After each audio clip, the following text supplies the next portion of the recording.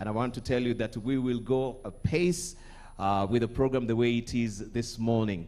But I will kindly ask you to stand on ceremony, even as the KSG choir will give us the national anthem and the East African anthem as well. So let's stand in ceremony as we sing the national anthems.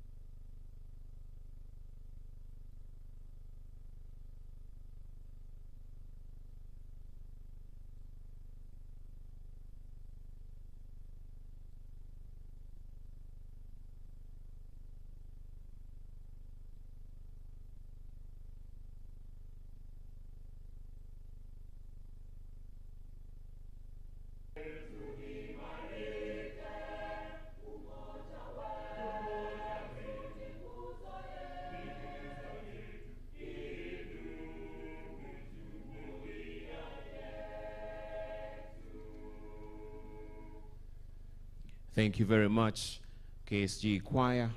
Before you take your seats, I will just want to indulge you a bit. Thank you, choir. We appreciate. We may exceed from the podium. We want just to, of course, make sure that we start off this program in a very charged and interesting way this morning before you take your seats. And I want to just first of all, acknowledge the presence of the PS, State Department for Economic Planning, Dr. Boniface Makoha. Thank you, our chief guest, for graciously consenting to be here as well. And also PS, Youth Affairs and Creativity Economy. We want to thank you, Mr. Fikirini Jacobs, for being here this morning as well. So before we sit, we'll just want also to begin with a word of prayer. Could we pray? Let's pray. Father, we want to thank you today that we take this opportunity to come to your presence. We always know as we come to your presence, we have full access to you. We want to dedicate the 8th conference before you, O God. Even as we begin today, we know your gracious presence will begin with us as well. How we pray that everything may go seamlessly flowing well because we are beginning with you, O God. We thank you for every participant that is here today, that we're going to engage and participate fully in all the activities in the program that has been prepared for us as well. We thank you for the remarks that, Lord, will be coming from our guests as well, that will receive them and also will internalize and think about them, Jehovah. Father, we are blessed with a dividend, youthful population that we know is here in this country, the demographic dividend that we can take advantage of, oh God. Father, you say, we know in your word that you are writing to the young men and women as well because they are strong. And so even as we begin in the name of Jesus. For in Jesus' name we pray and believe. Amen. Right, I just want to set the tone for the conference from today until Friday. And we know, don't take your seats yet, just kindly indulge me. You've been sitting for quite a while. Yes, kindly indulge me. And I know also I'm speaking to a youthful demographic today, and this is primarily for you. So we know also His Excellency the President has been talking a good game about the housing Kenya. Just yesterday in Mkurukwa and Jenga, where we understand how many units were delivered yesterday and handed over to, the residents, 1,000 of them, right? So I want us also to just house one another this morning and just to make sure that we shake ourselves loose, because this is very a good forum for the youth to engage and participate and be active. I just want to see how active and attentive you're going to be. Where is your index finger? I normally just do this just to start us off. All right? Just show me your index finger. Lift it higher. Higher. Fantastic. Now, I want you to do this. Don't put it down. Follow instructions. I want you to house your neighbor's finger, right? So that you raise your index finger high, then the other person houses like this, so that you have a zigzag. Yes, yes, yes.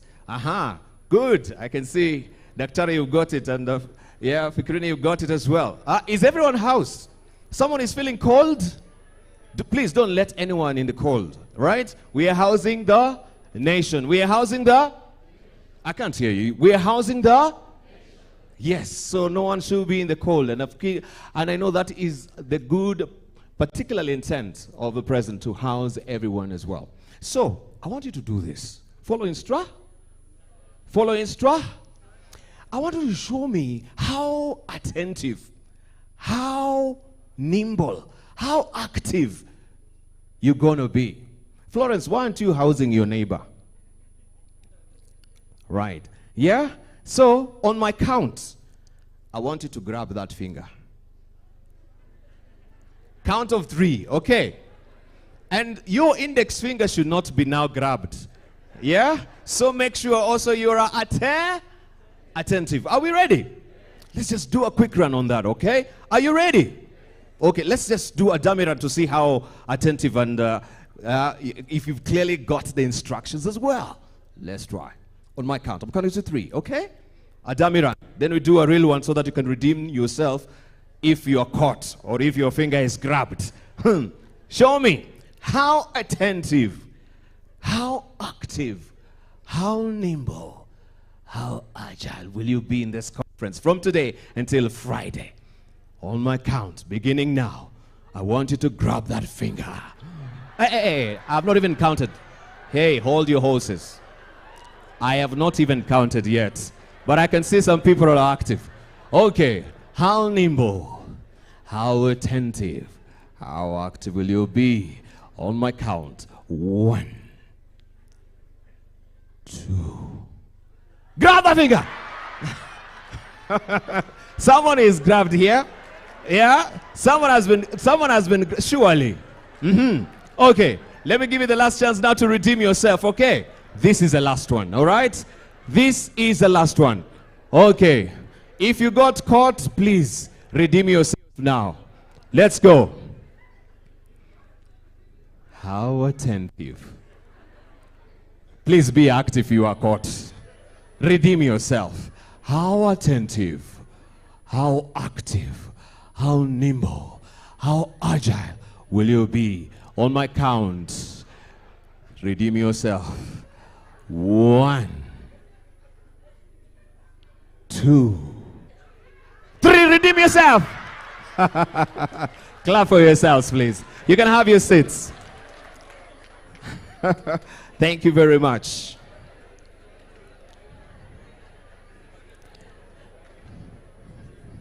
It is Malcolm X who said, the future belongs to those who prepare for today.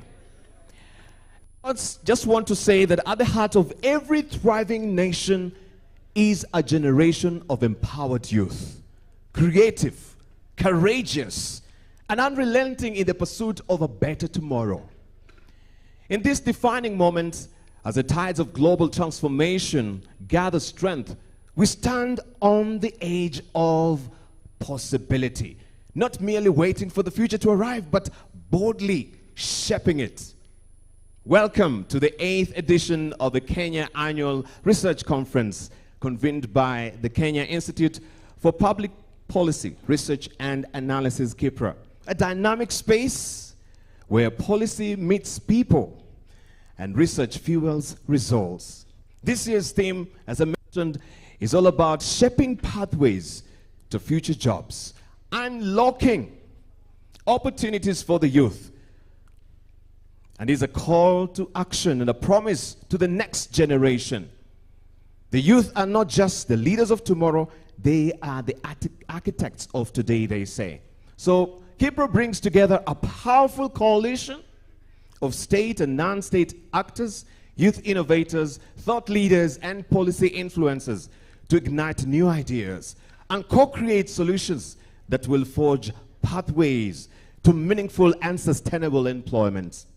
From bustling city centers to the rural heartlands, from the tech hubs to the farmlands, no young man will be left behind. And that's why we are gathered here. So this year, the conference dives deeper into the themes that are shaping the future of work and the fabric of our societies.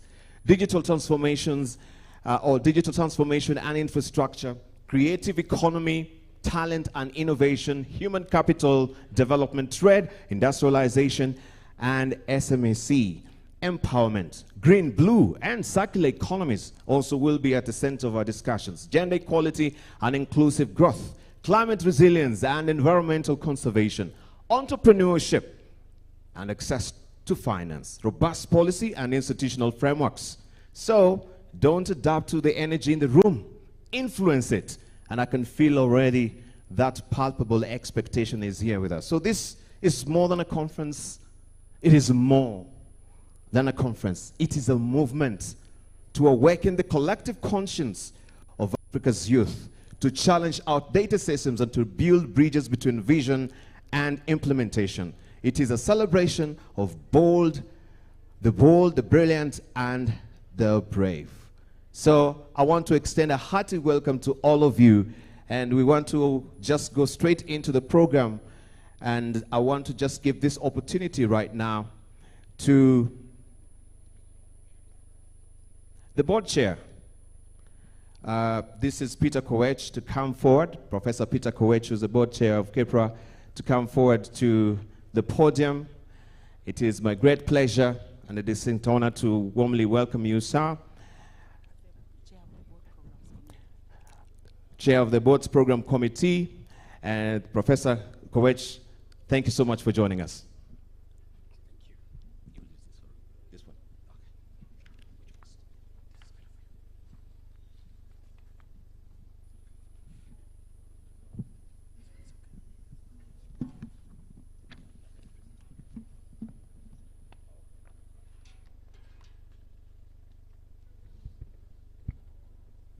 Thank you. Dr. Fonfes Makoa, our Principal Secretary, State Department for Economic Planning. Mr. Fikirini Jacobs, Principal Secretary, Youth Affairs and Creative Economy. Mr. Shadrach Badime, Principal Secretary, Labor and Skills Development. Professor Paul Washana, our Chairperson, KIPPRA Board. KIPPRA Board members, Dr. Elda Onsomu, our Acting Executive Director, KIPPRA, Professor Nura Mohammed, Director General, Kenya School of Government, national government officials present, county government officials present, invited guests, ladies and gentlemen, good morning. As the chairman of the Board Programs Committee, it's with great pleasure that I welcome you to the 8th KIPPRA Annual General Conference. This year, we gather under the theme, Shaping Pathways of Future Jobs, Unlocking Opportunities for the Youth. The Annual General Conference brings together state and non-state actors to dialogue on current policy issues affecting our country. Previous conferences have delved into critical themes such as gendered sustainable development, empowering persons with disabilities, science, technology, and innovation in enhancing delivery of development agenda, foundations for sustainable economic transformation, accelerating growth in arid and semi-arid lands, and pathways to industrialization. This highlights the Institute's commitment in tackling socio-economic challenges.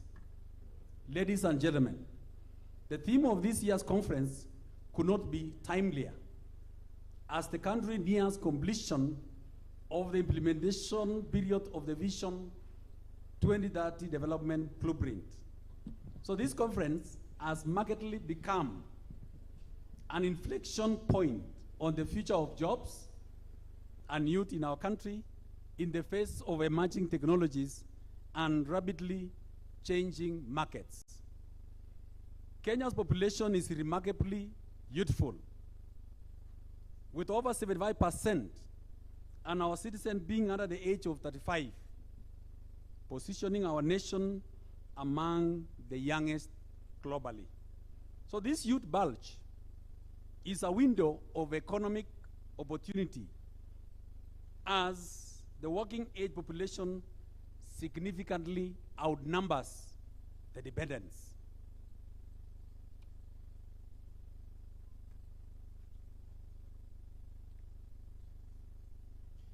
If properly harnessed, this demographic trend can fuel economic growth, innovation, and social progress. However, if neglected, it poses significant risks, including rising youth unemployment, economic marginalization, and social unrest. It is worthy that over 80% of new jobs entrants are observed into the informal sector. But the youth unemployment rate still remains alarmingly high, estimated at 13.4% compared to the national average of 5.6%. And statisticians say statistics don't lie. These realities remind us that youth employment is not just an economic issue. It is a development imperative. It is the foundation upon which sustainable growth, social stability, and national resilience are built. It is for this reason that this conference is a collaborative platform to engage deeply on strategies that can reverse these trends. It is an opportunity to discuss pertinent questions around sustainable job creation that is inclusive and aligns with the dynamics of the future of work.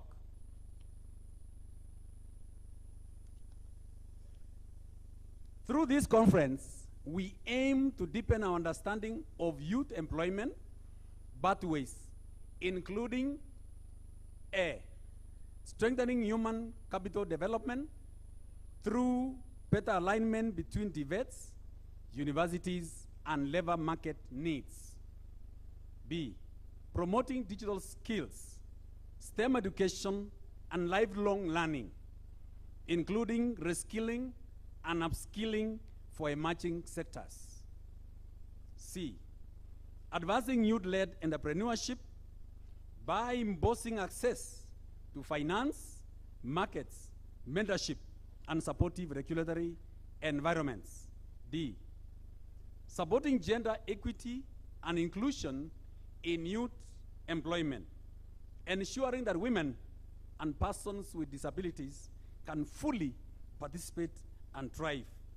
E, leveraging opportunities in the creative economy, green jobs, agribusiness, e-commerce, and circular economic models. The Institute has invested in youth mentorship, and I'm glad to know that the rich constituent of youth represented here today from universities, TVETs, startups, and social enterprises. I urge the youth to not only network and socialize, but also tap into the mentorship and capacity building opportunities in this forum. Ladies and gentlemen, as I conclude, let us seize this moment, immerse ourselves in the wealth of knowledge that is shared, and join hands in crafting policies that pave the way for a more inclusive and prosperous future for all. Together, let us be architects of change, forging pathways towards a tomorrow where every individual has the opportunity to thrive and contribute to the fabric of our nation's success. I extend my sincere gratitude to all the individuals, organizations, and partners who have played a pivotal role in making the KIPPRA Annual Regional Conference a reality. Your support is invaluable, and it underscores the importance of collaborative effort in achieving our common goals. Once again, welcome to KIPPRA Annual Regional Conference. And may this forum serve as a beacon of inspiration, fostering collaboration and marking our shared commitment to the pathway to sustainable and empowering jobs for the youth. Thank you, and may God bless you. Thank you. A round of applause, a hearty one for Professor Peter Kowech. A good hearty clap, tafadhali. The chair of board programs. And he's really teased out some of the pertinent issues that, of course, we are going to be discussing here. You can hear about the 13.4% eye-popping figure of unemployed youth. How could we engage them more resourcefully? Because they have the energy, most of them have the knowledge, most of them have the holding degrees as well and diplomas from TVETs. So this is a very important place. Just as I said, it's a podium and it's a platform where we have a collective, rich repository of knowledge that is going to be shared. And how can we also tap on that so that you can come out of here well-informed to take, action. As I say, at KIPPRA, thinking policy together. And this is where when we come together and we have the meetings of mind, we can generate good policies that also can impact our lives here in the country. Ladies and gentlemen, I want just to move swiftly and right now yield the floor to Dr. Elda Onsomu, who is the acting executive director of KIPPRA, to come also and just give us the conference overview and extend also a hearty welcome to our guest this morning and to all of you as well. Would you kindly put your hands together and make me welcome Dr. Elda Onsomu to the podium. Kindly put your hands together as she comes. A round of applause as she comes. That's the energy I want in the room. Thank you.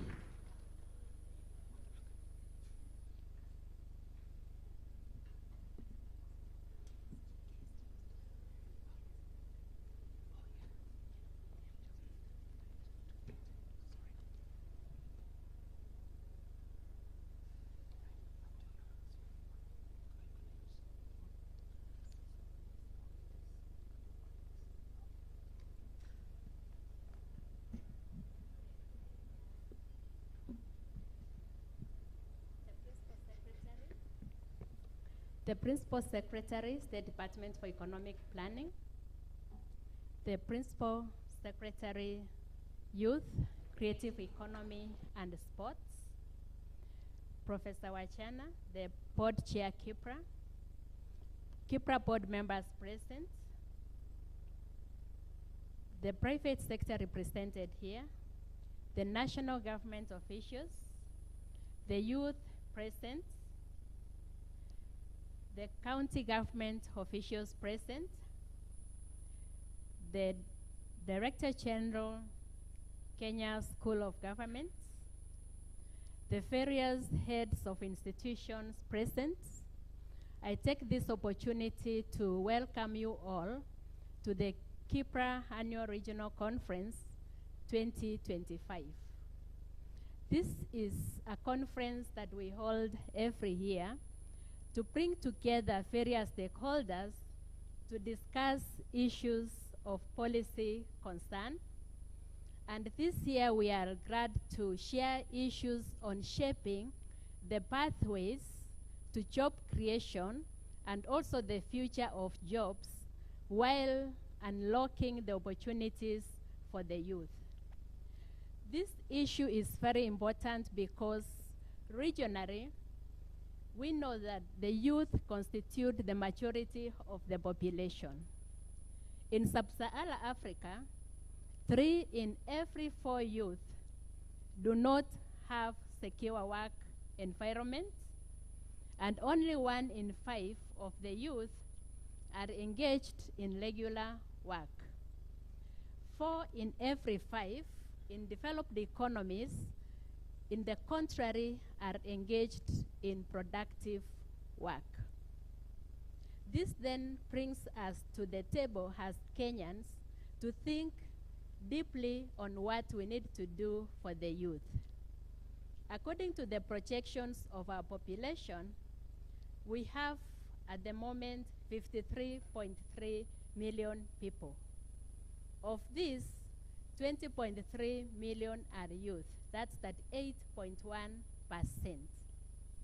Further, 75% are aged 35 years and below. This is the resource the country is very proud of, because we have a youthful population whose potential we can unlock and unlock our economy. When it comes to unemployment levels, we find that of the youth who are aged 15 to 34 years, around 8.1% are unemployed, compared to 4.9% rate for the general working age population. 19% of these youth are categorized as not in employment, not in education, and not in training. These are the youth who are inactive. We have not exploited their potential, and we have not traced them so that their potential can be exploited.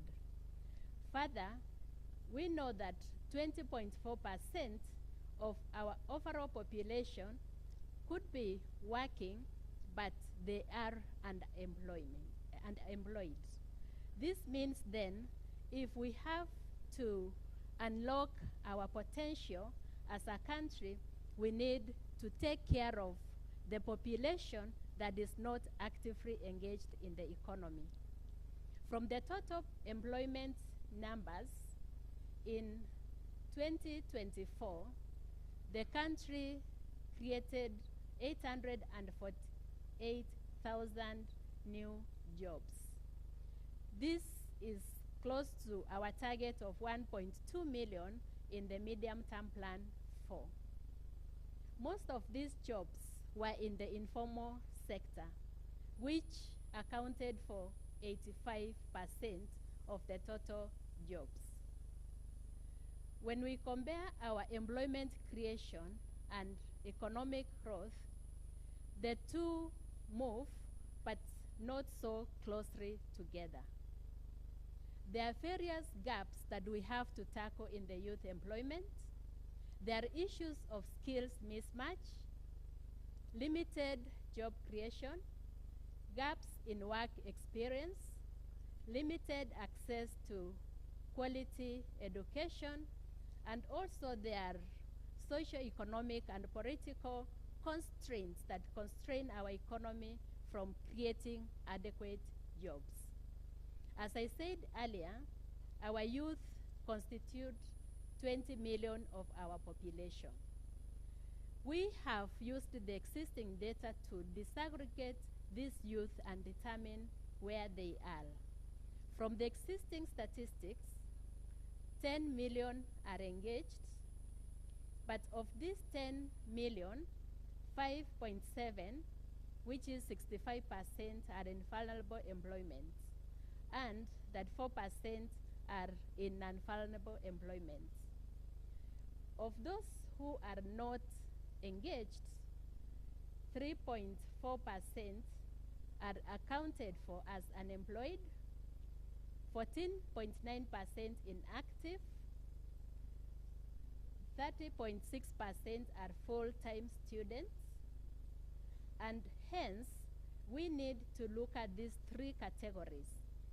The 28.1% who are in vulnerable employment, the 3.4% who are unemployed, and the 14.9% who are very inactive.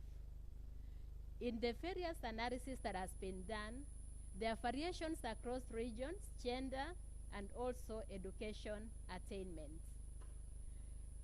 Further, in the level of labor participation, we have the youth who are not in education, they are not in employment, and they are not in training. In 2022, these youth, for those who are aged 15 to 19%, were 10.2%. And for those who were 20 to 24 years, were 29.7%. For those who were 15 to 24 years, they were 20%. These levels vary across counties. There are counties where the level is over 40%, and there are counties where the level is below 5%, which means as we look at the variations in employment, we also need to look at the aspects of disparities across counties and also across regions. Where are we with the youth employment? When we look at the region and also the world over, the sectors where the youth are engaged vary from one country to another. In Africa, for instance, where the majority of the youthful population majority are in the services sector. In Kenya, 42% are in the private sector, 31% are in the private sector formal, 19% in the agriculture, and 4% in government, and 0.7% in the NGOs. Emerging trends indicate that as a country we need to explore the emerging economies and sectors, starting with the clean and the blue economies, the digital transformation sector, which is giving us various opportunities. And here we have the gig economy. We need to look at the preparedness and readiness of our youth for the demands in the labor market, the workforce flexibility, and also the issues of labor migration. This conference, therefore, which we are collaborating with various partners, including our host institution, KSG, and also our State Department of Economic Planning, we are here to discuss issues to do with shaping the pathways to the future jobs and unlocking opportunities for the Kenyan youth. This conference will run for 3 days. We indeed started yesterday with a pre-youth training at the Wuhai Technology Center, and the institute is also represented here, where we were able to take our youth, over 35 of them, through the emerging issues in public policy making, and also the sectors that are emerging in employment. And since we were in the space of technology, we were able to also see what opportunities we have as a country and what we have to do to improve on the skills of our youth. We shall be looking at the various areas, starting with human capital development. We'll be looking at the digital transformation and infrastructure, creative economy, talent and innovation, gender equity and inclusion, trade and industrialization, emerging sectors in agribusiness, resilience and adaptability, and issues of data management for job creation. As I said earlier, This conference is important because we have a youthful population, over 75%. We have to look at the issues of inequities, equity aspects by gender and region. We have to look at the untapped potential. We have to look at our national resource, who is our youth, and also the social aspects, the political and economic aspects that affect the youth. The conference is organized as follows. We shall be having common sessions, parallel sessions, and breakaway sessions. And we shall also having a parallel session where we shall be presenting technical papers that were presented to us by various academia as well as researchers in the country. We shall also be having special events, plenaries, and tomorrow we shall be having discussions in the evening on the job creators, whereby we have to go away from this conference with actual recommendations that can be actioned and that can have impact on the job creation for the youth in the country. We shall also be having exhibitions where various stakeholders are showing case. And with that, I take the opportunity on behalf of the Kenya Institute for Public Policy Research and Analysis to welcome all of you to this 3-day conference, and I'm optimistic that we shall be able to meet our objectives. Thank you.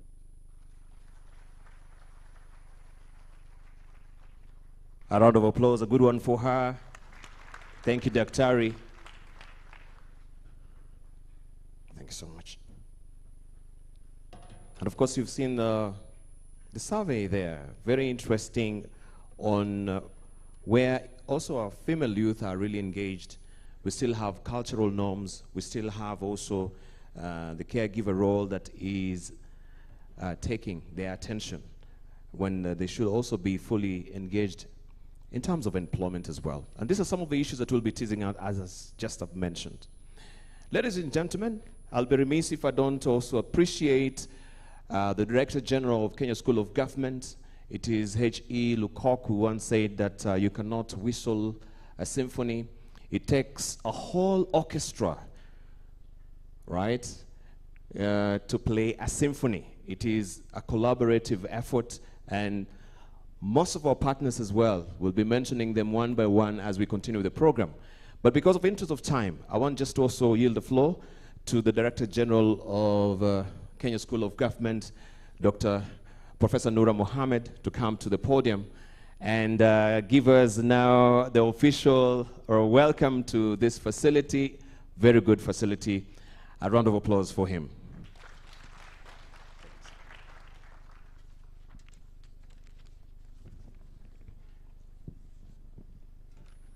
Thank you so much. Our Principal Secretary is present, the Chair of the KIPPRA, the board members present. Great people, good morning. Good morning once again. Assalamu alaikum. Mungu asifiwe sana. Let me take this opportunity first and foremost to welcome all of us to Kenya School of Government. Indeed, it's our joy and privilege all the time, to welcome such a great leaders to reflect on such a very important, topic. From where we sit, as the Kenya School of Government, PSS, our responsibility as the Kenya School of Government is to build the capacity of public servants so that they are competent, they are agile, they are efficient, they are effective, they are responsive, and they are citizen-centric in all the things that they do. And that is part of the progress that we normally make. So, for and on behalf of the Kenya School of Government staff, I want to take this opportunity to say, if this is your first time, which I doubt, then I say welcome to Kenya School of Government. But if this is your second, third, which we really appreciate, welcome home, because this is the home of heroes and heroine, for those people who have labored and supported the public service. The reason why some of us are in the public service and continue to be and proud to be public servant is because of you.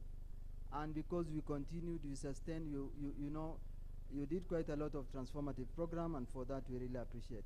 Coming to this, let me take this opportunity again to celebrate KIPPRA board, led by the chair, the CEO. We really appreciate you. When you came, CEO, to say that let us collaborate, we indeed said, because it's a whole of government approach, why not? And that is why we said that the youth agenda in Kenya is a big agenda. And then for us again, fortunately, when the new PS, State Department for Youth and Creative Economy came in, we had a meeting and we said, you know, PS, we can be able to work together under the whole of government approach and support you, and also work together closely to bring about change in as far as our youth agenda is concerned. Even me, when I came in as a Director General 9 months ago, when I looked at the program of the Kenya School of Government, one missing link was the youth empowerment program. Then I said, a very critical pillar in driving the agenda and the transformation in the service and beyond must be the youth empowerment agenda.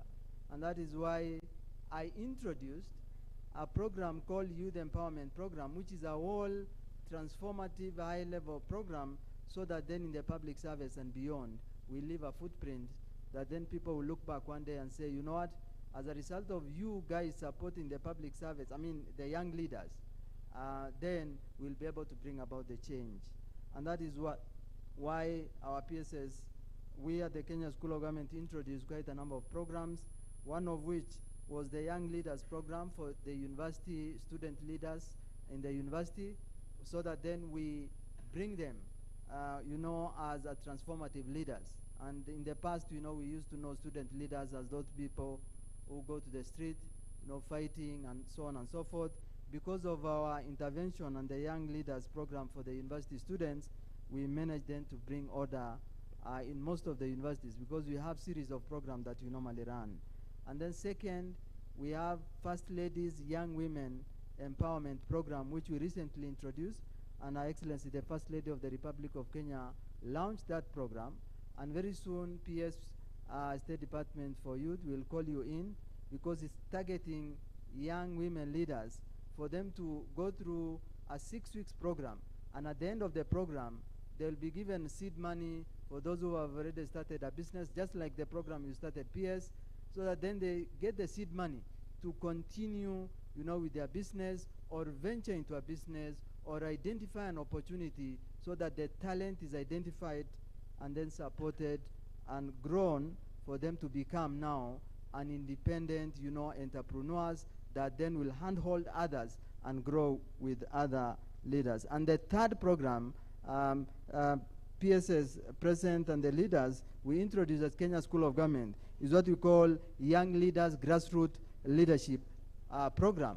That is, as much as sometimes we want to bring all the young leaders to Nairobi to reflect, then the opportunities are limited. So what we are planning to do, of course in collaboration with, again, State Department for Youth and Creative Economy, is to get to the lowest, you know, get to the grassroots level, and then build the capacity of young leaders at that grassroots level, so that then we empower them and we grow them as well. And also, definitely, there are quite a number of other programs we continue to develop, one of which is recently, when we had challenges with, again, you know, also young leaders in the public service, we decided to convene a meeting of young leaders in the public service, so that then we identify a program for them to help them grow in the public service, and also appreciate the public service as we grow, because public service is a great, you know, opportunity for all of us to make it a better place. And finally, we are also in the process of working closely with the Executive Office of the President advises on the women rights, and we are rolling out soon a program called Young Leaders or Widows Economic Empowerment Program for those young women who are, widowed at an early age. So we'll support them through what we call Widows Economic Empowerment Program, the capacity building program, but also giving them the support. Why I'm saying all this, because as we reflect on such 8th, annual regional conference, the question that we need to ask ourselves is, by end of the 3 days, what are some of the high level, direction that you should come out, out of this reflection, so that then at the end of it all, the outcome is to empower our young leaders. It's not so much of us talking and talking every now and then, but then the end result must be our youth, our young leaders must be empowered. And at the end of it all, every year probably we say that we have removed about 100,000 young, entrepreneurs, creators, those people are creative in the creative economy, and ultimately empower them. So for young leaders, please know that, we are here for you, and we keep saying that, we will provide all the necessary support as Kenya School of Government, and please continue hoping, continue aspiring to become, because this is your time, and we will be able to provide that. As Kenya School of Government, once again, let me take this opportunity to say that we are committed toward the realization of the government agenda, that is the bottom-up economic transformation agenda, specifically under the creative economy and super digital highway, where we will be empowering the young leaders on the digital literacy and artificial intelligence. PSS, we have on third floor here, we have a center of excellence called Regional Center of Competency on Digital Literacy and Artificial Intelligence, and that was meant to build the capacity of not only the public servant, but our young leaders, so that then at the end of it all, they'll be able then to utilize the space to get opportunity to grow and become. And we at the Kenya School of Government, we are ready, we are always available, and we keep saying that, all of us, we are the alumni of the Kenya School of Government. And there's a Swahili saying that, ng'ombe akivunjika mguu malishoni, hujikokota zizini kusaidiwa. So consider the Kenya School of Government as your zizini. We'll continue working, collaboratively with KIPPRA to deliver for and on behalf of government, especially in the area of policy evidence-based research. From our end, once again, karibuni sana na mujienjoy, na Mungu awabariki sana. Thank you, Professor Nura Mohammed, for those heartwarming remarks. We really do appreciate, and the salutary effort that you put forward as well to make sure that the youth are engaged, especially in this epoch of time that we're living in, of digital innovation and strategies that are happening right now. If you're left behind, then it means you'll be missing out on so much as far as information is concerned. But we really also appreciate your collaboration with KIPPRA, thinking policy together, and many other partners that we do have, as I've mentioned, that we'll be calling upon as well. The National Treasury and Economic Planning, thank you also for being in the orchestra. We want to thank also CGIR, Policy Innovations, also on gender equality and social inclusion as well, Partnerships for Economic Policy, and many others that I'll be mentioning along the way. Ladies and gentlemen, it is now my distinct pleasure to profoundly, with humility, welcome on stage the PS of the State Department of Economic Planning to come and give his remarks. Will you kindly put your hands together and make me welcome on stage Dr. Boniface Makoha. A round of applause tafadhali mzuri, so that he's also energized and encouraged by the energy in the room. Daktari, thank you so much and good to see you. Karibu sana.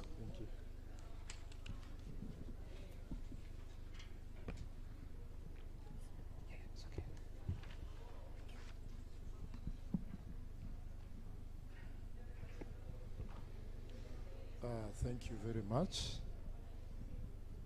Colleagues, my brother Ndugu Jacobs Fikirini, Principal Secretary, Youth Affairs and Creative Economy, Ndugu Professor Wachana, Chairperson KIPPRA, KIPPRA board members, dada yetu our sister Elda Onsomo, the acting executive director, our brother Professor Nur Mohammed, the DG Kenya School of Government, the national government officials present, county government officials present, invited guests, all protocol observed. Ladies and gentlemen, good morning. Bwana asifiwe. Assalamu alaikum.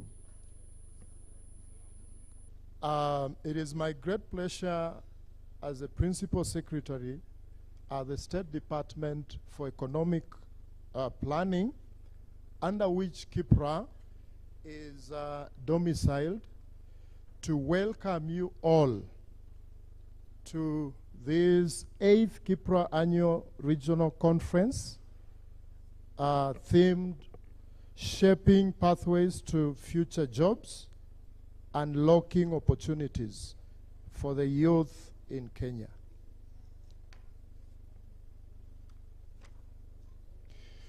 I am indeed pleased and honored to be amidst this gathering of great minds, policymakers, top academicians, researchers, representatives from private sector, multilateral organizations, development partners, and think tanks who are gathered here.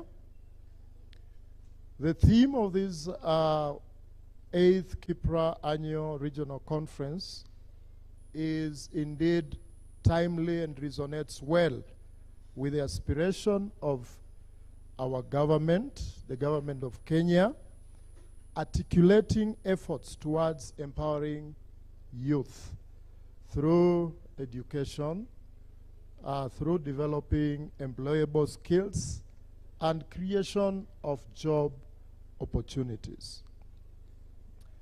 Ladies and gentlemen, we are living in very unprecedented times that we are experiencing a high youth population in Africa. According to African Union statistics, we have over 400 million youth, young people aged between 15 and 35 years.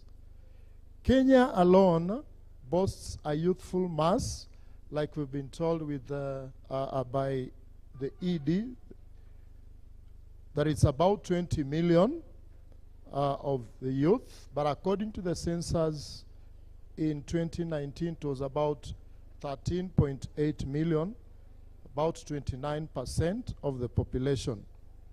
Further, it's important to note that at least 1 million young people enter into the Kenyan labor market every year without any skill set or defined profession.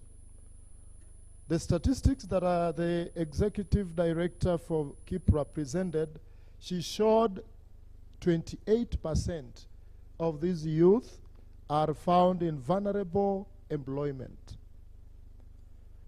Kenya at large has a youth bulge, and it can be an asset if we work together as stakeholders, an asset that has a potential to drive this economy.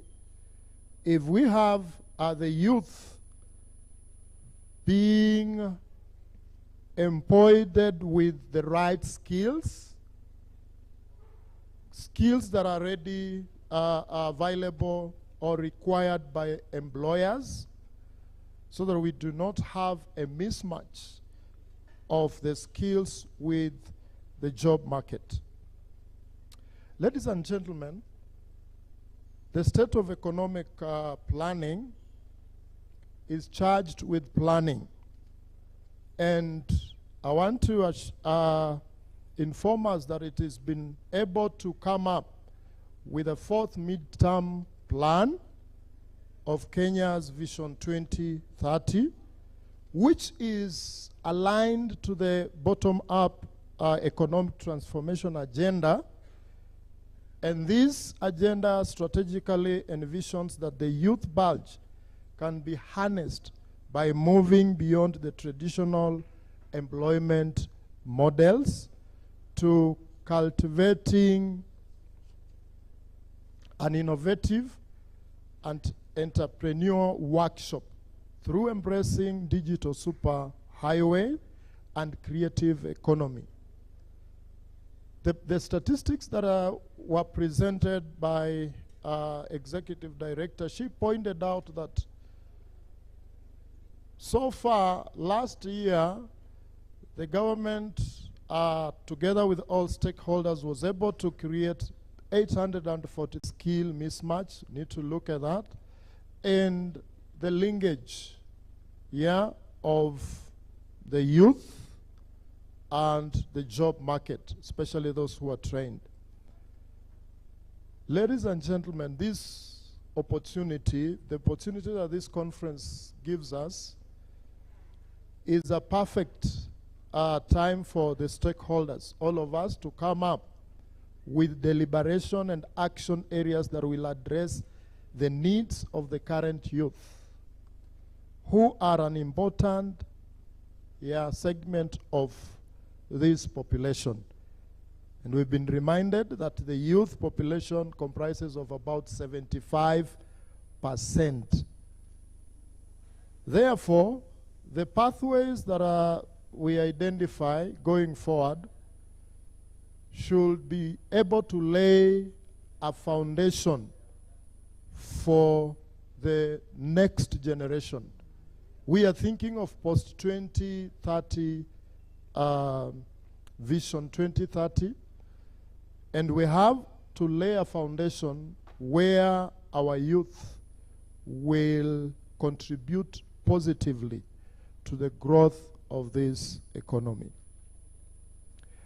As I conclude, I wish to acknowledge the diligent role played by KIPPRA in organizing the annual regional conference that provides a platform for stakeholders to discuss important public policy matters.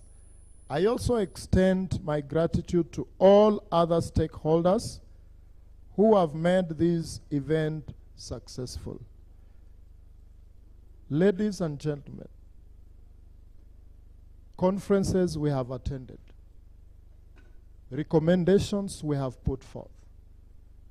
But my challenge to us, as we look for actionable recommendations, can we go a step ahead or forward in actualizing those actionable recommendations, so that when we are done with this KIPPRA conference, can we report back on the results? Are we able to monitor and evaluate the recommendations, so that we don't come again here tomorrow or the next day with very beautiful, well-worded, academically sound recommendations that do not translate to actions, do not translate to positive impact in the lives of the youth. Ladies and gentlemen, it is now my great pleasure, MC, I want to help you invite my brother, P.S. Is that okay? Okay. It is now my great pleasure to welcome the Principal Secretary, the State Department for Youth, ndugu yangu Jacobs Fikirini, karibu sana to make your remarks. Thank you. God bless you.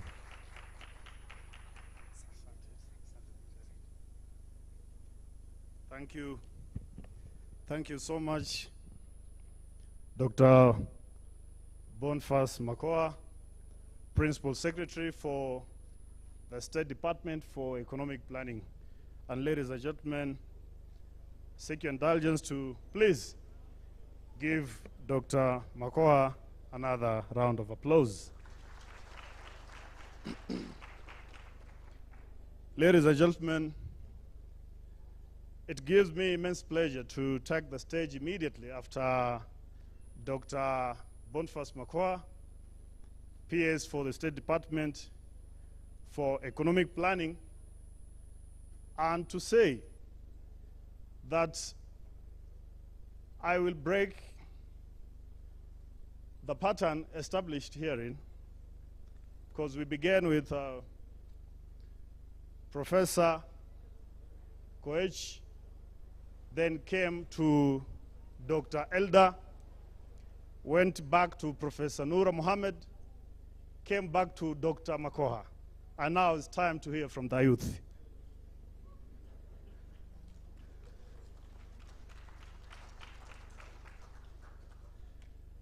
So my brother PS, the chairman of the board, Professor Wachana, and the board members of KIPPRA, the executive director, Dr. Elder, of course our partners here present, led by the Director General for Kenya School of Government, Professor Noura Mohammed, and other partners, CEOs of organizations, private sectors, the non-governmental organizations here present.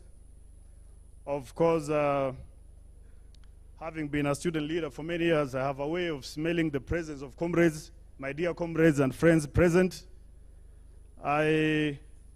Distinguished participants, ladies and gentlemen, I'm very delighted to be here today to engage with you during this very important conference. And I'm particularly happy to note the relevance of this theme of the conference, and therefore thank KIPPRA for a well thought out theme, a theme so rich in content and vision, shaping pathways to future jobs, unlocking opportunities for our Kenyan youth. And to say that this conference has come at a time when, as a State Department, we've been in talks, of course with the support of our Cabinet Secretary, the Honorable Salim Vuria, and the other partners, including the Kenya School of Government, to hold the high-level stakeholder engagement, to say that we bring all the organizations, even other state departments who are dealing with youth-centric matters in the country, so that then we could qualitatively and quantitatively account for the youth programs that are undertaken by the various organizations who have a mark in the country, and also collaborate and basically support as an anchor state department for the realization of the youth agenda. So I thank you so much, KIPPRA, for this kind of a platform. Indeed, our youth need opportunities now more than ever before in the history of this country. Limited opportunities and or lack of the same is the single most disturbing phenomena to the youth and the country as a whole.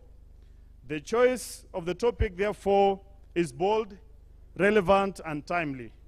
It captures the spirit of the situation and provides an opportunity for the academics to point pathways towards finding a solution by shaping this otherwise very urgent and persistent conversation. Ladies and gentlemen, there are 1.8 billion young people in the world today.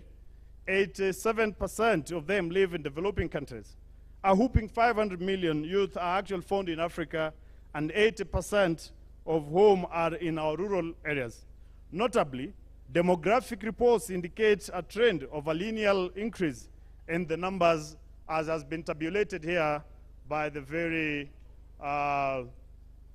supportive Executive Director, Dr. Elder, pointing to a current population of 20 million, with a national population increase rate of 16% and a fertility rate of 2.7. The youth are destined to bear the burden of dwindling opportunities. It is made worse for them because they find themselves in a situation that is complex and which were least prepared to handle. The youth risk lagging behind for eternity if not targeted with deliberate development interventions which have been tested and proven to be very pragmatic. Engagements such as the ones we're having today, therefore, need to assist, provide answers to the challenge from a more informed perspective. Ladies and gentlemen, allow me to delve into the very concerning challenge of the youth and the country at large, the youth unemployment. The statistics show that the number of youth seeking jobs has consistently increased from 667,642 in 2014 to 1.6 million to 1.67 million in 2022. This points, by all standards, to the direction of multiplicity of job seekers to every single available job. And this is only, by the way, from the employer's perspective. It is concerning that 3.5 million youth are unfortunately not in education, employment, or training.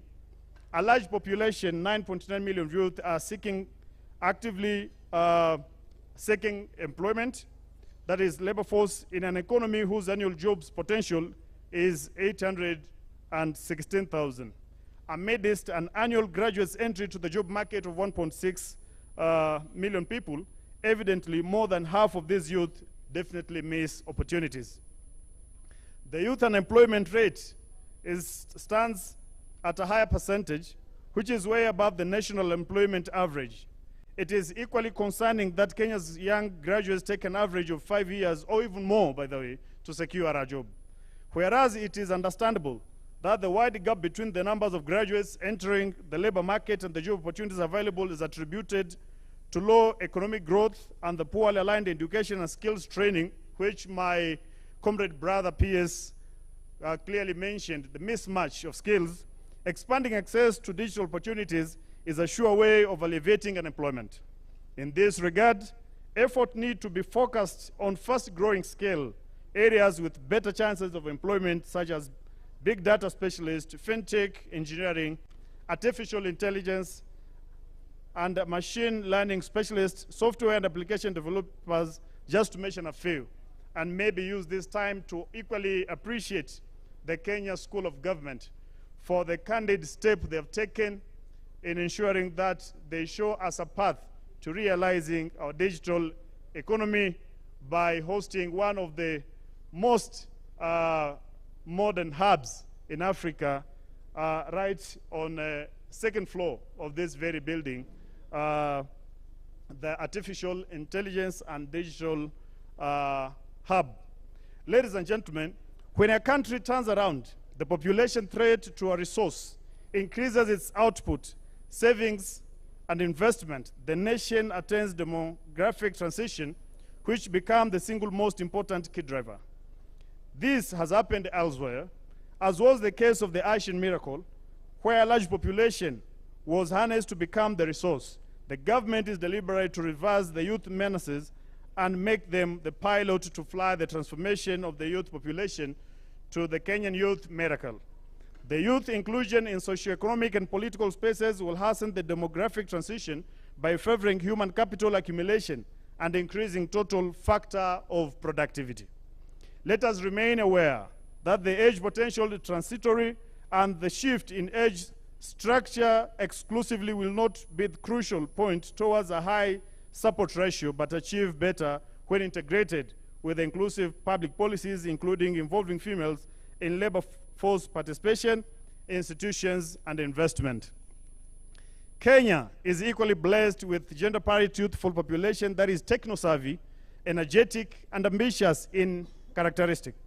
These traits, together with the constitutional, regional, and international policy guidelines, presents a unique opportunity that can transform the youth landscape, making youth population transition underway and resulting to demographic dividend, which presents them with an average to harness their potentials in record time. It is against this background that the government has taken a bold step to embrace inclusivity as an approach to harness youth potential, with the knowledge that it will catalyze both social, economic, and political development of the country. On this front, the government has initiated a number of policies and interventions which guarantees youth inclusivity. A few of these initiatives include the internship policy and guidelines for public service, the National Youth Towards Advancement, otherwise called Keynote, a project that is going to benefit 810,000 youth through its various components, construction of the 155 youth empowerment centers, reservation of seats in both the national and the county parliaments, according to, of course, Articles 77, 98, and 177 of our Constitution, to enhance political engagement and an array of economic participation platforms such as Youth Enterprise Development Fund, Women Fund, Uwezo Fund, and of course the 30% access to government procurement opportunities, AGPO, access to business incubation centers, Ajira Digital, and just but to mention a few. As a State Department, we are not equally left behind in terms of our regulatory advancement. Through the help of other partners like KIPPRA, ladies and gentlemen, we have now a draft of the Youth Bill 2025. We equally have a bill which is almost taken now to our stakeholders for engagement on the Creative Economy Bill, which yearns to address promotion of the industry, regulation, and incentivizing the industry. I believe our Kenyan population is as pragmatic and as creative as any other population world over, and I believe if as a country we will not take measures to take these ideas and the creativity of our young people out of the laboratory, which I perceive as the brain cells, right into the market, then this creativity will be used elsewhere, which might be to the disadvantage of our country. We have and are likely to launch the Sinema Mashinani program, which is part of the flagship project of the Nairobi Film Center, which is likely now to go down to our rural areas for purposes of rating and classifying films from our Kenyan youth on the go, so that we can promote talents from the rural areas. And I think these are just but a few initiatives which I believe, when properly harnessed, will take us somewhere. And as I conclude, I reiterate that you must remain involved in the process of driving the transformative agenda that will unlock the youth potentials, and in a manner that enable them to harness the opportunities that exist both within the country and beyond. And finally, allow me to take this opportunity to once again thank KIPPRA for seeing it fit to convene this conference, and also take cognizance of the collaboration that exists with the department, notably, of course, the development of the Kenya Youth Development Policy 2019 and review of the Youth Catalytic Fund through KIPPRA project, and the invaluable pieces of advice you've given to that State Department for Youth Affairs and Creative Economy. Ladies and gentlemen, may I appeal to each and every one of us here and beyond that may we join our hands, hearts, and minds to enable a future for a very many and significant young population of our country. Thank you so much. God bless you. Thank you. Thank you, Bono PS. Really do appreciate a round of applause for him again. And Bono PS, we're keeping our eyes peeled and keeping out our ears as well to make sure that that youth draft bill sells through. It will be making a huge discernible difference for the youth of this country.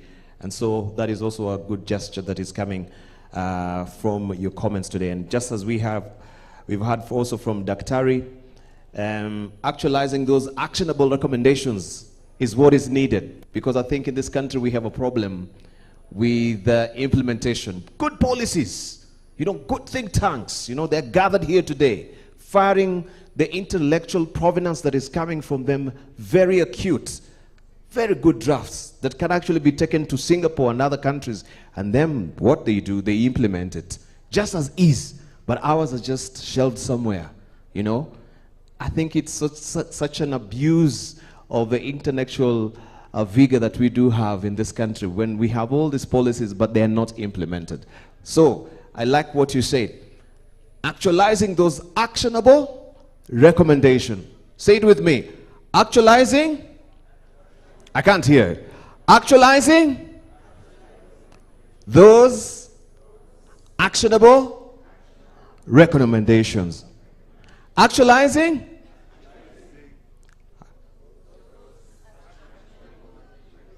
Fantastic, fantastic. Thank you so much. We really do appreciate. Okay, we want to go swiftly to the next program. And this is where we'll have a conversation. We'll hear also from our speakers, and we'll also give you a handy opportunity to fire away your questions, express also maybe your recommendations, and if you have also contributions as well, you'll be given a handy opportunity. But also I will want to indulge our speakers that will only give you 5 minutes each, so that we can go apace with the time. We can see people that want to take a health break as it stands right now. And by the way, if you're caught short of yourself and you want to use a conference room, just, you know, straight away through the glass door on your left, right, which will be on your right, on your left, yes, is where you'll have the conference rooms for your own refreshments. Thank you so much. I want now to just drill deeper to where we want to focus on what works for youth employment in Africa. And the What Works for Youth Employment in Africa initiative is a collaborative effort between the Partnership for Economic Policy, PEP, and the MasterCard Foundation. Spanning 3 years, since 2021 to 2024, this program aimed to generate evidence that can inform policy reform to enhance youth employment across 10 African countries. Burkina Faso, Ethiopia, we have also Ghana, Kenya, Niger, Nigeria, and we have Rwanda, Senegal, South Africa, and Uganda. Before I welcome Professor Jen Mariara, who is the Executive Director of Partnerships for Economic Policy, where's your finger? I need to wake you up. Where's your finger? Come on, raise your finger up. You know, it's going to be very pivotal throughout the entire, conference until Friday. Raise it up. I want you to do this. Look at your neighbor. Look at your neighbor. Okay. I want you to poke your neighbor's ribs and tell them, wake up. Poke their ribs. Hey, come on, poke their ribs. I can see you're greatly shared to poke the ribs of Daktari. Yeah, we respect that. Yeah?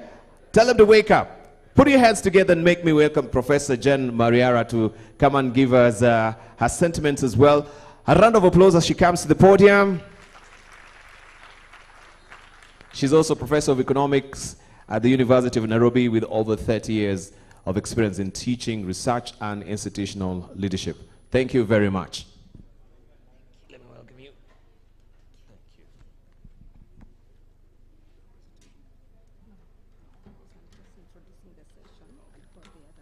Okay, fantastic.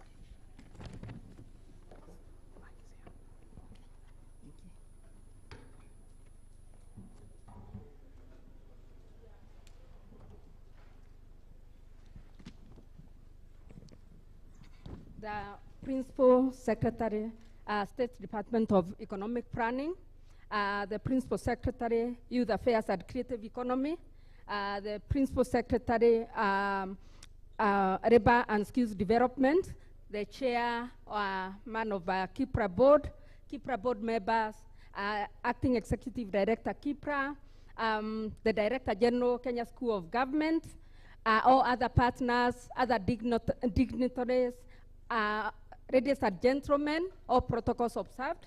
As you are told, my name is Jen Mariara, Executive Director of Partnership for Economic Policy. As the moderator has said, we have this program that we've been running for the last 3 years in collaboration with KIPPRA and in partnership with the MasterCard Foundation. And what we've been doing is to generate evidence that can inform policy reforms to enhance youth employment across 10 African countries. And we are privileged that as PEP we sit in Kenya, and Kenya is one of the countries that we've worked with, and who is best suited to work on that other than KIPPRA. So what we did in this program, or in the 3-year program, we had several objectives, but the most important was just to document or to do a comprehensive review of the youth employment policies and empirical studies of the same in the 10 countries. The idea then was to try to provide empirical knowledge and best practices across the countries, and running across the countries, so that we can inform youth employment policy reviews because we know we have policies, as our PS has told us, and those policies keep being reviewed occasionally, and also the strategy development by both governments in the target countries, as well as involving all the stakeholders. And finally, we were trying to deepen the country-based engagements between multi-stakeholders, policymakers, the youth, women, people from marginalized backgrounds, and also people in the research community, and so that then we could bring the youth around tables for employment dialogues. What we did, and I'm just giving a snapshot because we will hear from the country teams very briefly, was a mixed methods approach, where then we are looking at all the policies, a deep dive into a qualitative analysis of those policies.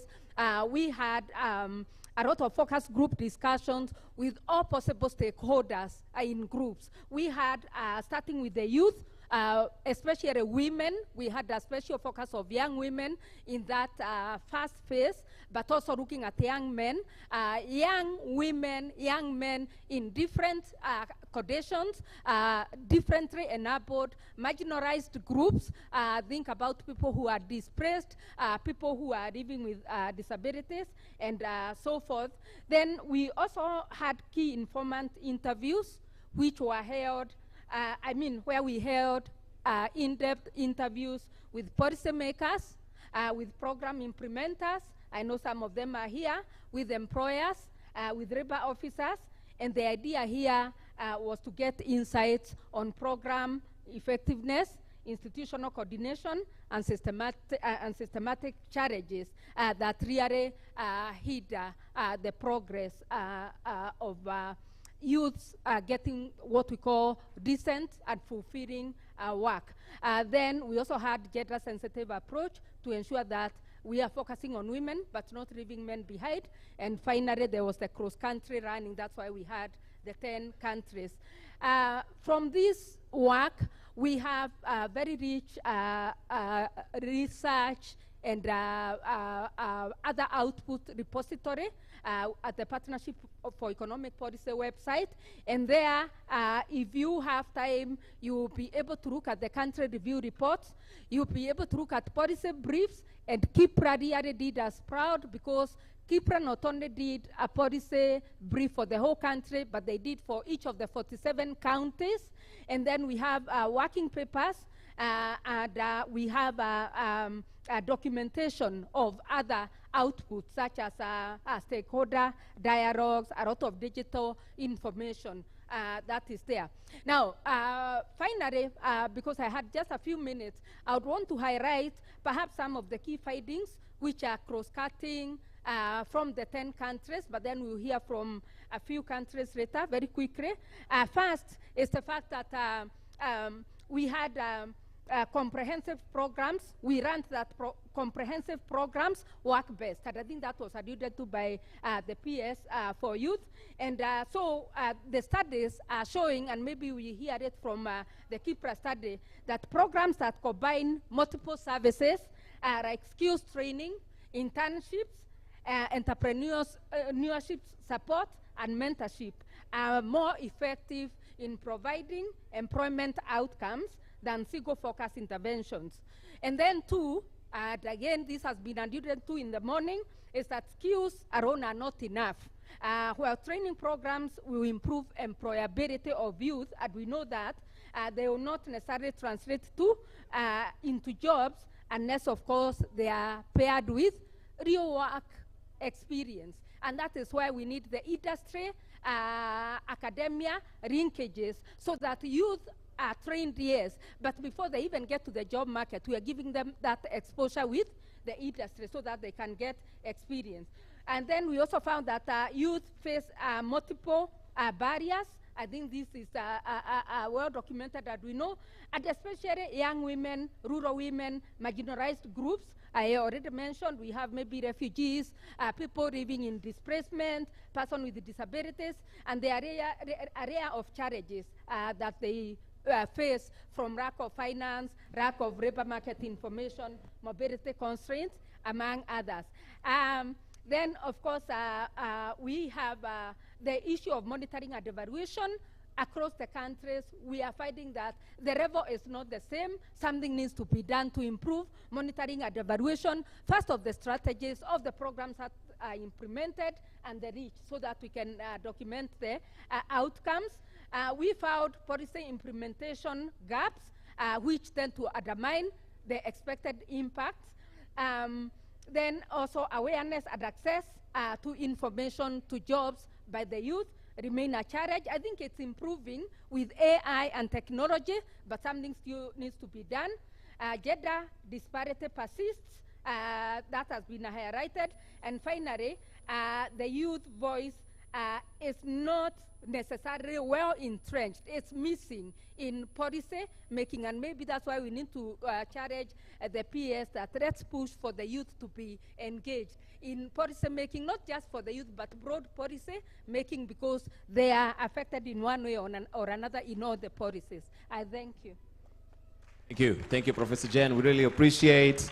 I know you've really rammed through it because of time, but we really appreciate as well, as you mentioned, youth engagement is very key in policy making. And I think that's why we have this forum here, so that we may think policy together, just as we have the tagline of KIPPRA reminding us as well. Thank you so much. I know we are really strapped for time, but you've actually rammed through it quickly. I want just to welcome Caspar Pedo, also briefly, to just take a 5-minute speaking here. He is the country programs head of Kenya at the MasterCard Foundation, where he oversees the implementation of the foundation initiatives in Kenya, aligning with the Young Africa Works strategy. A round of applause as he comes to the podium, please.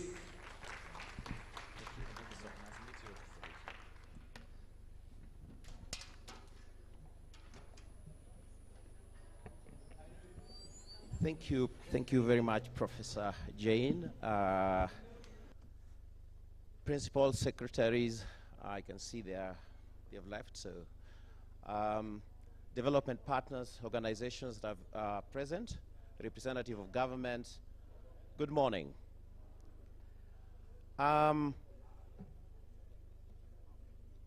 you so much, KIPPRA, for this conference, and much more appreciative of shaping pathways to future jobs, unlocking opportunities for the youth. This is very deep within us as MasterCard Foundation, for one thing. That a couple of years ago, we launched our strategy, which is Young Africa Works, which is intending to bring up to 30 million young Africans into dignified and fulfilling work. Now, that's a very ambitious plan across Africa. And of course, out of the 30 million young Africans we are talking about, so we're talking about 70% of that to be young women, people with disabilities, as well as refugees and displaced persons. We recognize the value of seeking evidence-based solutions. And so even as we are trying to implement our programs across Africa, of course in collaboration and partnership with different organizations, research institutions, collaboration with the government entities, we actually appreciate the fact that we can only do that effectively and successfully through collaboration and partnership. In seeking a sustainable and thriving solution through young people's contribution to economic development, we also seek very much to listen and understand what are their needs, what are their desires, what are their dreams, and how do we build a more sustainable, more inclusive society by listening and putting them together with the resources that we have in order to develop a more systemic change beyond even the 2030 of our strategic goal. So we are really very appreciative of the partnership we have with PEP, as one of which we are deeply proud For close 3 years, we have partnered with PEP on this research examining the effectiveness of policies that support youth employment in Africa. This is a topic of significant importance to us, and so PEP's work to produce a consolidated knowledge-based of youth employment and related social policies helps us better serve young people in Africa, especially young women, and enable their access to dignified and fulfilling work opportunities, both in wage employment as well as in entrepreneurship. In Kenya alone, PEP partnered with Kipra to produce 47 country briefs. Oops,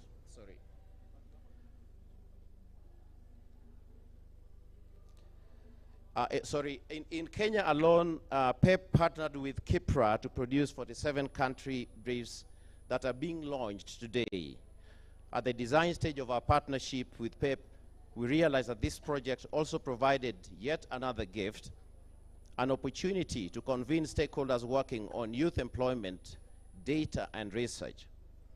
We wanted to create a space where stakeholders, especially young people themselves, could exchange insights and build support for stronger pro-youth policies at a country level. And so today, on behalf of the MasterCard Foundation and of my colleagues, of course, that are present here,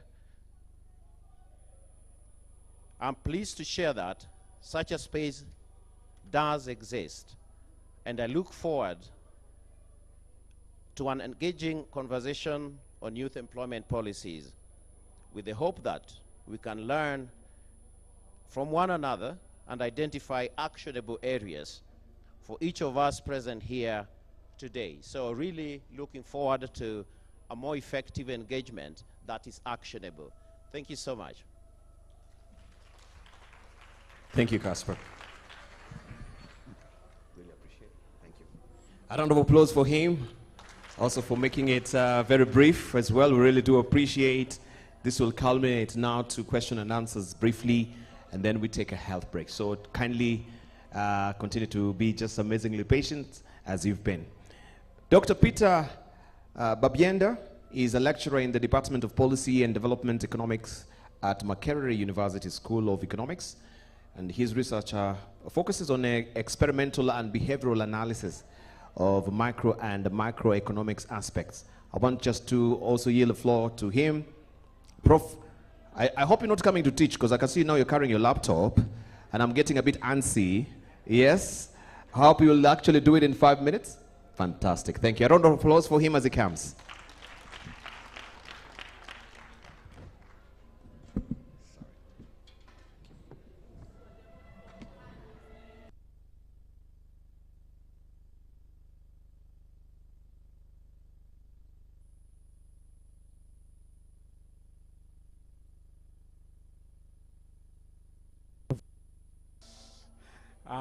The protocol, I'll just stand on the protocol already observed. As the Executive Director of PEP has already said, to share a few insights from the study from Uganda. Just note that there is no much difference from the Kenyan youth dynamics as presented by the Executive Director of KIPPRA. Out of the 46 million people, 77% of them are young, which actually makes even more that Uganda has more younger people as compared to Kenya. But what is surprising is that 30% of these younger people who have any qualifications fail to get jobs. And the problem is worse for same skills and young women especially. And this emanates from the poor access to quality education, skills mismatch, limited formal jobs, limited information on jobs, limited support for self-employment, among others. And more worse is that 51% of the youth aged between 18 and 30 years are not in education or training, but also not in employment. So these people are there. This is quite higher compared to the rate of 2% of the sub-Saharan Africa. And more so, the younger women contribute the highest of that. The Ugandan government, of course, is not seated. There are various policies. They have come up with a number of youth initiatives, such as the Youth Livelihood Program, where the youth are given a revolving seed capital, the Youth Venture Capital. Now, the Youth Venture Capital, you apply for it. The Youth Livelihood Program is the supply side. The other one is demand side. But also, we have now what we call the Paris Development Model, targeting the Paris. We had a 30% of that money should go to the youth. We have the presidential initiative on wellness and job creation. This one you can see is somehow similar to the Hustler Fund.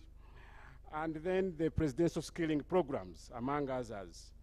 The support for the people with disabilities. On the policy side, we have just revised the national employment policy.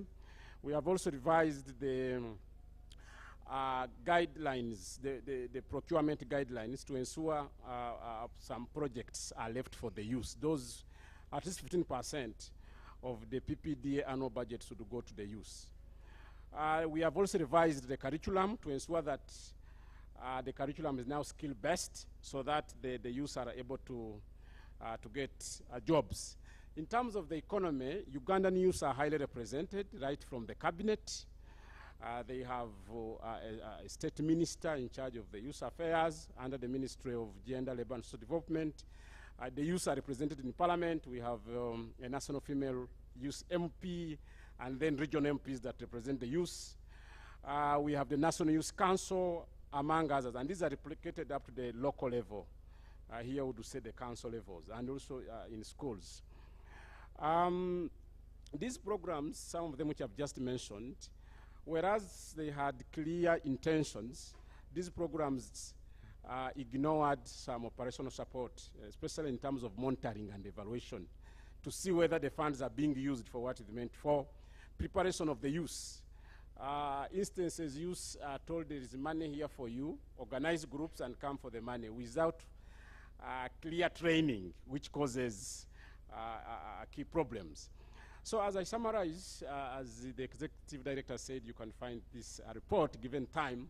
We try to recommend that there is a need for support. As we are budgeting or coming up with these programs, we need to put aside monies for training, first of all, the program implementers, just as the DG Kenya School of Government said.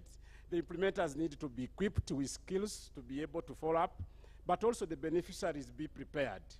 We also recommend that we need to go demand-driven initiatives, where youth organize themselves, apply for these funds, as opposed to telling the youth the funds are here, come for them. And sometimes the targeting of these programs towards campaign time, and the youth think it is a gift from Mzee for voting for him, and then they misuse what is meant for. We also recommend inclusivity. Uganda is under multi-party, so we should not only consider the youth that are in the ruling, but all the youth. To be inclusive, that's what we're trying to say here, so that all the youth are targeted, including the vulnerable. The vulnerable, the women, the refugees are also included. I thank you. Prof, a round of applause for him. Thank you. Also for ramming through it. We really do appreciate. And all we can see is diversity, diversity, diversity. And we know that diversity is being invited to the party. Inclusion is being asked to dance. That is what Vanna Myers once said. Thank you so much. We really do appreciate Daktari for that, Dr. Peter Babienda. Let's hear from Selamawit. De Selassie, right? I hope I've not massacred your name, right? Selamawit is an assistant professor at the Ethiopian Civil Service University and a researcher with PEP. A round of applause for her. So do I say Denanesh or Dena? Denanesh. Thank you. Thank you very much. Okay. Thank you very much. It's a pleasure to be here. So, I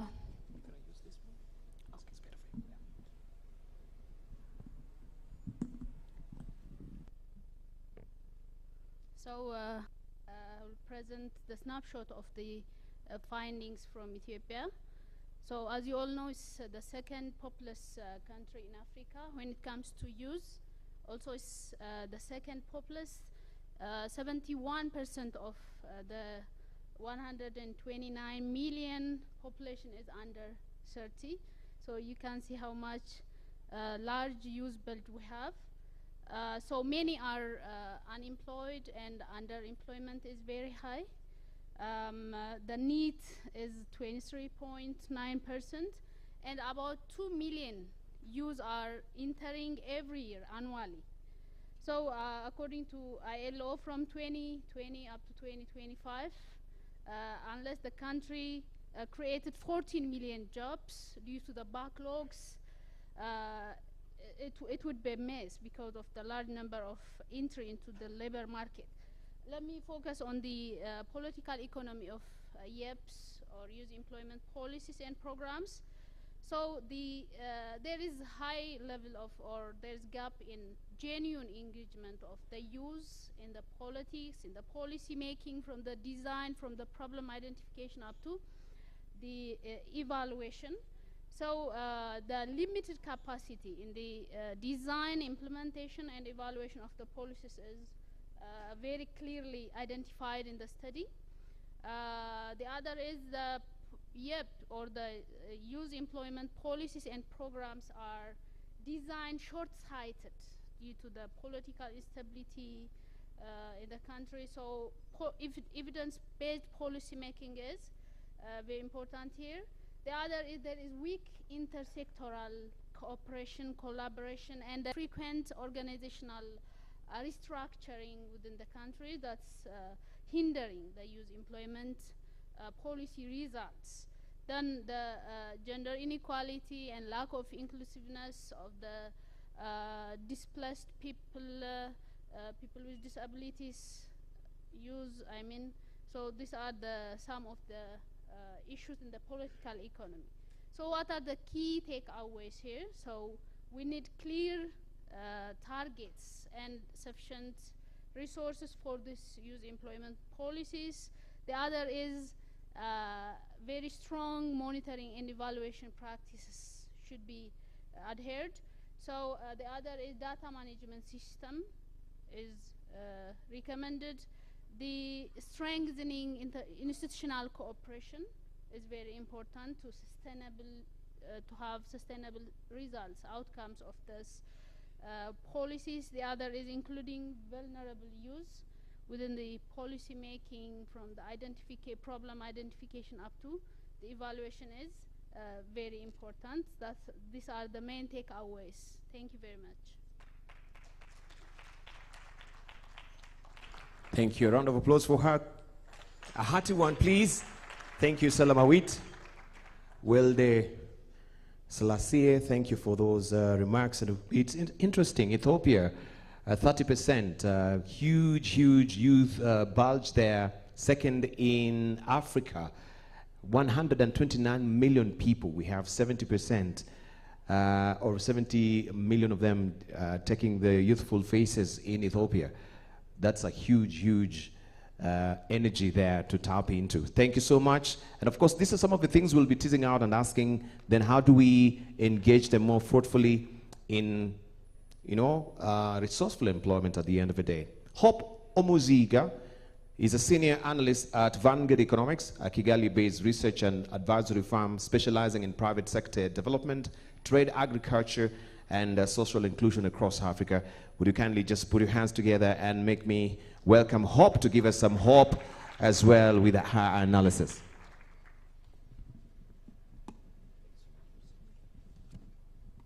Thank you, everyone. I'm Hope, representing Rwanda. From our analysis on the youth employment policies in Rwanda, Rwanda has a growing and youthful population, accounting for 27% of the population, and it's projected to increase by 65% by 2052, accounting for 60,000 youth entering the labor market every year. And in terms of unemployment, we see that youth unemployment is high at 21%, with young women and youth with disabilities mostly affected. And about half of the population of the youth are either unemployed, underemployed, or actively seeking work, where the labor underutilization is at 57%. And when we look at the labor market, it's highly characterized by high informality, where 94% of the youth are engaged in the formal sector. And we see a constant challenge in the skills mismatch, where 32% of youth lack any formal education and only 8% have completed TVET, despite the government investments in TVET. And we've seen uneven access, especially for young women, youth with disabilities, and rural youth. In terms of the political-economic context, Rwanda has laid a strong policy foundation. We see positive developments around expansion of TVET, and currently 32% enrollments against the 60% target. And we also see effective government flagship programs, such as the Youth Connect programs, that provide mentorship, support, and also financing. And we also see a strong accountability mechanism where leaders from the national level up to the local levels are held accountable against these youth job creation targets.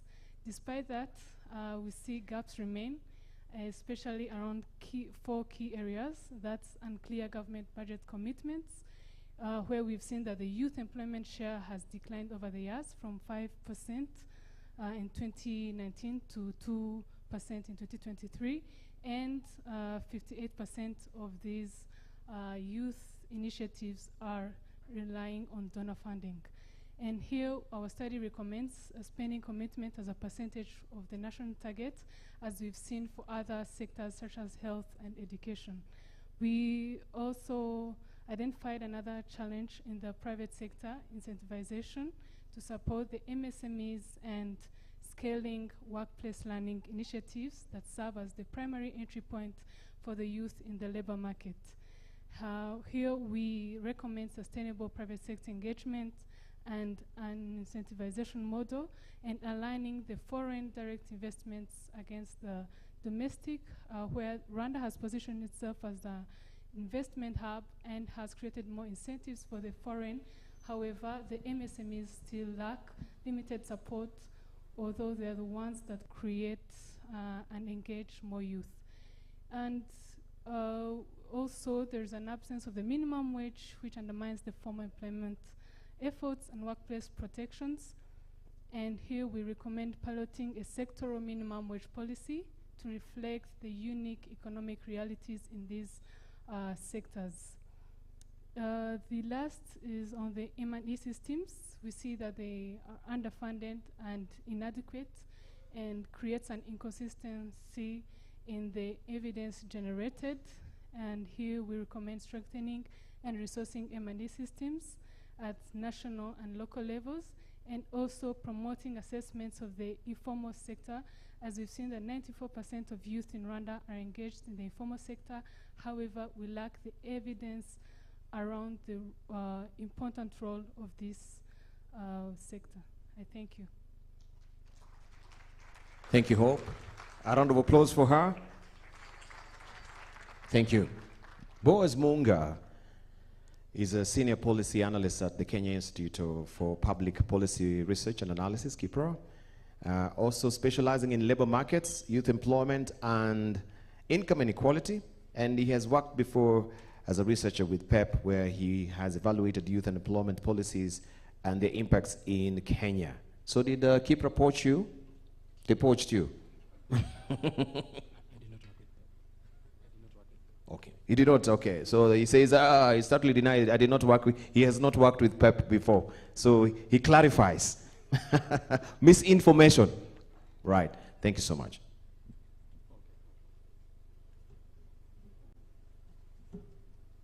I wish I could say good morning,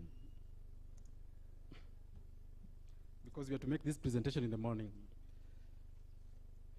Actually, I should say we have worked collaboratively with PEP, but I have not been employed by PEP, that is. I've always been at KIPPRA. So for this presentation, okay, let me have it here.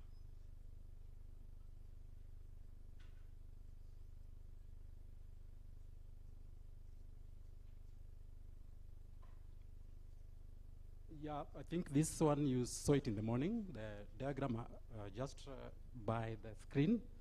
And one of the main messages of this slide is that besides worrying about the unemployed youth, we should worry about what we should do with those youth who are in what we call vulnerable jobs, and also the big number of youths who are inactive. So that is the key message of that slide that analyzes the challenge of youth in Kenya. For this presentation, I'll focus on two things because I've only 5 minutes. I'll just focus on broad challenges. You can go to the next slide. Broad challenges facing our youth. And I'll just use about 2 slides, then focus on some of the things that some of the interventions that we can put in place as government, as other stakeholders in our country to address the challenge of youth or to solve youth employment issues. So if you look at that slide, we have some of the key aspects of the labor market. Some have been mentioned before by other presenters. And in the first bullet, actually I'm in the last slide, sorry, we have youth employment deficit. And we have also a point where we are talking about policy frameworks that have under-delivered. If you think in terms of job creation, if you look at our Vision 2030 MTP targets, we really achieve those targets. So we have, that is why we are saying we have youth employment deficit as an issue in our nation. So we probably need much more to generate much more jobs, and not only just generating jobs, but quality jobs. Skills mismatch has been identified as an issue. We found that as a problem that has been mentioned in many of our studies. And this one is more so when you look at the STEM and the technical areas or technical occupations. So we have the challenge of having skills deficits, skills mismatch, which may actually undermine employability of our youth. Then the issue of fragmented policy is also another broad challenge that we have come across. Fragmented policy and also fragmented program landscape. So we have, in this case, we can talk about the fact that we have many players across the board and 2 levels of government or so. And this creates challenges when you have challenges with coordination.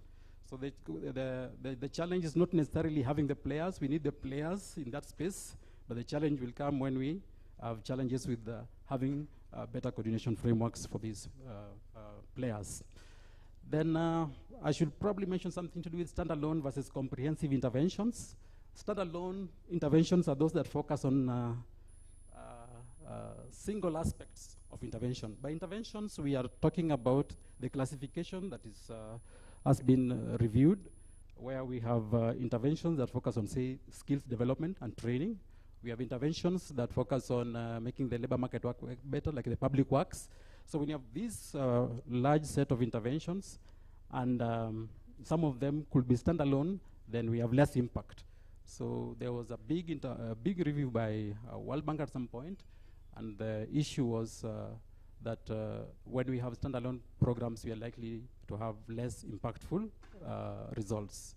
So they prefer what we call comprehensive interventions. And perhaps I should just mention that comprehensive interventions, Kenya has come very close in time when we had KIOP, the Kenya Youth Employment and Opportunities Project. It's an example of an attempt to have a comprehensive intervention, where besides just giving some funding support at the end, you begin with training, and you also have mentorship, and you have internships. So these programs are quite impactful. We can go to the next slide. I've taken so much time in that for a reason. It will now help me just run through. You have reached policy takeaways. I was not there yet. Okay, sorry.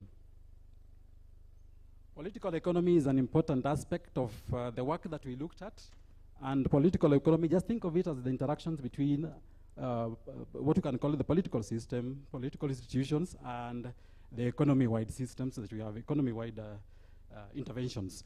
So we have the short planning cycle, or short cycle planning as an aspect that we need to really take care of. If you look keenly, most of our interventions seem to have this short-termism in them, where the timelines just are based on some cycles, but we rather need to have things closer to our Vision 2030, which is long-term. So if we could translate this to even our interventions, then that would be a better design for our country. Concentration of influence and institution fragmentation, again, are in this political space. Concentration of influence means just a few of us are managing resources decisions. Yeah. So we need to open up that space a bit. So monitoring and accountability frameworks are still emerging. And if you looked at the Auditor General's report for the KIOP, then you will appreciate that it was identified as a key issue in that report, that monitoring was a key aspect that was weak in the implementation of KIOP. I think we can go to the policy takeaways. I'll take just about a shorter time here. The policy takeaways, not in any order, but for Kenya, we thought they need to scale up and prioritize comprehensive integrated youth employment programs is key. We need to have more comprehensive programs. Forget about the standalones, but think of in the spirit of KIOP, and now it's good that we have Nyota, which is an attempt to improve on the weaknesses of KIOP, and that is the way to go. We need to establish robust standardized monitoring evaluation framework, which already I think we alluded to, and ensure, because you have so many funds in place, that these are allocated through transparent, merit-based processes and supported by robust governance mechanisms. So probably we have not achieved that yet. And we need to deepen private sector partnerships and work-based learning. So things like co-designing curriculum is an example that was given there. And then the issue of enhancing skills training relevance and skills training infrastructure.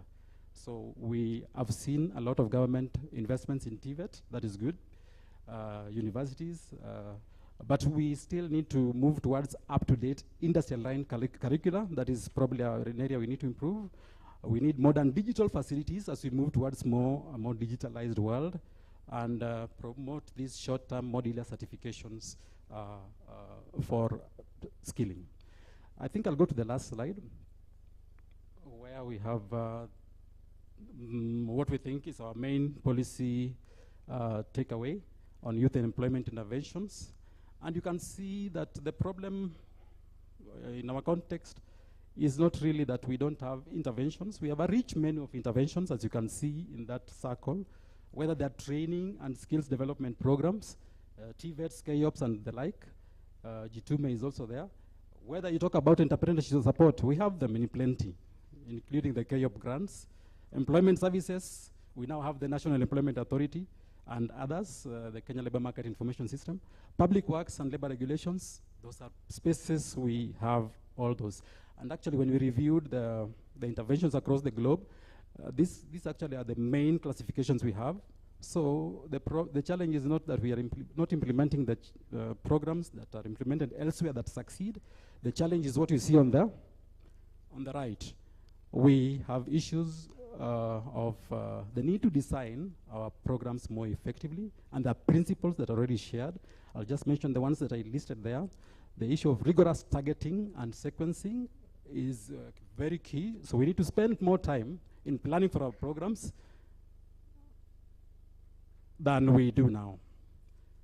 Demand-side alignment, performance-based incentives, then we need to map and manage local power dynamics, where we are thinking of clear accountability lines in all the processes. Kenya has made so much progress. I'm happy with the Auditor General's report. It's indicating that we have our own mechanisms of what? Of monitoring ourselves. And that is, we should embrace those reports in the spirit of learning and improving our implementation of projects. Thank you very much. Thank you so much. Boaz, really do appreciate that presentation. A round of applause again for him. A hearty one for that matter, please. Please, I know. Hey.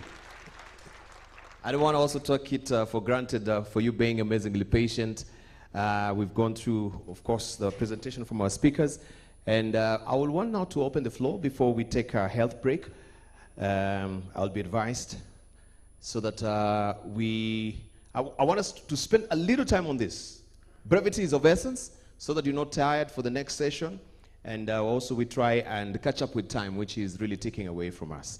So with all those presentations, I know this is a rich seam of information you've been getting, a lot of statistics and numbers here that have been churned out, and you've been taking mental notes or even taking notes via, of course, your notebooks. So we just want to give you this opportunity to, there's another mic here. If you have questions, please, and contributions, would you kindly just make them very brief?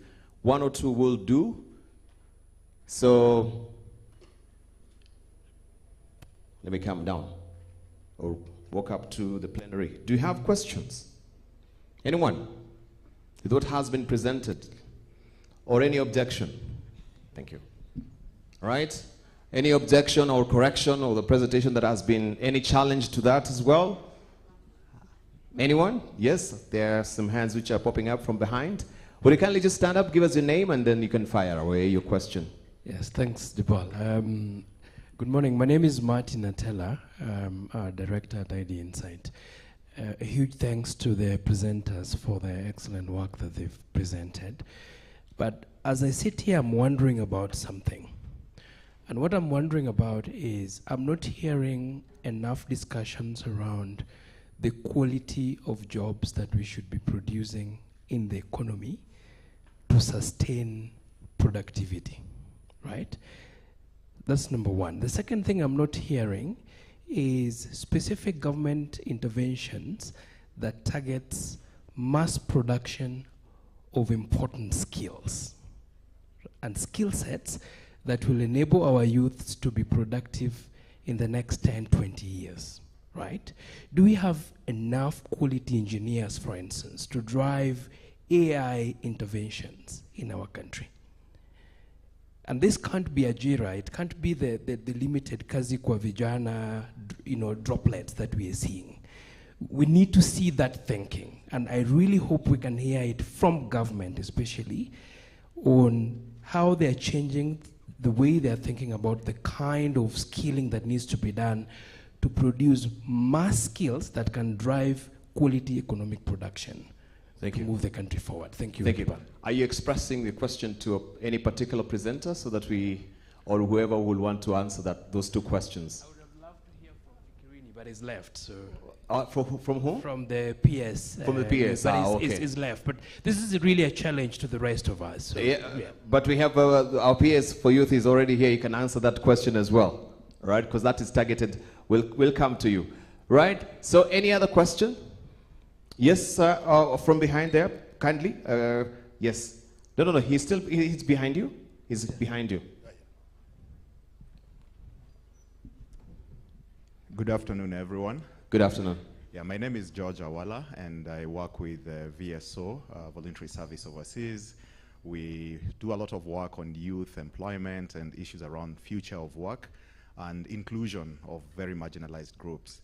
So I have 2 questions.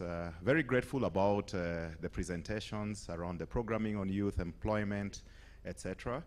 One of my biggest concerns, or the first question, is around strategic investments into manufacturing and agriculture that will expand opportunities within the economy. So there's a lot of small projects here and there, but I'm not hearing of really large-scale transformational programs that the government is putting in place that will really, truly address the youth employment problem. And then secondly, I'd like to also hear maybe from some of the development partners who are supporting these initiatives on issues around integrated programming. Because it's one thing to program from a livelihoods perspective, giving income, but what about the other social elements that are also important? Mental health issues, how are we integrating this into the programming, and how do we bring together different organizations that have expertise in specific areas to collaborate more and access the limited opportunities for funding? Thank you. Thank you. Let's just take one more set of questions, then we do the first round, and then the second round, then we take a break.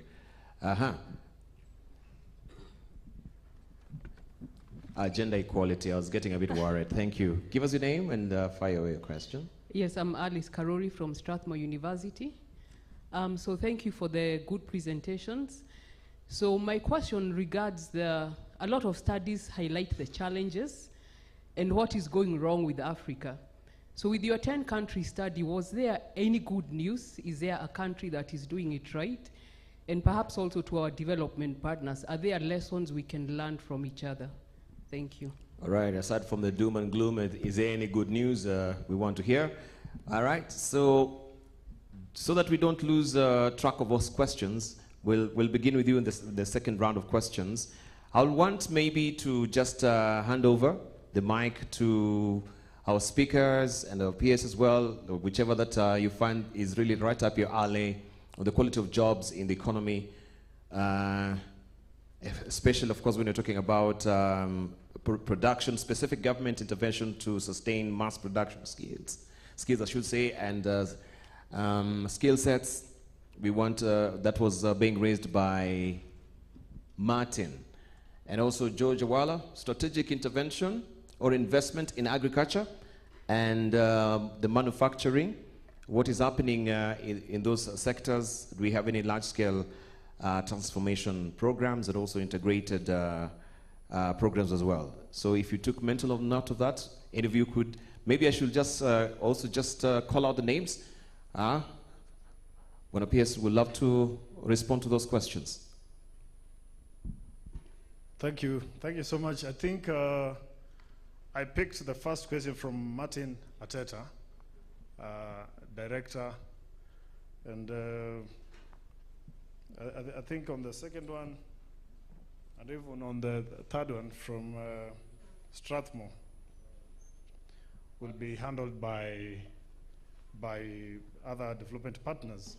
But of course, from Martin's question, the quality of jobs to sustain productivity, and so that we avoid talking about the kazi kwa vijana and some other affirmative actions which are introduced. Well, I think to begin with, we need to have a good analysis of our population. And I think numbers don't lie. The kind of statistics which have been presented here show the kind of population we have in our youth, those who are educated and those who are not educated. Some of the initiatives, like the one which you've mentioned, are initiatives which are particular, have a particular target on our populations, especially those who are not fairly educated. A project like KIPPRA, project like Keynote, the 810 which I mentioned, of course 810,000 which I mentioned, our target is basically for youth who did not go well past Form 4. So I think while we also think about the quality, it is also fair to consider the population which did not go past Form 4. On the area of quality, like I've mentioned, we have graduates which we push to the market. I think an annually number of 1.67 from our tertiary institutions. And I think this already guarantees the quality. And secondly, I think the introduction of the competence-based curriculum is in one way trying to approach the issue of quality in our education system, so that we try to align it with competence and skill. So I think that's one of the specific interventions which which is undertaken. But of course, it was an open question. I think if there's any other development partner who wish to throw in, I think is all, of course, welcome. Thanks. Thank you, Bonas. PS. Professor Jen, you want to respond briefly? Or Salamawit, whoever is ready, the mic should be coming to you. Where's the mic? Where's the mic?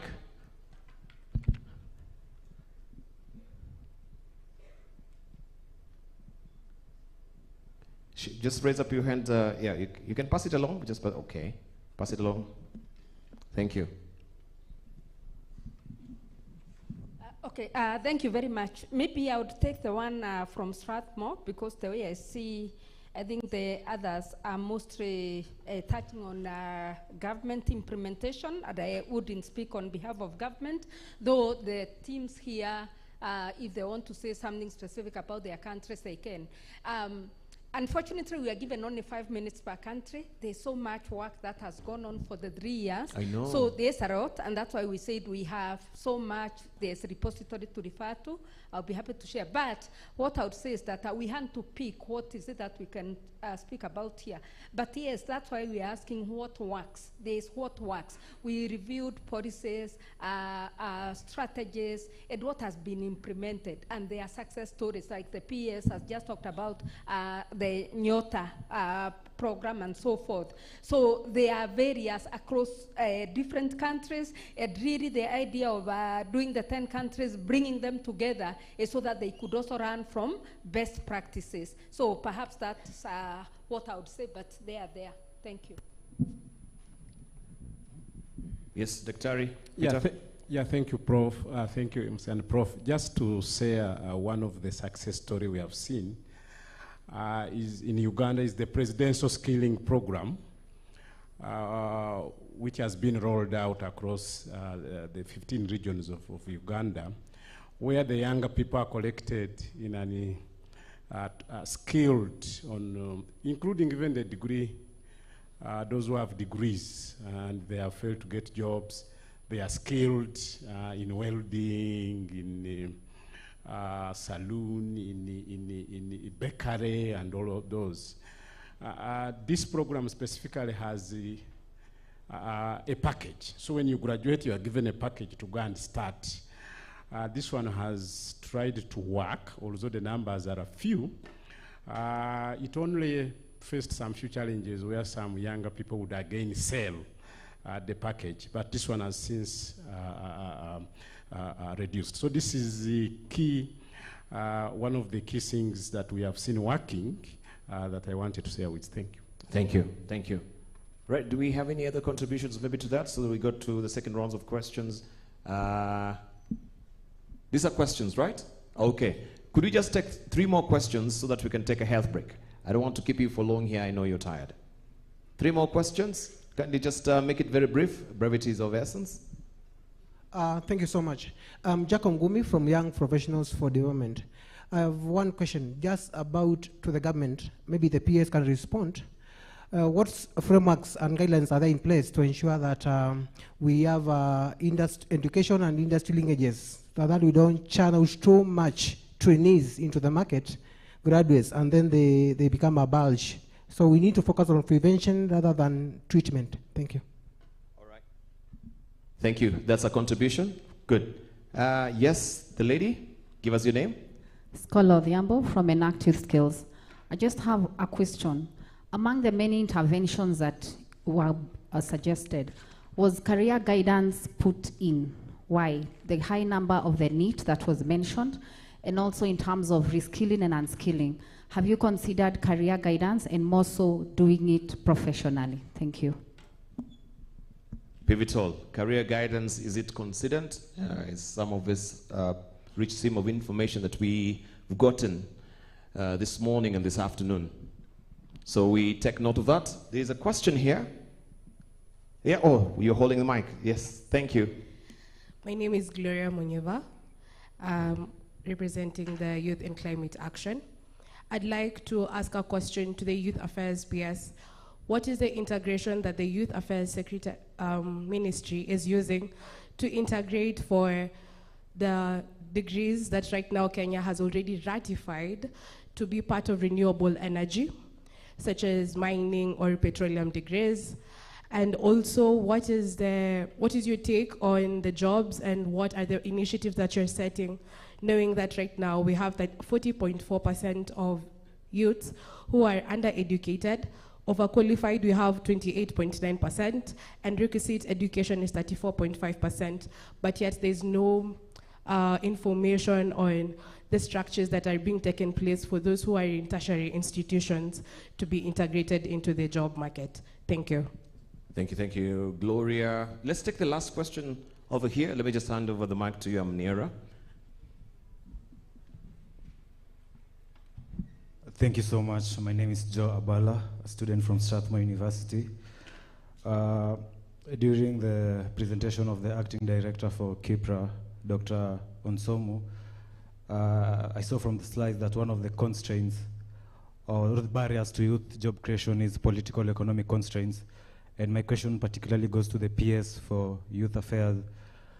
And first and foremost, I want to congratulate you on your appointment, and I hope that you'll use your position to genuinely voice the concerns of the Kenyan youths, and you'll not use it to preserve or sustain the status quo or the political elites of this country. Now my question is that for a program or initiative to be successful, all the stakeholders need to be on board, all the stakeholders need to be reading from the same page. And it's clear as day that the youths of the Great Republic of Kenya are not reading on the same page by the current government. We are not at par with the current government. We have lost total confidence, we've lost total trust in the current government. And now my question goes to the PS. How are you planning to restore the hope? How are you planning to ensure that the youths are reading from the same page with government?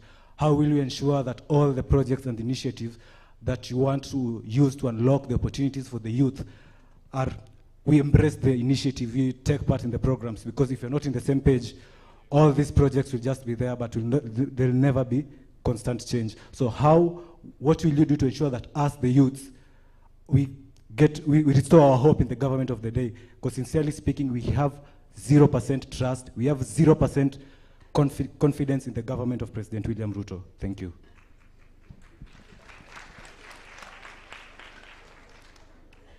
This is called inject. Someone is injecting, right? And you trust, of course, the youthful voices. We're here to do that. Jacob, you're speaking from the deepest recesses of your heart. I don't want to keep you for long, but it appears these barrage of questions are coming your way. I just want to take the last one. Yeah, just the last one. Yeah, I promised you. So the gentleman in blue. The gentleman in blue. Then to be kind to also the lady as well. We'll just give it to you. But don't inject so much. I hope you're not injecting. No, I'm not so injecting. That we don't take a lot of time here. Okay, thank you. My name is Harry Sululu, working with Mombasa Investment Corporation. First of all, I want to commend KIPPRA for coming up with a very good theme, shaping the pathway. So my greatest concern is how are we protecting the pathway? Because of late, we've been having a number of cases of youths being exploited. Just recently, we've had a number of cases of youths hawking their kidneys to the highest bidder. We've have a number of cases of opportunity where we are sending the best brains in the country to go and do labor works outside. And funny enough, they are also being exploited or being conned. So how are we protecting these youth? Because we've had cases of Eldoret youth selling their kidney, and committees being formed by the Ministry of Health. You see, we don't have any communication from the youth department that can tackle this issue. So how are we protecting the pathway? Thank you. Right. Thank you. Thank you. Oh, okay. Thank you, finally. Yeah? Thank finally. You. Yeah, finally. Thank you. My name is Caroline, independent researcher. This question goes to the PS, if you don't mind. My question is about contextualization of donor funding.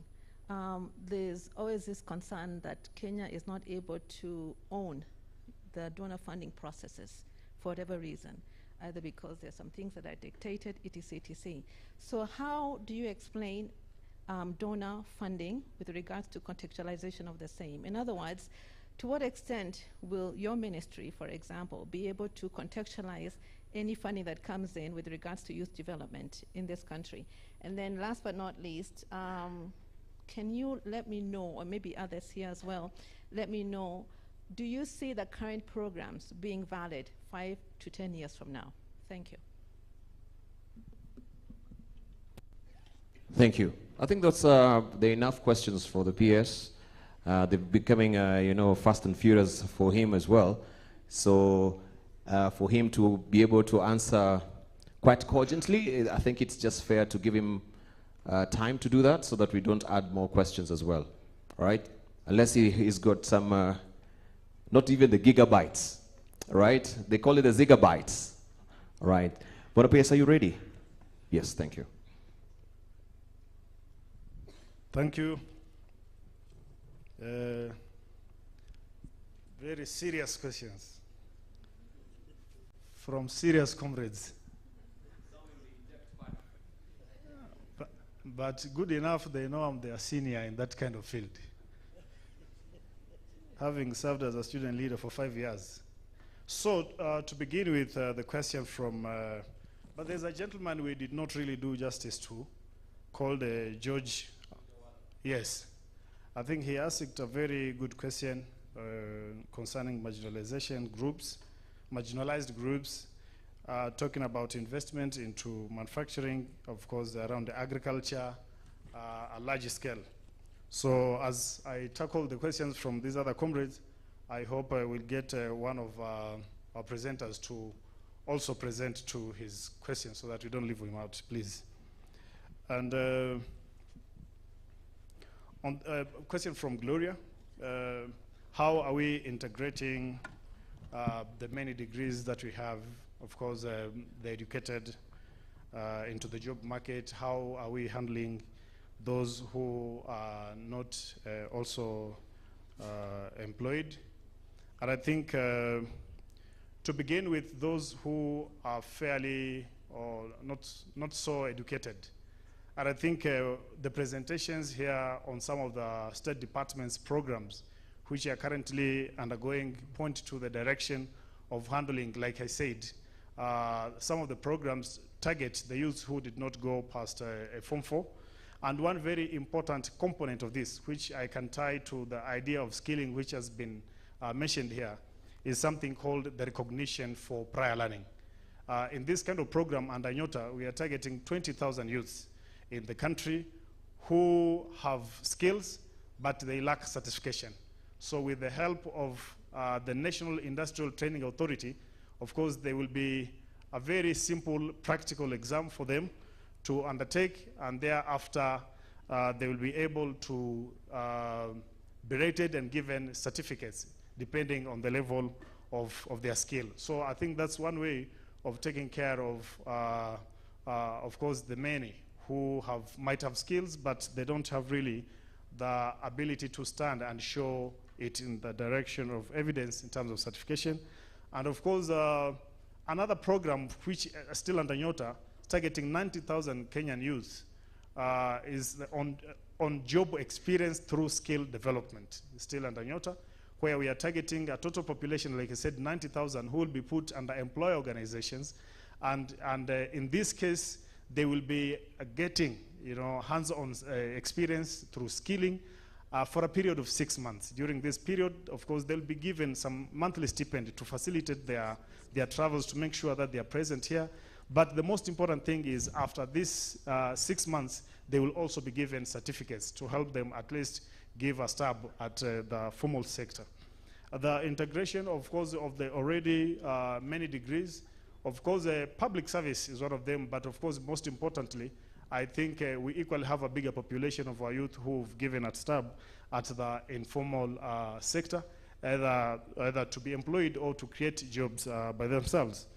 On the question from my comrade Joe, you said Joe or Jacob? Joe, yes.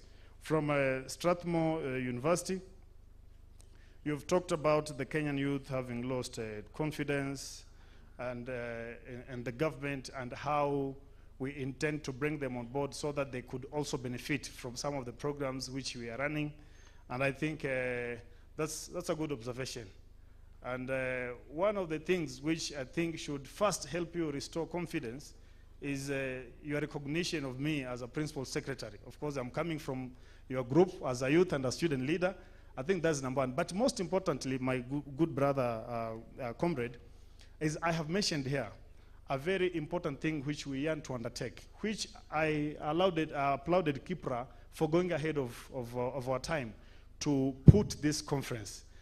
What we need to do is, like I said, in this entire country, other than the government programs, of course you realize when you come to the youth department, we have 5 directorates. We have maybe 5 state agencies, but we have many other youth programs in other state departments. Innovation, for example, in ICT, youth in agribusiness, for example, in agriculture. We have presence here of organizations and multinationals who deal in youth-centric matters. What has been lacking in this country is a platform where there can be a common coordination.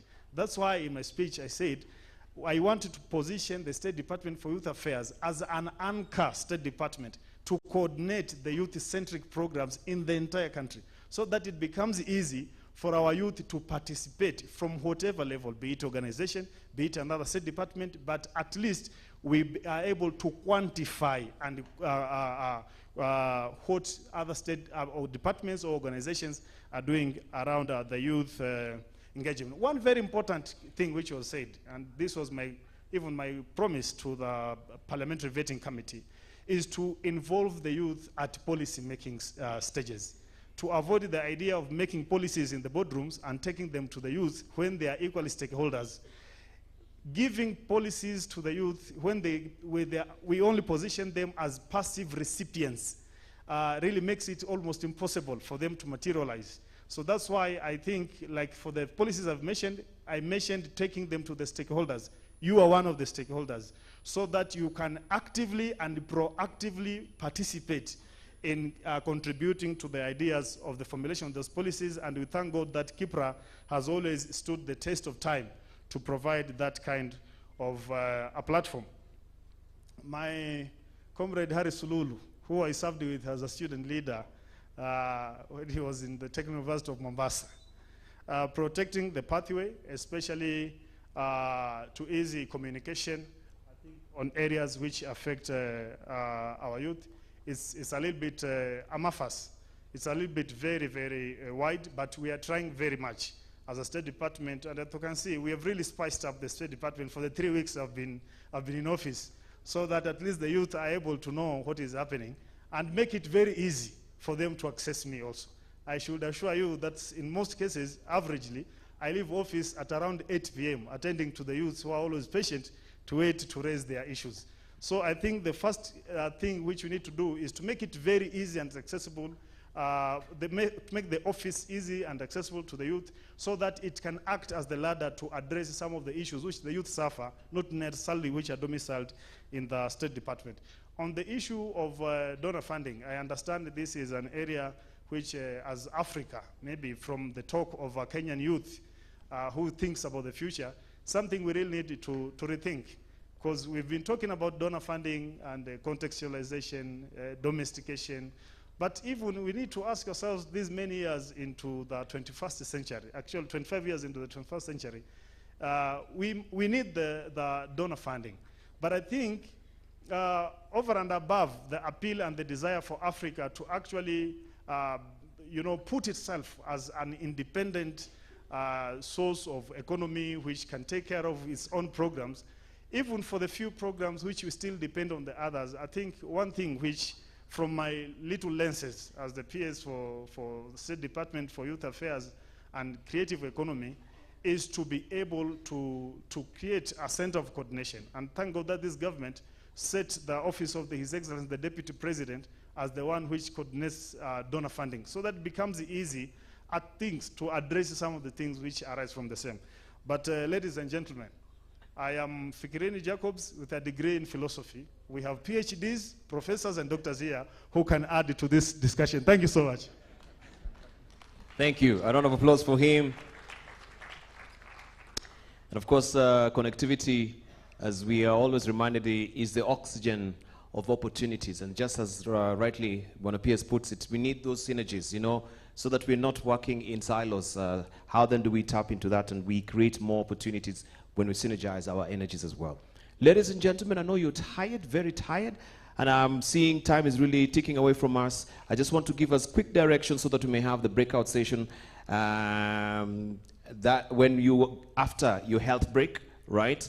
And just to advise you, when you go straight on across the road where there are tents is where you'll be served tea. So kindly just make sure you take minimal time over there.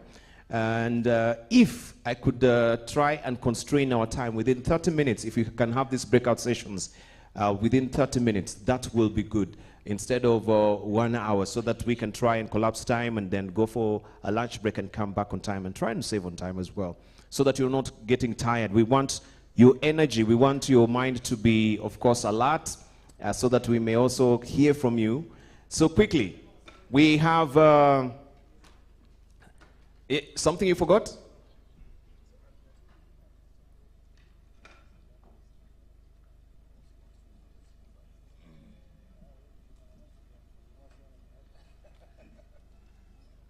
All right. So also, Bwana PS expresses his regrets that he will not be able to be with us in the afternoon because he's got some engagement, internal auditing that is happening. He's got to be there. So don't think that he has disappeared, right? Thank you so much for alerting us as well. So if linking early childhood nutrition and cognitive development to future workforce potential is piquing your interest, this is going to be happening in the main hall after the tea break. So that will be the session here. And we'll have a panelist and also our moderator giving you the names of a panelist here. I won't go through it because of time. So we have also aligning education systems with evolving labor market demands, fostering TVET and integrating technology-driven learning. That will be happening at room 210.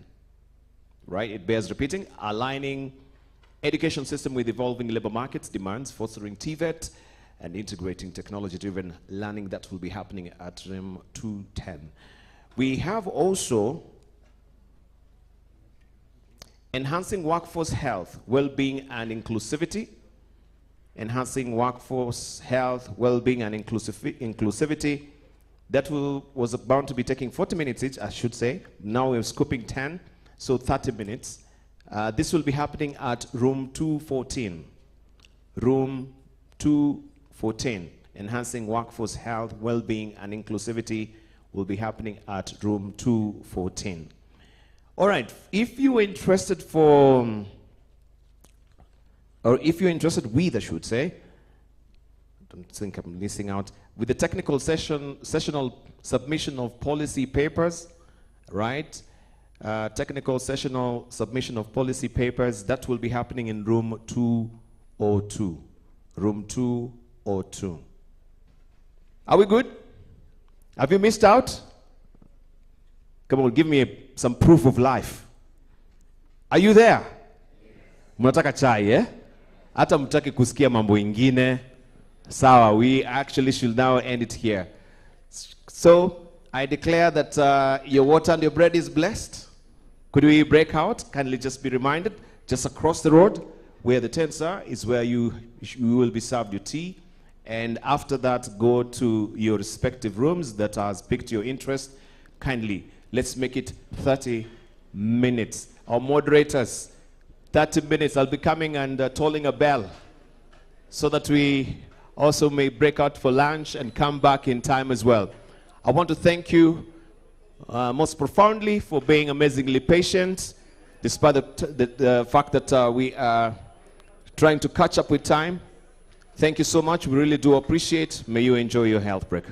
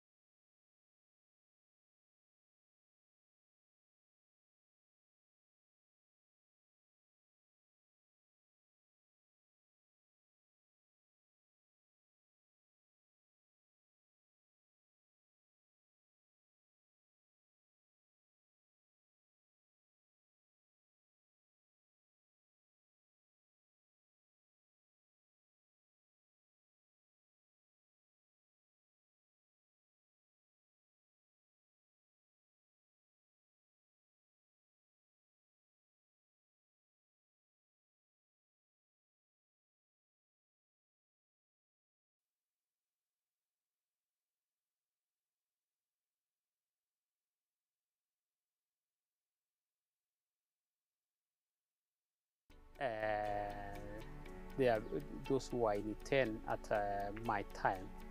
It was a bit of challenge where to train, to get the proper facilities, and that's the reason we started High Altitude Training Center. Now, if you come to High Altitude Training Center, we have facilities like gym, sauna, swimming, and qualified physiotherapists, and balanced diet food. Many athletes, they have been training randomly without a proper training schedule.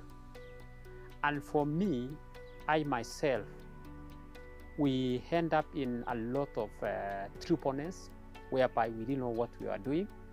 We find we were training for example, 5,000 meters, and we used to do up to 200 kilometers per week, which is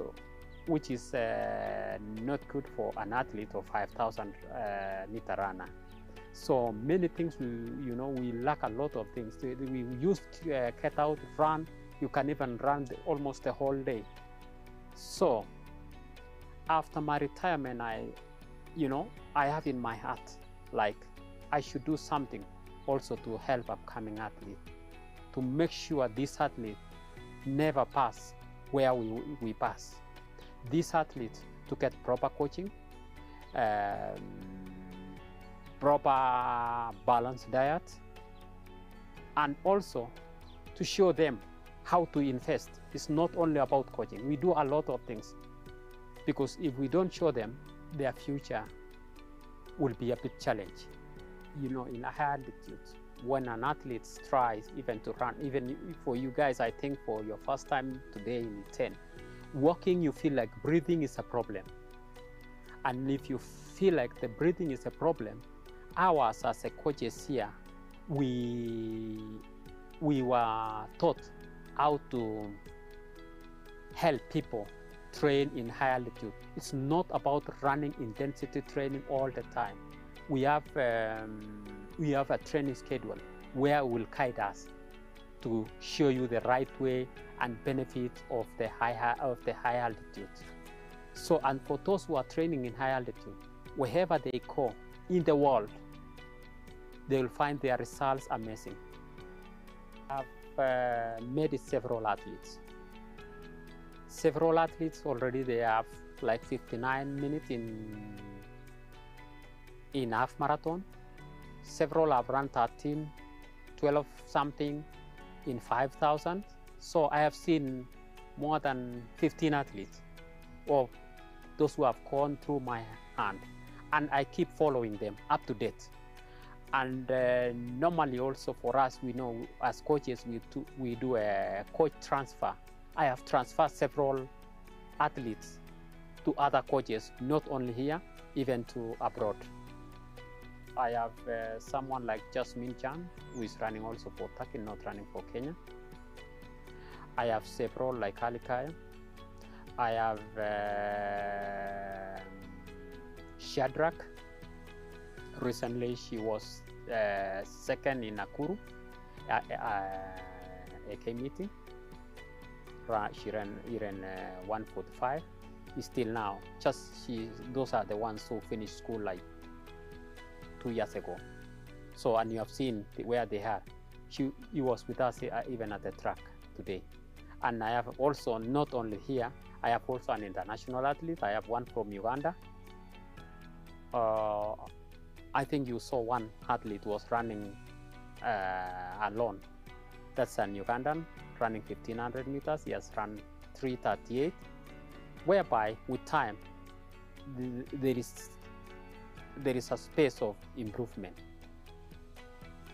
I will tell the young people, not only the young people, I would say morally for each and every one of us, we should come out and support young girls and boys on sport, not only running, but in different sports. The nursery of everything is schools.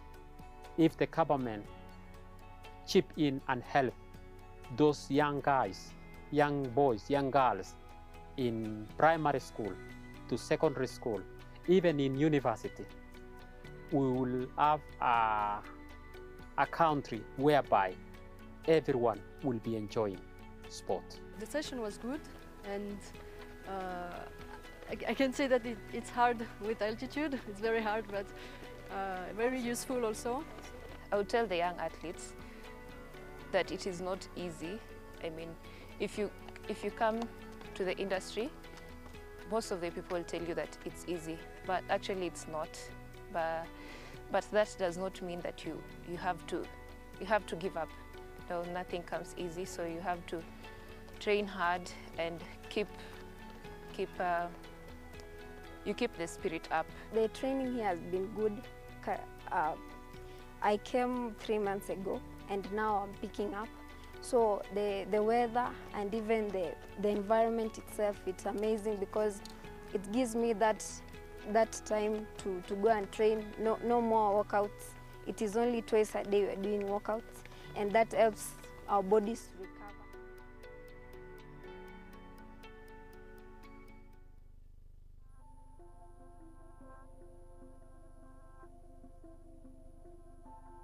At IOME, we do quite a variety of things, but mainly we look forward into skills transfer programs. We look forward to youth productive engagement.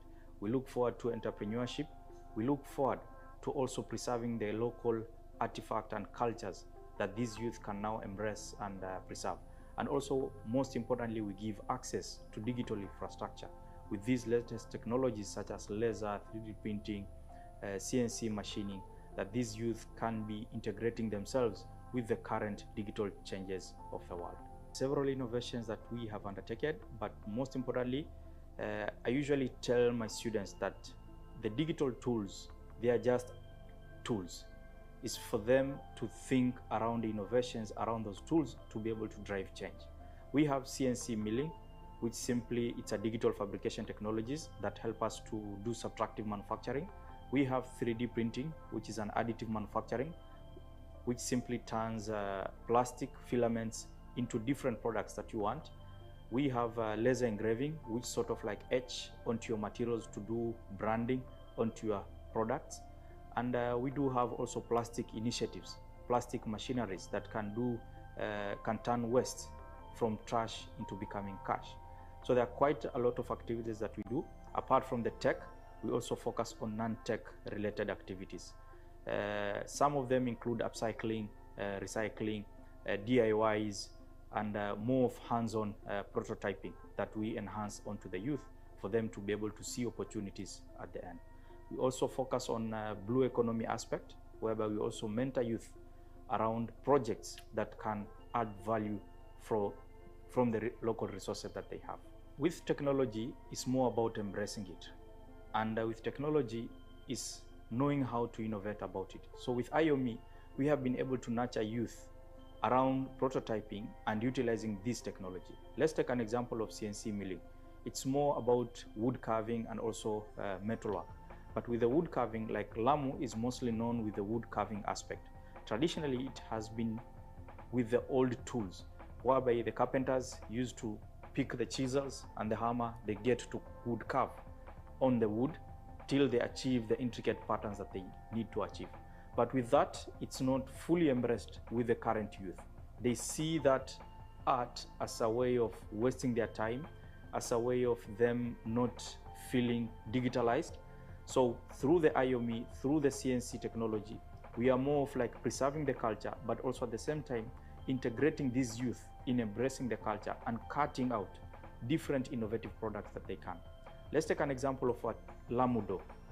Usually, it will take almost about 3 to 6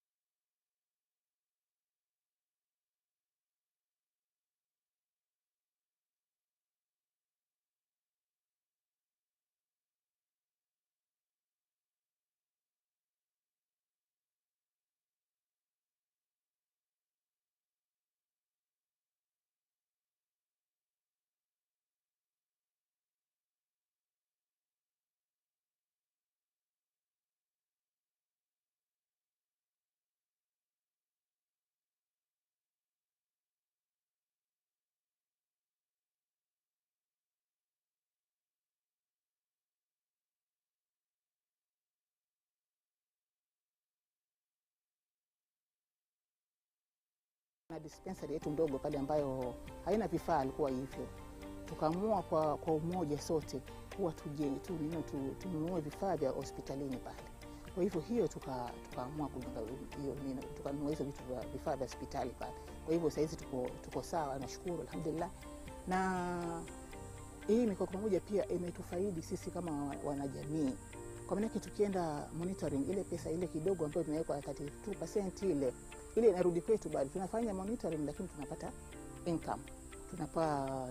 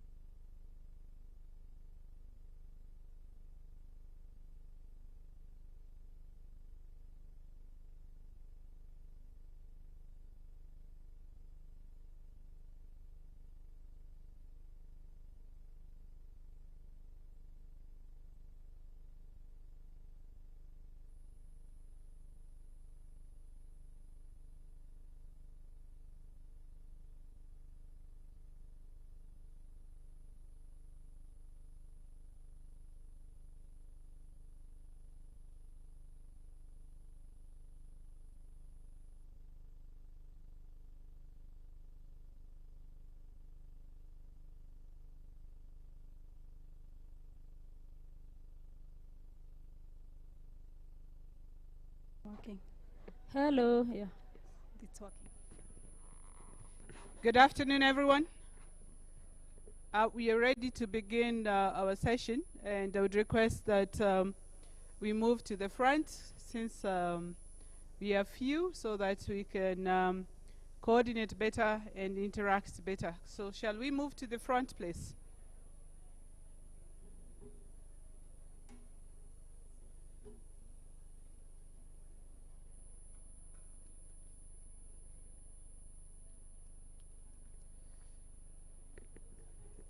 Thank you very much. Without further ado, we will begin our session. It's really a great pleasure for me to welcome all of you to this timely event of panel discussion on the topic linking early childhood nutrition and cognitive development for future workforce potential. My name is Ruth Okoa. I serve the Global Alliance for Improved Nutrition as a country director. I'm really honored to chair this session, which really sits at the intersection between health, education, trade, economic development, and more importantly, at the heart of this country's economic development.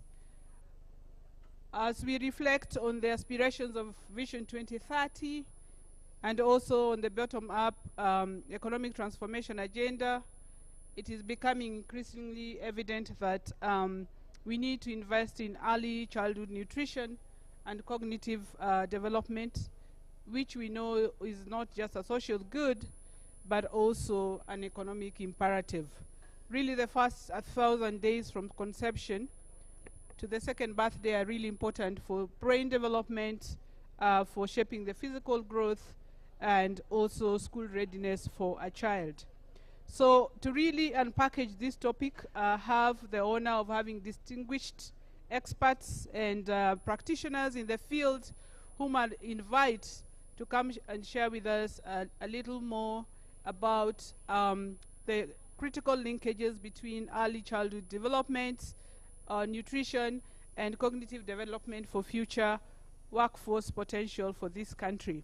To help me unpack this, I have a list of panelists. Let me invite my panelists to their session. I would like to invite Laura Kige, who is a nutrition specialist and advocate at UNICEF Kenya. Welcome, Laura. I would also like to invite Stella Kimani. Stella is Senior Manager for Policy at Food for Education. Most welcome, Stella. Allow me also to invite Mr. Samuel Otieno, who is the Director of Advocacy and Partnership as South Africa. Most welcome, Samuel. And finally, I would like to invite Dr. Isabel Kiplagat, who is a policy expert at KIPPRA. So we will begin the session, so I'll take my seat also so we can continue.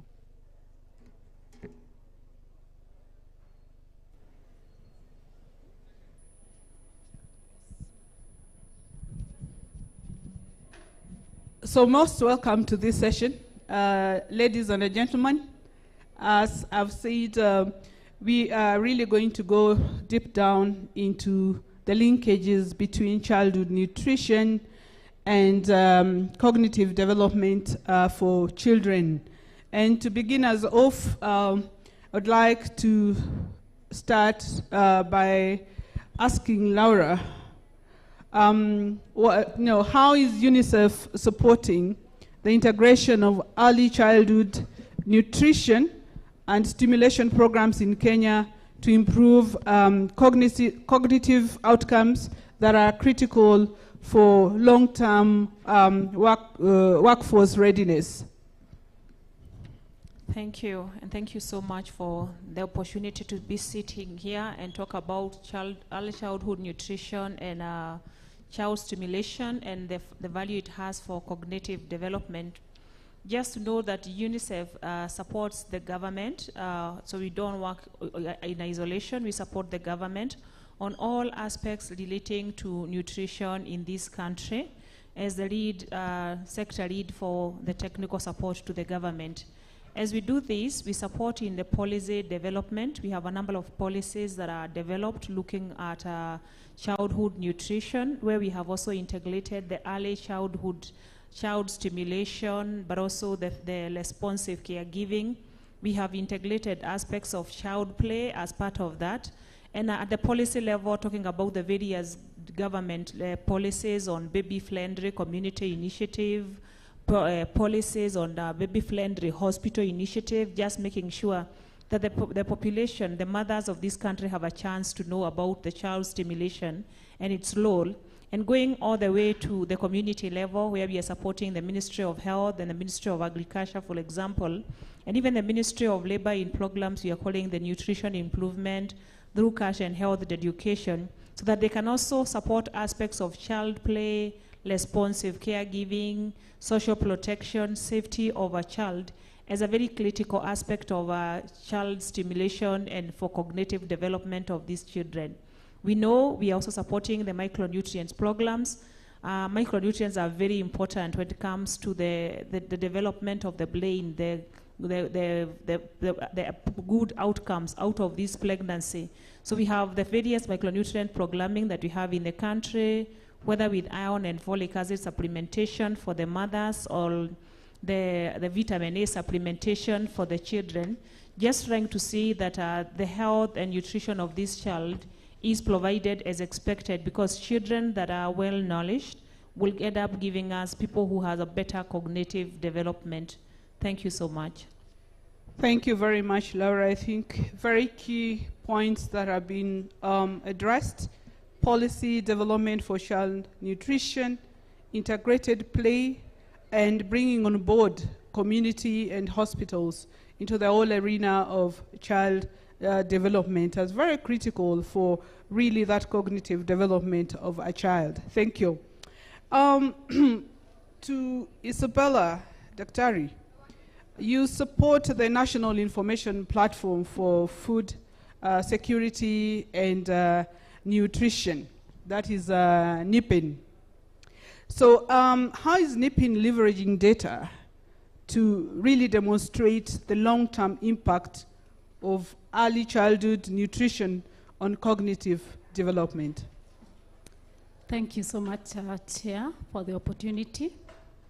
Yeah, I'm glad to be seated here and to discuss a topic that is of pertinent importance, especially for the long-term development of the country. So basically, NIPFIN, if I may introduce it, National Information Platform for Food Security and Nutrition, is a platform that is country-owned, it is country-driven, and this is an initiative that was started basically to enhance capacities of government officers to generate and utilize data, and especially in matters food security and nutrition. So basically, how we leverage this platform has actually collected several indicators, and these indicators are for food security and nutrition. So these indicators have been brought together in, I can say, a repository or a one-stop shop, which is actually within the platform. And this has brought together various indicators on food and nutrition security from various sectors. And in this case, I'm talking about the nutrition-sensitive sectors as well as nutrition-specific sectors. So what we've done is that for each and every sector, we have actually brought in an indicator that talks to nutrition. And they are now in one repository known as the National Information Platform for Food Nutrition, Food Security and Nutrition. So for its sustainability, we have actually integrated that information within what we call KENADA, which is the Kenya National Archives for Data, which is an open forum where everyone interested can actually access that data. So the feeling was that if we integrate it within a platform that is being utilized and it is accessible by all, then everyone who needs to look into that data should be able to get that data. Other than that, there are other data sets, of course, within the KENADA. And so when I talk about how we bring in labor or employment data as well as the nutrition data, is that all these data sources, especially any data that is collected by Kenya National for Bureau and Statistics, KNBS, all that data is within that KENADA. So in this case, if anyone wants to look at any relationship between nutrition, employment, productivity, all the sources of data are within that KENADA. So to me, that bringing in of data into, or nutrition information into a single repository is actually very important, because anyone can look at it, assess the data, visualize, and basically that is what the NIPFIN set out to undertake. Thank you. Thank you very much, Dr. A very important factor that there is data, and the data is available to all of us to make decisions, particularly on nutrition factors.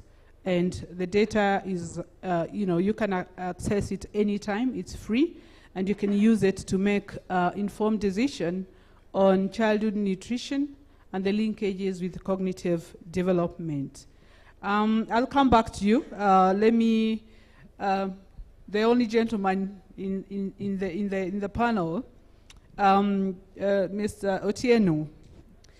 In what ways is ASEA's Africa integrating nutrition-sensitive approaches into early learning programs that you run as an organization? Thank you very much, and good afternoon, participants. Zizi Afrique Foundation is a non-profit organization. I just wanted to correct our moderator. It is Zizi Afrique Foundation. We are a non-profit organization that works on strengthening learning outcomes for children, particularly those that are left behind. And the way that we've been working in this sector is that we've been using what we call a pipeline approach, where we've been supporting learning outcomes from early childhood all the way to TVET.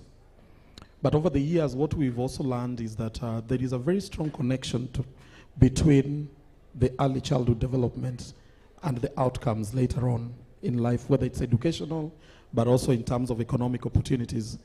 And this kept us thinking, and 1.5 years ago, we embarked on an initiative to immerse ourselves into the ECD sector, and particularly to generate evidence that could help us be able to understand the sector very well and use this evidence for advocacy amongst the different actors, so that we are able to explore opportunities that we can leverage to improve care at this particular level. And just to give a highlight on some of the things that we've done, one, like I've said, is about evidence generation, so doing a critical political economy analysis of the sector and looking at the players, and of course a longitudinal study to try and understand the ecosystem, and particularly now that it's a devolved function, looking at what our county governments have to offer. But the second thing that we've done is also partnerships with county governments, basically to look at how do you strengthen the knowledge and the ability and even the buy-in of officers at that particular level to be able to look at early childhood development beyond the classroom. So we are looking at 0 to 3 years, which is part of the early childhood development that has received very little attention, because most of the time the conversations are always about early schooling rather than looking at development at that level. Of course, we've also held multi-stakeholder engagements with different ECD actors, so that we are able to bring together evidence on what works, but also be able to scan the environment and understand what could be some of the initiatives that have a potential for impact. We've been doing exchange visits between counties so that they are able to learn from each other, because the counties we recognize are not at the same level when it comes to the attention that they give to this. But of course, the long run is actually to strengthen the capacity of a critical mass of civil servants and people who work in the early childhood development and education space to be able to give prominence to that part of early development, which has got far-reaching implications on the life that people lead later in life. Thank you.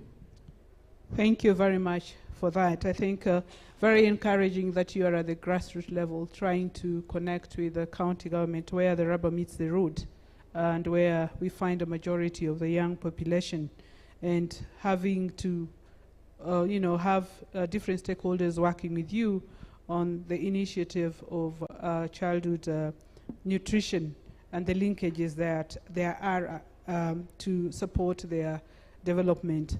I'll still come back to you also, Samuel, in the interest of time. Allow me now to talk to Stella. Stella, Food for Education has been accredited more or less globally, or, for the work you're doing in school feeding, Now, how is the school feeding program contributing to improved concentration, cognitive development in the different schools or the different areas that you work in? Yeah. Thank you for that question. And just going back to what the theme of this conference is, shaping pathways to future jobs, unlocking opportunities for the youth.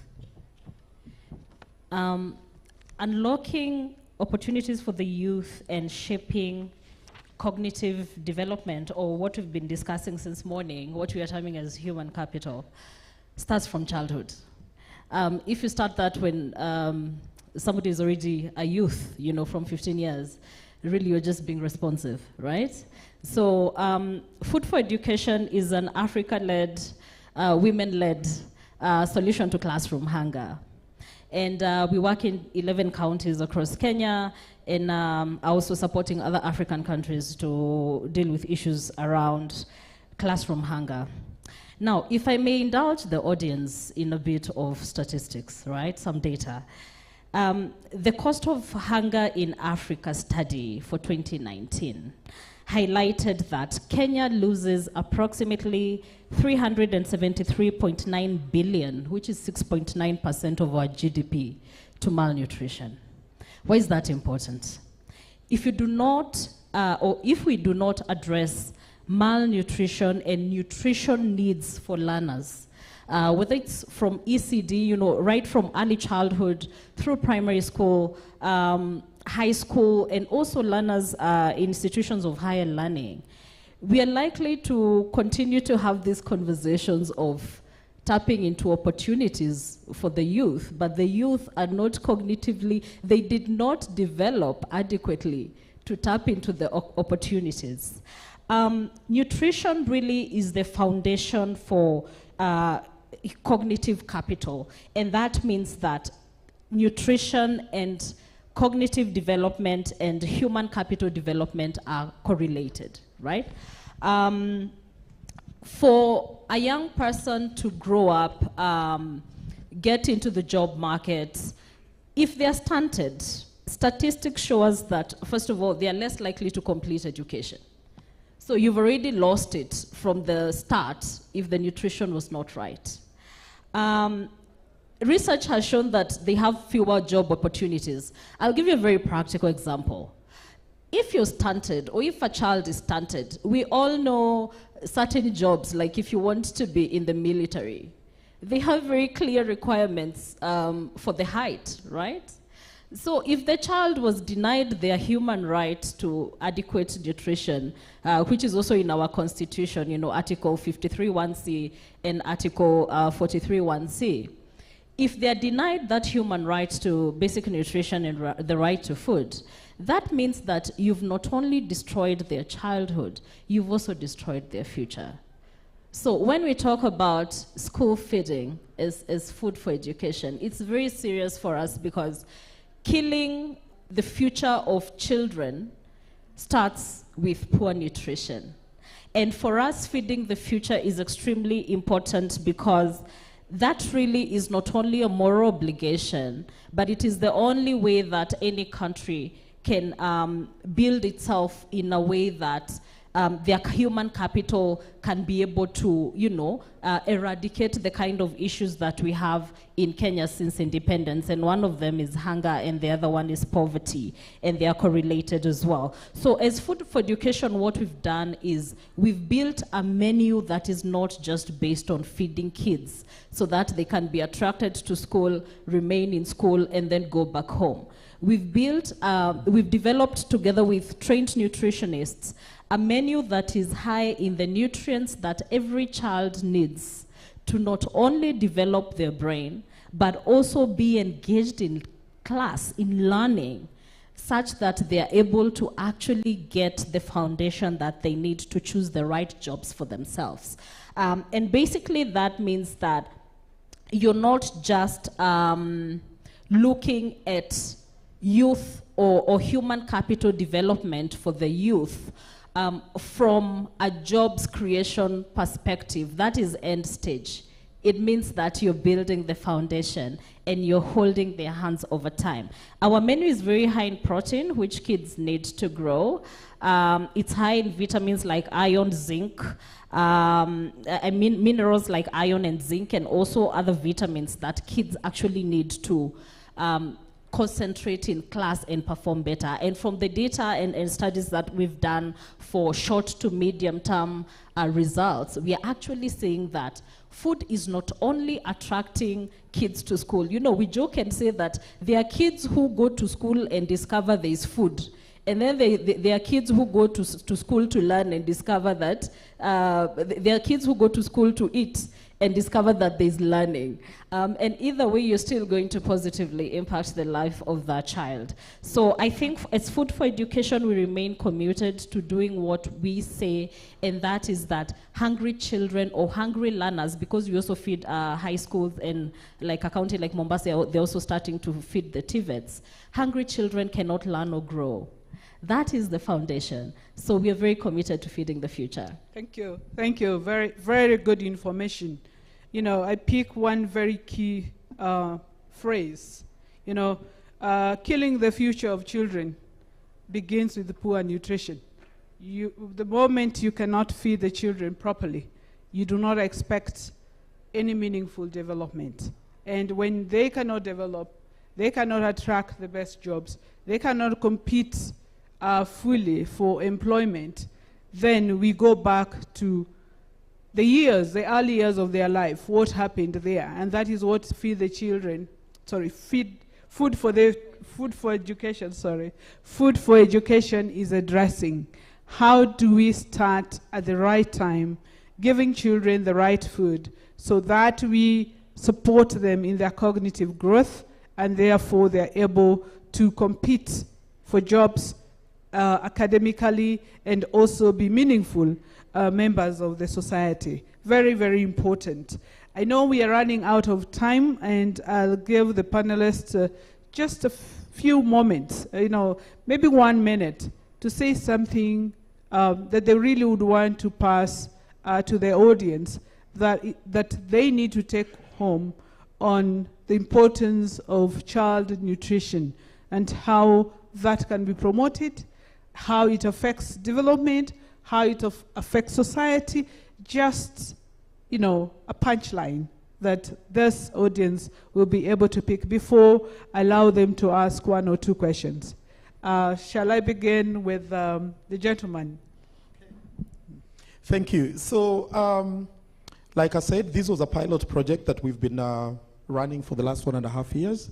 And I think one thing that is apparent is that we have a lot of confusion around our ECD sector, which needs to be streamlined, not through policies, but political goodwill that would be important to unlock the potential and the resources at that particular level to be able to give our children the best start to life. But beyond that, I think one of the things that we've also learned is that community-based organizations and frontline workers hold the key to scaling up nurturing care at that particular level. Because through these groups, you are able to reach the children who are are the most marginalized and who do not ordinarily get space within the policy discussions and areas where conversations like these ones are taking place.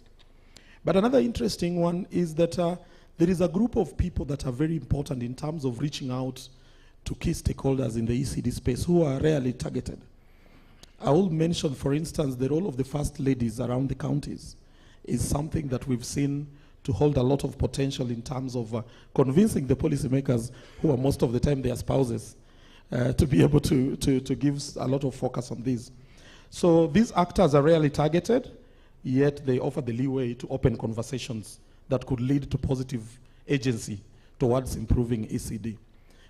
It is very urgent that we now focus on early childhood development, particularly 0 to 3 years, because a lot of the times our policies have waited for kids to get into school before that attention is given, yet the 1,000 days, first 1,000 days of a child have got a lot of influence in terms of what they become and the ability to seize the various economic opportunities. Thank you. Thank you very much, Samuel. That's very, very important. A very big punchline that the community-based organizations really hold the key to nurture and care for children at the community level. I think that's given that they are at that level, they know the children that are facing hunger challenges or are malnourished, and therefore best to know and pick them for intervention. Most importantly is the gatekeepers at the county level in terms of supporting in child nutrition are the first ladies. We need to make them our partners as we move the agenda of early childhood nutrition and linking that to their cognitive behavior. Laura. Thank you, and I completely agree with my colleague. Just to note that one of the things that I would really, that we prefer that we get it to our minds is that for us to intervene in nutrition and early childhood development, the best intervention is to start it early. For any adolescent, for any young mother, for any woman who feels or plans to become pregnant at one point or the other, then their nutrition. So before even the pregnancy, that would be the best time. Why do I say this? Because if a mother gets pregnant and they're already suffering from folic deficiency, chances are very high that they will suffer from maybe preterm delivery. They are likely to suffer from pregnancy complications. They're likely to give birth to children who are not have some birth defects and such. So it is the best thing for us to do is to make sure that mothers get to have this information in good time so that they take care of themselves early enough before they even think about the pregnancy. Because a well-nourished mother gives back to a healthy, well-nourished baby who is better able to face the world, but at the same time also is able to take care of that baby. Because if mothers do not take care of themselves, if they don't have the mental support, the mental health that they require, then it becomes a challenge for them. So intervene early to address the mother's mental health, the mother's health, beyond even the mental health, so that we are able to do the interventions in a way that it reaches the population. And therefore, we need to think about programs that are going to reach the young people so that they are able to get the information in good time and act as expected in a timely manner. I would say the value of having these community-based interventions cannot be underrated, because it is very critical. Because when we have mother-to-mother support groups, when we have fathers-to-father support groups, when we have community groups, then this becomes like the first-line support for these mothers and the population, and therefore better able to give us results as we move along. And just to have a chance where people can share ideas, share interventions that can, and the knowledge that they have, so that they're able to get the best out of the population. Thank you. Thanks very much, Laura, for re-emphasizing the importance of community-based intervention and the community support towards child nutrition. And more importantly, say start early. Do not wait. And interestingly, it starts with the mother. You know, having a low birth weight child is a precursor for a child having cognitive deficiency as they develop. Actually, this is scientifically proven that if you have a low birth weight child, if not taken care of to improve that, then definitely you're already subjecting the child to some development impairment, both in terms of academics, but also in terms of brain development. So very important point there. Please start early. I want to go to Dr. Isabella. One of the things, and you've really talked about, is you know, data management, data collection, and you know, developing a repository for data where we can gather information. Now, what are the current data gaps in tracking the linkages between child nutrition and workforce readiness, and how can NIPIN, you know, help to mitigate this, or how can NIPIN work with different stakeholders to ensure that this gap is closed, so that we have sufficient data that we can use to make informed decisions? Okay, thanks. Thank you, Chair. Basically, just to take you back a little bit, NIPFIN was established at a time where we really had data, but this data was fragmented. It was in different places, and it was being held in silos. The sectors that are supposed to, the nutrition-sensitive sectors that I've talked about, the nutrition-specific sectors had their own data from where they sit, but this data was not actually brought together so that it can be utilized for decision-making. And so, as I've said, in a way, this data has been brought together and it's being used. Actually, if there's anything that we need to learn from NIPFIN, is that the sectors that are very key for nutrition have been able to, they are brought together, and they have actually used that data for information. I can cite social protection, I can cite State Department or the Ministry of Water, Sanitation and Irrigation. I can cite Ministry of Education. And through that involvement, we've been able to actually come out with policy briefs that are informing decisions within those sectors. But still, we have a problem, because when we sat down to bring together a framework for monitoring and evaluation of food security and nutrition, we came up with so many indicators, around, if I'm not wrong, around 130. heavily, of course, bending on Ministry of Health, but of course the other sectors also have quite a number of indicators that they need to track. As you all know, having indicators is very important for planning as well as for monitoring and evaluation. So when these data set or the indicators were brought together, I think we went ahead and tried to actually come up with the first report on status of food security and nutrition. But trust you me, we really had a lot of data gaps. So we had indicators that we could not talk to because we lack data on those indicators.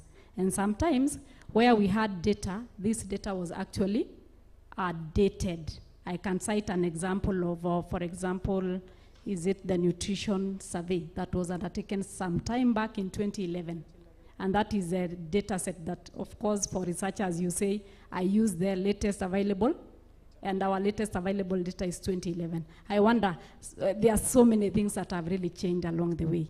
And I know those are the gaps that we really had. Then the other thing, of course, is that we may be having this information at the national level, but we are not disaggregating it to the county level and even to all the way to the sub-counties and the rest. What that tells you is that Kisumu will be having very good indicators in terms of nutrition. But when you go to the pockets or to look out for the pockets, you realize that there are pockets within Kisumu that actually have very high rates of malnutrition. And yet, the overall data tells us that they are doing well as a country. I think they are the #1 in terms of malnutrition level. So in this case, you realize that whatever we have, because it is at that high level, which is at the national level, then it means that we are masking a lot of information that we need to talk to in terms of our policy decisions. So that's one of the missing gap. The other missing gap is that, yes, we may be having data, but again, we are not utilizing that data for decision making. So what I would say is that generally we may be having a gap between the demand side and the supply side. We have a lot of suppliers of information, data, but in terms of utilizing that data to make decisions, it becomes a problem. So basically, what I would propose in terms of addressing this is that, yes, we need to focus on data collection, and I think it needs to be country-driven and not donor or development partner-driven. Because if you realize some of the surveys have always been driven by development partners, what is the country doing in terms of that? So I think it's something that the country needs to talk about in terms of actually having data that the government is really intentional about collecting so that we are able to inform our planning and we are able to track implementation of our policies. So basically, that's what we have. And that data, of course, has to be collected all the way. I know the Kenya National of KNBS is actually way down even to the county level.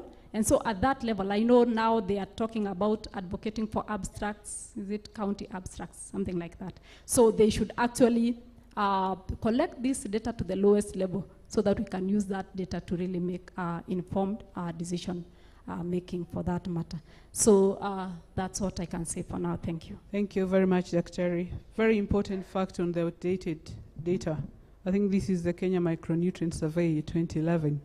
But as you say, this is all we have. I've always challenged this data and how effective it is. I also like the fact that we now trying to consolidate our data, the fragmentation, data fragmentation, that every person or every institution stores their data in their own way, and there's no sharing of information. And most importantly, using the data for decision making. However, the challenge still I see in the room is how do we harmonize data at the county level? Because data is a sample.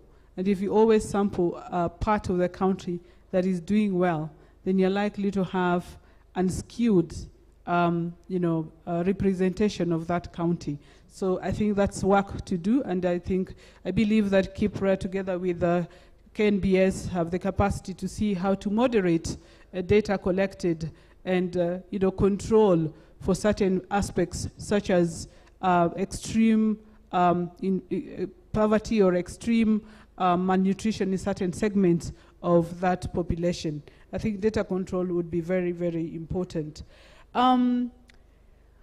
Stella, something very important that Samuel talked about is the targeting ECD learning. They're engaging different stakeholders. They are at the county level, trying to see how to feed these young people. Laura tells us, start early. Don't wait. Give the child the food when they're young. Don't wait till they're adolescents and you want to start correcting backwards. You also mentioned that. You know, how can food for education model be scaled or be adopted to better target early childhood learners? I think this would be very important for those who are dealing at that level. How can this model be adopted to support the early childhood learners? Thank you, and I really do agree with my fellow panelists on the role of school feeding, like I also mentioned. And Food for Education is feeding over 500,000 children across Kenya on a daily basis. And it is the largest non-government-owned program, you know, doing school feeding. And I think one of the things we've been able to intentionally do is make sure that we have a model that is not only tried and tested for over a decade, but that is also replicable and scalable. And we have welcomed, you know, different countries, counties, I mean, across Kenya, to come and learn in terms of knowledge exchange from our model. Our model has 3 main approaches. We have centralized kitchens. Like you might know, if you are aware of Dishina County, we are also the operational partner for Nairobi County.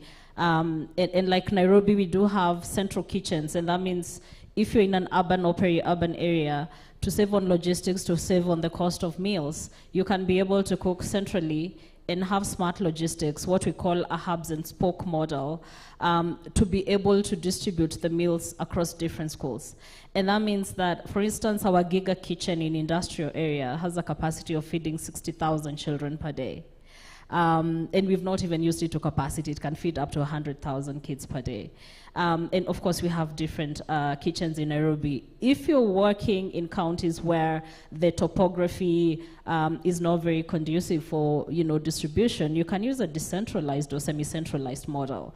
That means that if you have one school that, for instance, has 500 kids and another one learners, and another one has 100 and another 1,000, one school can be able to feed for the to cook for the other 3 schools, and again, you're saving on logistics, and you're also you know, saving on the CPM, the cost per meal as well. Because again, if you're doing bulk cooking, bulk procurement, then of course the overall cost of the meals is cheaper. The last model is the decentralized model, where basically each school cooks for itself. And you know, where you have a topography like Murang'a County that is very hilly, you know, well, it works for Uji, and that is because it's porridge, and we can be able to distribute using borders. And by the way, that program has employed a lot of youth as well, who are, you know, the distributors of that program, of the porridge. So basically, all I'm trying to say is, we've been able to build a model that can be contextualized to different counties. This week, we actually have a delegation from Ethiopia also coming to learn how to replicate this in their country. So I think Kenya, as somebody said this morning, Kenya is not lacking policies. Kenya is not lacking the intellect to implement and solve our problems. What we need is to unlock the power to be able to sit together in such forums, and a big thank you to KIPPRA, to be able to have conversations around, you know, what Zizi Afrique knows, what UNICEF knows, what GAIN knows, what KIPPRA knows in terms of data. How can we bring all those together and build models that can actually work for not only the ECD learners, and I know we're emphasizing on ECD because really early childhood, as I mentioned, is where if you miss the window of opportunity with nutrition, you're not getting it back. You know, it's gone. So basically, just to close in terms of the replication of the model, let me just emphasize that a hungry child cannot concentrate in school. A hungry child cannot develop their brain right. And that means that they cannot concentrate, they are not going to understand what you're training them, they are not going to be able to get good grades, and that automatically means that when they become a youth, which is the foundation of this conference by KIPPRA, they will not really have adequate opportunities for different job opportunities because the opportunities will have been narrowed down by the fact that the nutrition was not done right. Therefore, they're just not able to cut the grades, right? You cannot have a D student study to be a surgeon. That is just the fact. But that does not mean that that child got a D or that student got a D or E because they couldn't. Sometimes they just could not cognitively understand anything that was happening in class. So I feel that killing the future of children and learners by not giving them adequate nutrition is the easiest way for us as Kenya to self-destruct, because that means that we do not have a potential in terms of the human capital that we need in future. And for KIPPRA, we need the data. Data informs financing, data informs policy, data informs advocacy. Thank you. Thank you. Thank you so much, Stella. You can't oversize that better than anybody else.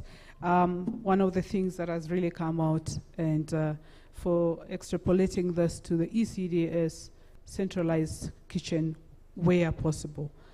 That is bulk buying, bulk cooking. There's always economies of scale if you do that. So those who are in ECD feeding or school feeding program, learn for food for education, bulk buying, bulk feeding, and centralized kitchen where possible. Where not possible, you can use different models. Stella and her group are ready to support anybody who is in that space. Allow me now to end with the panelists and move now to the audience and ask if there's any question to the panelists. If you have any question? Any question? Yes, there are quite a number of questions. Please indicate the question and possibly who you would like to answer if that is known to you. Thank you. Okay, thank you. Thank you very much. I'm Lekartiwa Aaron from KIPPRA. I'm very much interested and with a lot of interest on child nutrition. There's a statement which says education of our children cannot wait, and as well as health and nutrition of our children cannot wait. So what my sister is saying, that the future and even the development of the cognitive nature and the future of a child depends on nutrition, and especially from the start. My question is purely based on the ASAL counties. When you look at the ASAL counties, possibly the 80% mass of Kenya, the rate of nutrition ranges between 15 to 46%. And especially when you look at West Pokot and Kitui, are very high, towards 46%. I do a lot of research, and when you look at exactly the data, what my colleague Dr.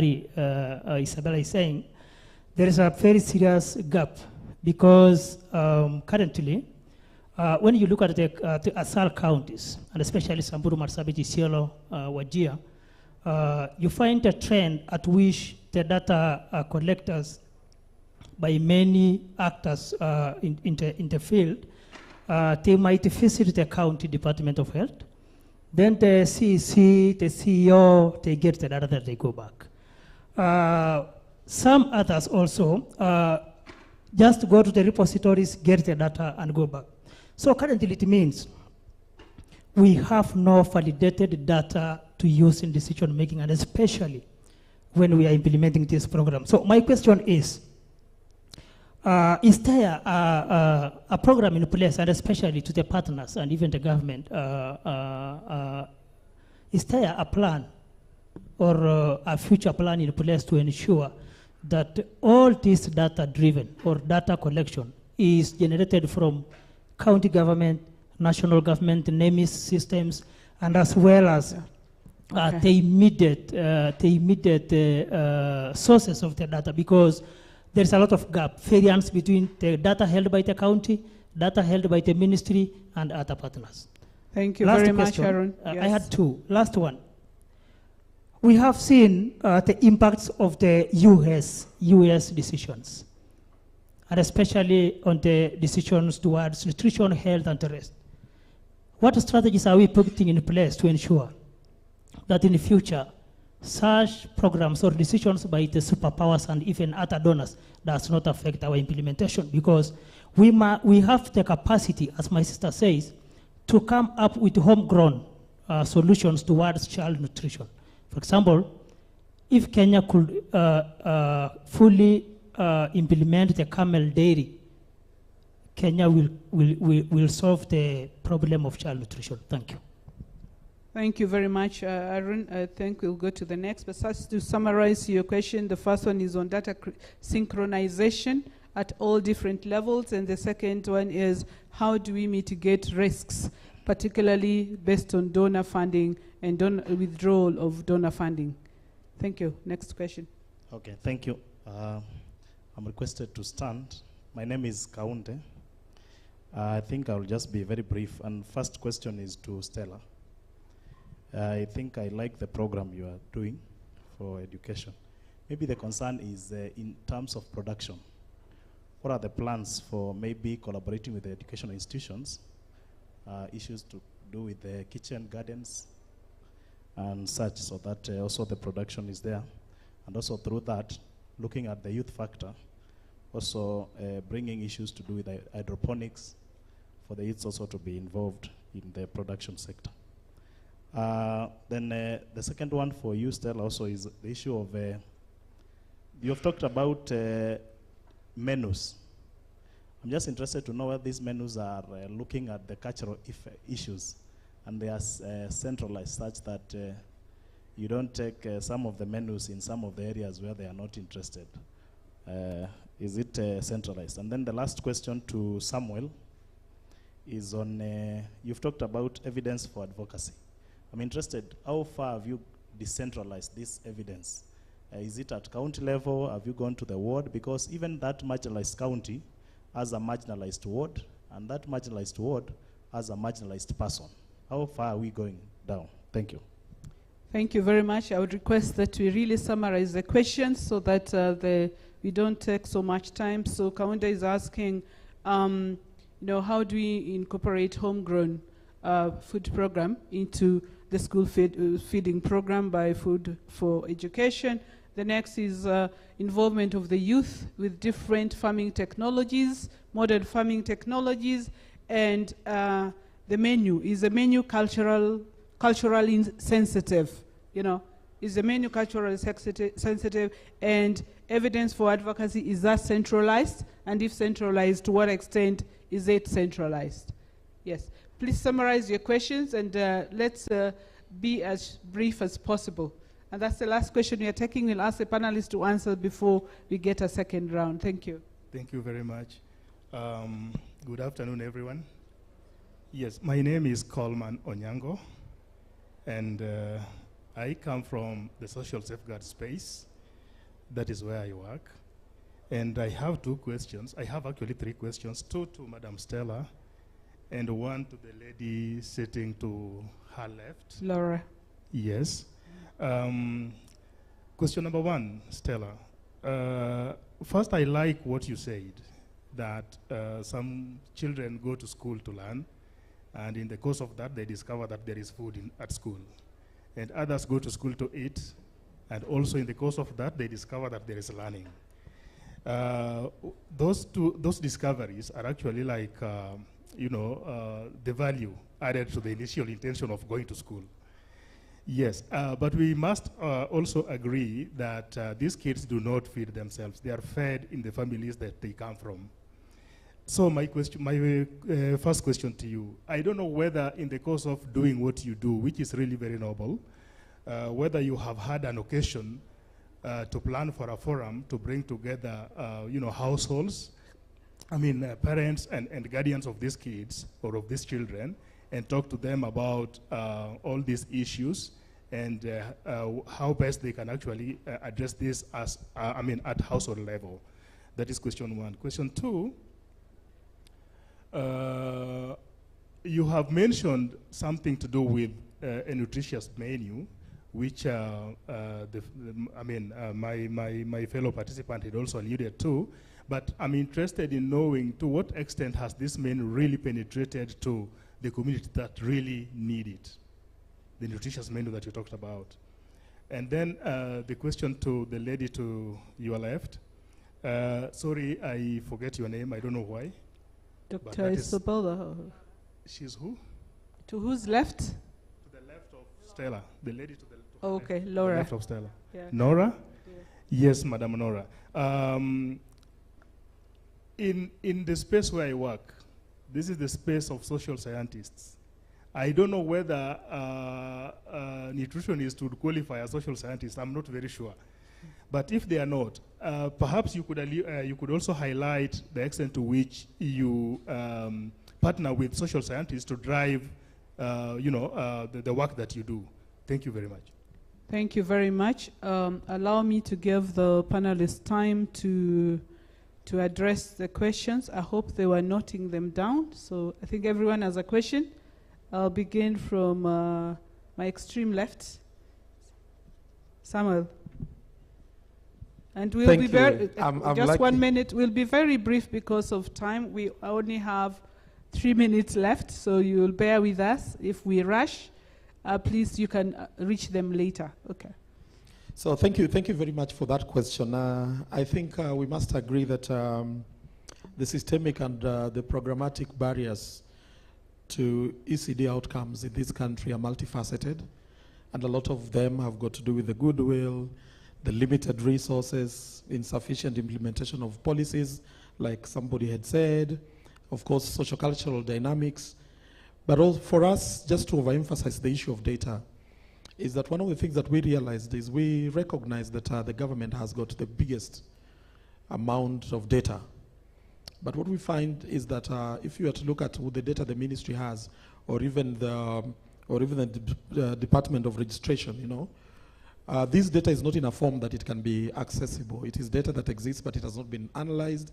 It's not in a form that you can use it. And so what have we done to make sure that we reach to the various places? One is that through the political economy analysis, we were able to understand who are the key players at the very local level, and we are doing this across 4 counties, because I told you it's a pilot, and of course there are plans to be able to scale this.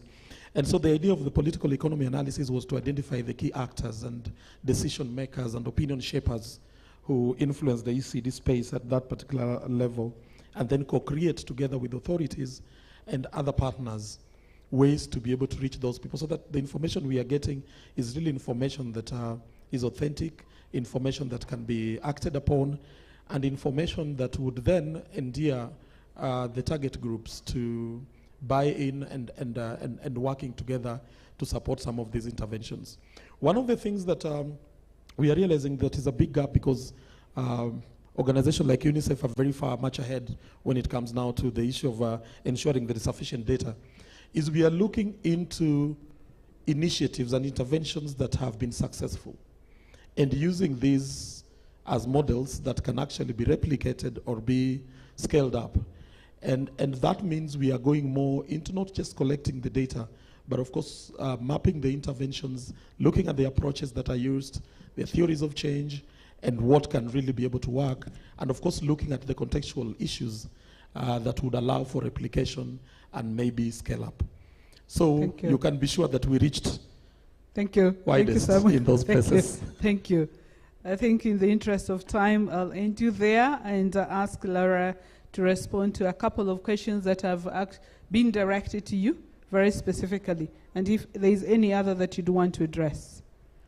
Thank you. I'll start by answering a question by Katua from Kipra. I'm not so sure I got his name correct. That talks about the data that is collected from the various counties across the country. Just to note that UNICEF supports quite a bit of data collection as far as nutrition is concerned in this country. In a few of the counties, they even do surveys every year a nutrition survey in the county. But the way we support the government in doing this is that there's some extra capacity is provided maybe by a consultant, but the county is the one that is responsible of driving the data collection and also the data analysis to a conclusion and sharing that the findings from the survey before that data can be presented at the national level, just to be sure that the data that we are using is data that is accepted by the county, owned by the county, and the county can also use it for the many other decisions that needs to be done at that level. On top of that, we have the Kenya Health Information Systems that we always try to see the data we collect, does it agree with what is in the Kenya Health Information Systems? For example, if you know that there's an upsurge of malnutrition, had the Kenya Health Information Systems captured it already? If it's not, then there's a problem somewhere. Maybe the clients are not getting to the health facility and some interventions need to be done at that level. For the USA decisions and many other such decisions, because I can tell you, it is honestly true that there's a donor cut. I think it's a wake-up call for all of us to think about local solutions, for us to address the local challenges that we have, because I'm sure if we all put our minds together, I agree with what my colleague said, if we all put our minds together and sit down in such forums, we can come up with solutions that would help us to think of how do we reduce our donor dependency with time so that as a country we are able to start on our feet. Somebody talks about nutrition. I think that's Onyango as needing a social scientist. And just to say that is very true. Nutrition is a social science and has quite a lot to do with the culture, the custom, social behavior change, and what needs to be done. So what we do is that even as we talk about nutrition and tell the people, there's a lot of community engagement. It has to do with using the same people, using the same mechanisms that the community looks at, understanding them, and kind of human-centered designs when it comes to addressing nutrition and the challenges that are faced by any community. As we talk about that, of course, we can talk a lot about so much that is happening now with modernization, urbanization, that is also in one way or the other affecting the casual way of doing things. In a number of cases, which were much better when it comes to the diets of the children, diet of the population, diet at the household level, because we now see an increase in the use of high-fat diets, use of high-salt diets, use of very refined sugars and such, which are not very healthy for the population. So as we go to the fast foods, then we are seeing some casual differences. I mean, there are some changes that are not very, very friendly, which we are trying to address through policy and such, just to let the population know what is best for their diets and what is right for them. But I agree with you, there's a lot of social science in this. Thank you. Thank you. Thank you so much, Laura. Just want to also add my voice to that Kenya National Bureau of Statistics collects a lot of data, and they do this periodically in nearly all the counties. So it's good for the policy makers to know which specific indicators are missing, and probably also advise them on more in-depth focus in certain counties. And again, on the funding, I would want to say that there's a big opportunity in working with the private sector that most of the time we've never explored. I think it's something that we really need to structure and see how we can engage the private sector in some of these initiatives that we are talking about. Stella, lots of questions on school feeding. I'm glad that there's a lot of interest in that. Yes, I'll try to be very brief. I know we're not doing very well with time. I'll start with a question on production. And the question was around kitchen gardens, involvement of the youth, and also, what I would actually call them more school gardens, not really kitchen gardens. So one of the key things that we are doing, within our procurement systems, in terms of youth engagement, we have purposely made sure that at least 80% of our suppliers are youth and women. And we do the same for employment. Over 4,200, out of the 4,200 employees we have, over 80% are youth and women as well. So that is something that we're doing very intentionally. The National Homegrown School Meals Program, which I did mention, also does focus on aggregator models. And that has also directly targeted the youth and women as well, to supply the ingredients that are required for school feeding. The First Lady as well, Her Excellency, just launched a program called the Mama's Gardens. She has a kitchen garden program as well that is also focusing on reviving 4K clubs to be able to, at least produce a percentage of what schools need. Most schools are not really, they don't have the capacity or the farms, the size of farms that they will need to be able to produce 100% of what they would need. So, but it's extremely important that they're also able to produce and at least supplement what they don't have. From a policy level, I know all the actors that are seated here are working with the national government in the development of the National School Garden Guidelines. That is something that, again, is going to really guide how different schools implement different approaches in terms of school farms, depending on what capacity that they have, including some of the innovative methods that you mentioned, from hydroponics to aquaponics to vertical gardens. In terms of the menu, this is always a tricky one, especially if you're doing centralized procurement and centralized cooking.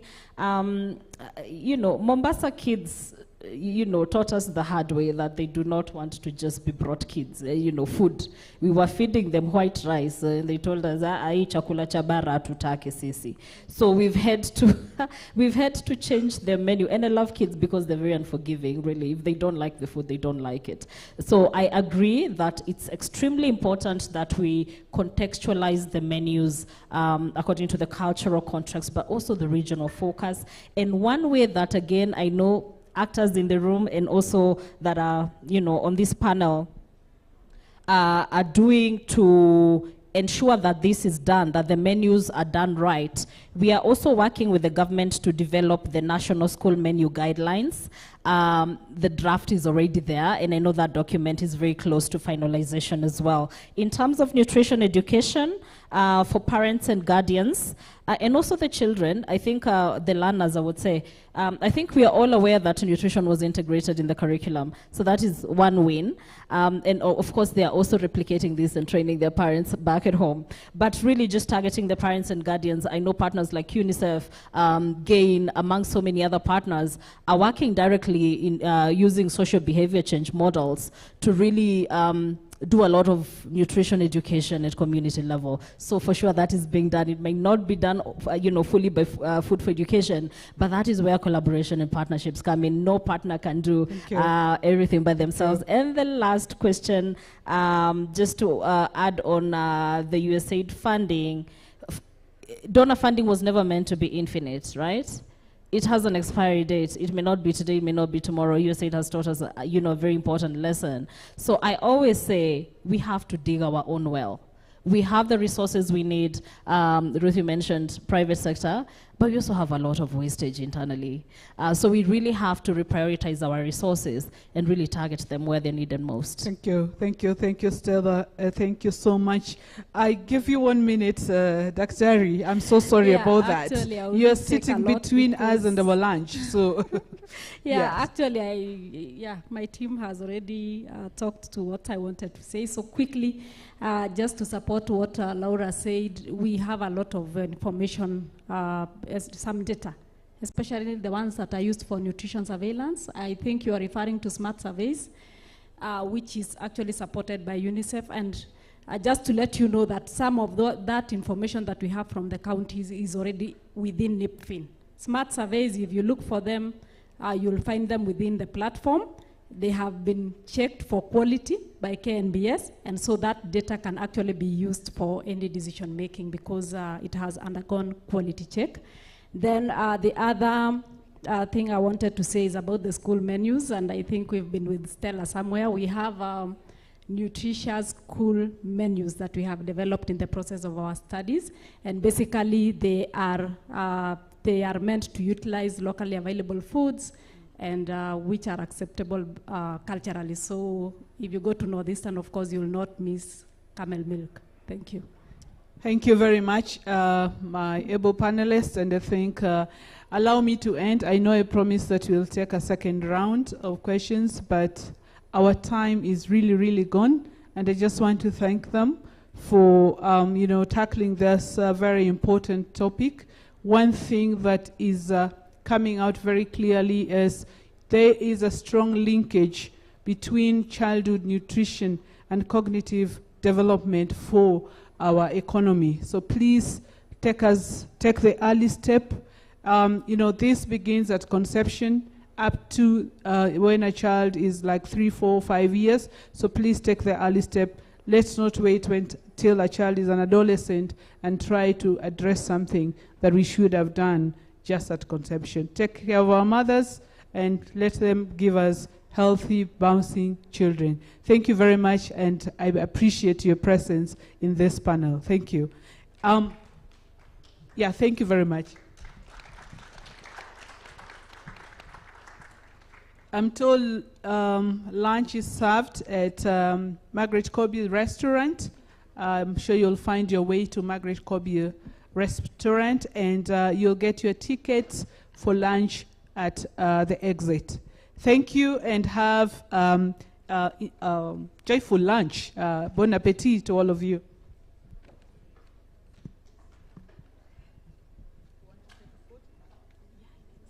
Right, let the panelists take a picture, so you can give them a few minutes to take a picture.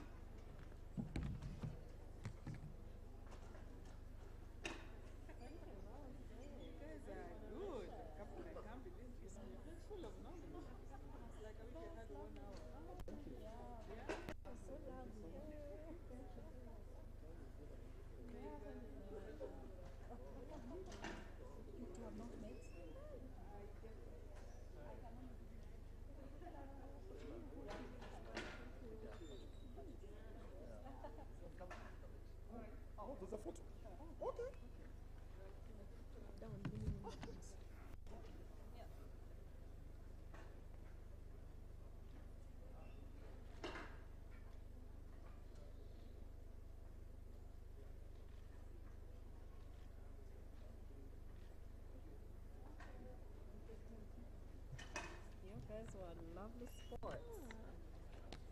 Now I need to disappear from here and do the things I should have done in the afternoon.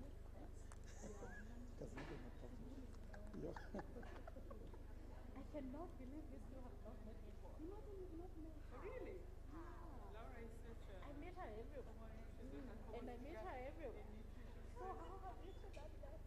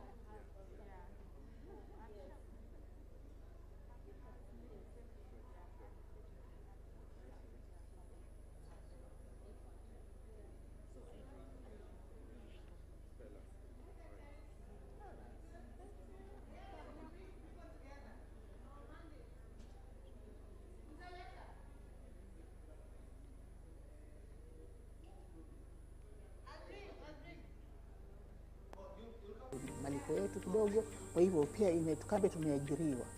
Vile vile tuko na scouts ambao tumewaajiri kutoka kwa hivi vijiji. Scout wale wamepata barua tayari. Tuko na scout wawili ambao tumewaajiri, wanaangalia hizi mambo za theft katika hii mikoko. Kwa hivyo tuko salama. Kwa sasa tuko salama.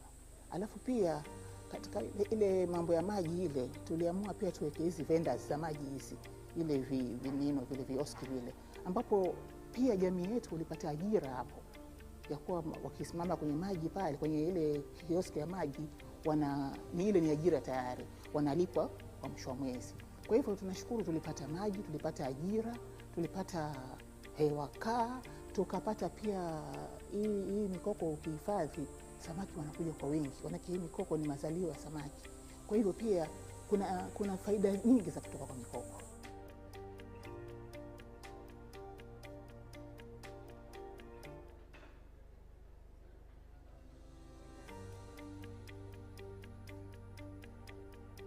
We produce carbonized charcoal briquettes from coconut shells, where we carbonize these shells using the carbonizer that we have a traditional carbonization kiln, and then crush them and mix them with a binder which is cassava starch, and press them into charcoal briquettes. Our briquettes last longer when you burn them. They have high intensity of fire, that is their calorific value is high, and then they are smokeless. They are environmental friendly because they don't involve cutting down of trees. We use our primary raw material is these coconut shells, and also they do not produce fumes, so we prevent household air pollution by using these charcoal briquettes from coconut shells.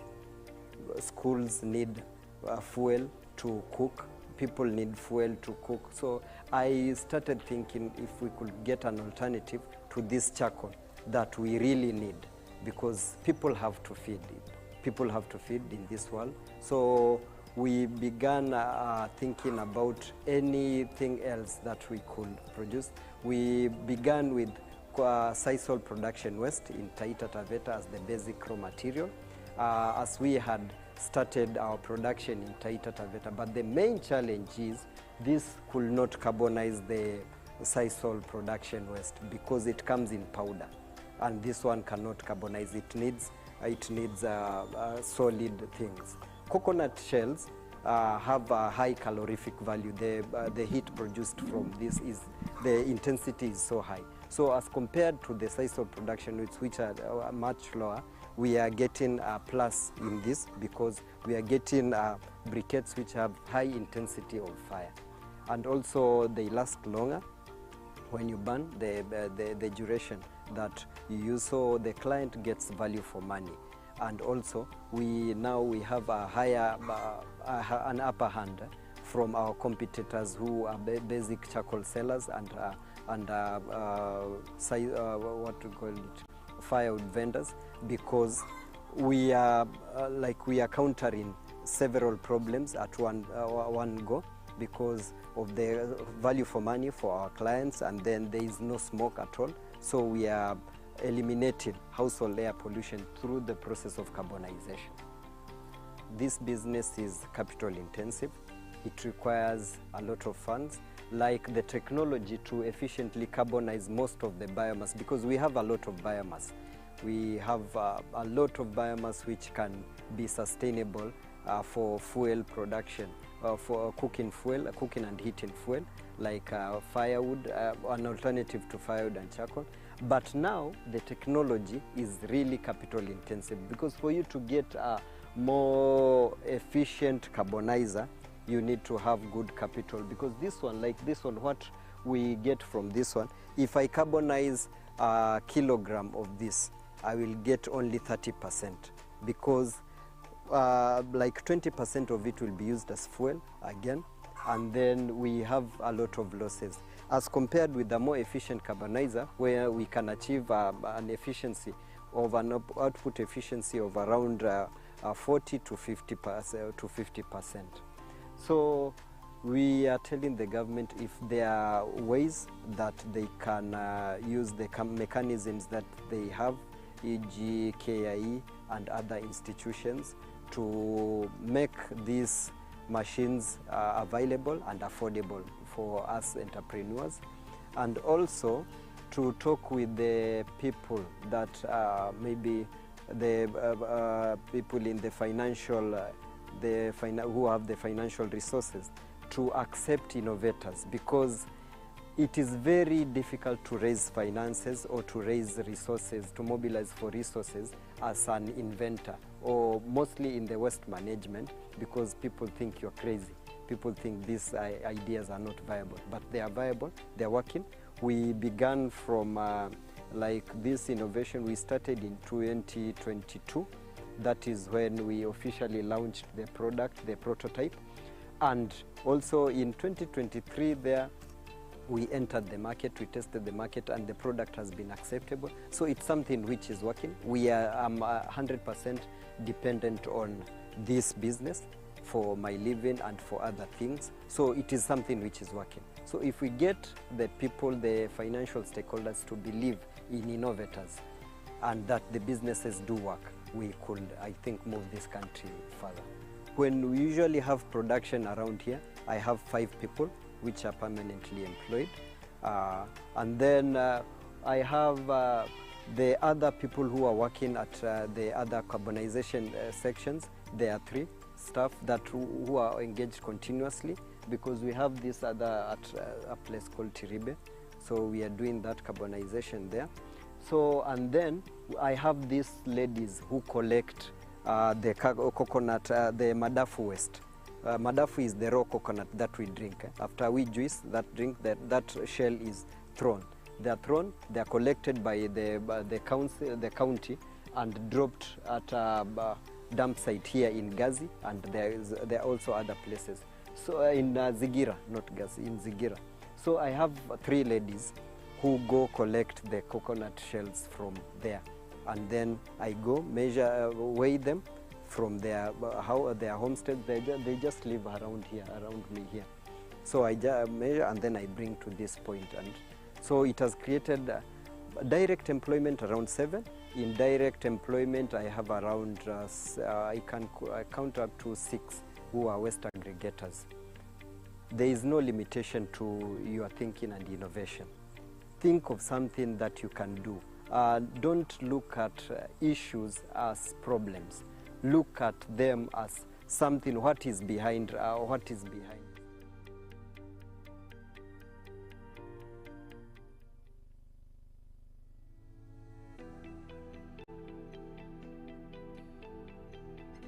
With carbon credit markets, pastoralists have opportunities and possibilities that no one has ever imagined. In 2000, when policies, guidelines, everyone was looking at the millenniums, people thought pastoralism has come to an end and it's at a crossroad, with people establishing the area as wasteland, people thinking of rural-urban migrations. But today, with market opportunities and performance, it's taking pastoralists from what they are known for, food aid, donation, to empowerment, economic empowerment, to decisions that they can make for every effort they can demonstrate. While they're just making their own living, they can earn incentives that can be achieved through public-private participation. We have a mobile rangeland extension and education program that uses animation that speaks to project activities which are largely focusing on rangeland and grazing governance. We also have project governance structures, how decisions are made, be it for proceed sharing or future investment into the project, or resourcing of the activities and allocations. So while they're just young, they are being introduced to all these kind of community assemblies, so that while we have the national assemblies, they also learn. We have indigenous traditional assemblies that they start participating and appreciating, because project has 30 years lifespan. A baby who is born in 2012, by the end of the project, that person is adult, and the project is expected after 30 years to have improved, changed behavioral of people in a very positive way. So the other projects are, as I mentioned, we have Ujuzi Manyatani, we have beadswork, we have Ufugaji Bora Mashinani. All these are enterprise or empowerment program that Northern Rangelands or NRT has established over the years, but the project, implementation framework, is leveraging the participation of the ongoing project to support youth and women. Wakaanza wakalete project ambayo inaitwa Ujuzi Manyatani. Hii kufundisha mtoto skills, ambaye mtoto akipata hizo skills, the project na facilitate kwa kila kitu, kupatia hata vifaa ya ile kazi amesomea. Kwa mfano, hapo mbele tangu masimu ikuje, ni mtu kutoka down ndio anakuja kutengenezea masimu huko chini. Lakini saa hii ni watoto wetu, kwa sababu ile Ujuzi Manyatani ndio wanatengeneza hii simu. So project pia imesaidia kwa njia watu kusustain themselves, kwa kufanya biashara yako mwenyewe kwa ile ujuzi umepata. Sasa watu wameanza improve their lives. Hii shanga unaona ninafaa hapa, tulikuwa tunashona lakini hatukuwa tunashona vizuri. Lakini through hii project kuna training tuliletwa, kuvunzwa njia ya kushona hii shanga, njia ya kumalizia uzi, njia vile tunaweza kuanzisha na colors ambaye different people wanapenda. Sasa hii ni kwa sababu ya miradi. Kuambia ukweli, hii kazi biashara yetu ya kina mama hii ya changa tunapata pesa sana. Na hii pesa tumefungua hata accounts. Kuna pesa shares tunaweka kwa cooperative na kila mama ako na account yake. Kwa kusema kweli siku hizi hatutegemea hata wazee. Hatuombi hawa, hata sengine hawa wanakosa wanatafuta kutoka kwetu. Na hata watoto wetu saa hizi wanashoma, kama wakati tunapata basari, unajua basari tunapatanga once na year. Lakini in 3 terms yote wakina mama hiyo tu ndio wanatoa hiyo pesa watoto. Wewe usione mtoto atemefukuzwa shule na mama anafanya hii kazi. Hii miradi inafanya vizuri na wanakuja kununua changa hapo Nairobi Changa House. Katika hii mambo yetu ya kuna hii ya carbon grade, najua tunapatia kuna pesa tunapatiwa kina mama, kusaidia kina mama na kusaidia hata walemavu, hata vijana wale wanafanya kazi different activities. Na hawa wasichana wako na biashara nyingi. Unakuta wengine wanasungusha mayai na sausages, unakuta wengine wanapiga hii viazi karai, unakuta wengine wanapika chai na mamikato, wanazunguka kwa constructions na wako na accounts yao. Kuna pesa inaingia kwa group yao na kuna pesa mtu anatumia yake individual. Na alafu shule ikifunguliwa, huyo msichana pesa yake anasoma. Na tunaomba serikali wasiwache, waendeleshe ile miradi yote ilikuwa inaendelea, kama sasa hiyo ya kusaidia wakina mama, kusaidia hawa youths, kwa sababu sana siwezi kusema kwa wanasaidiwa bursaries, kwa sababu mali inakuwa na shida ni hawa vijana universities. Na unajua imefika hata kiwango kina mama hawa wakifanya kazi yao ya msaada wanafanya contribution. Mama fulani leo wako na shida fulani, mtoto yake amelikuja nyumbani, wanasaidiana. Mwingine anasema mtoto yake yako amepelekwa hospitali Nairobi, mambo sangine ya kidney failure, mambo ingine sangine ni heart cases na ina need pesa mingi. Sasa tunaomba serikali wasiwache hii mambo ya basari tena zaidi, kwa sababu kulikuwa na wakati nisemekana itawachwa, lakini ajaribu kuendelesha hii miradi inaendeshwa na hizi maconservatives, kwa sababu imesaidia sana jamii na imepeleka jamii mbali.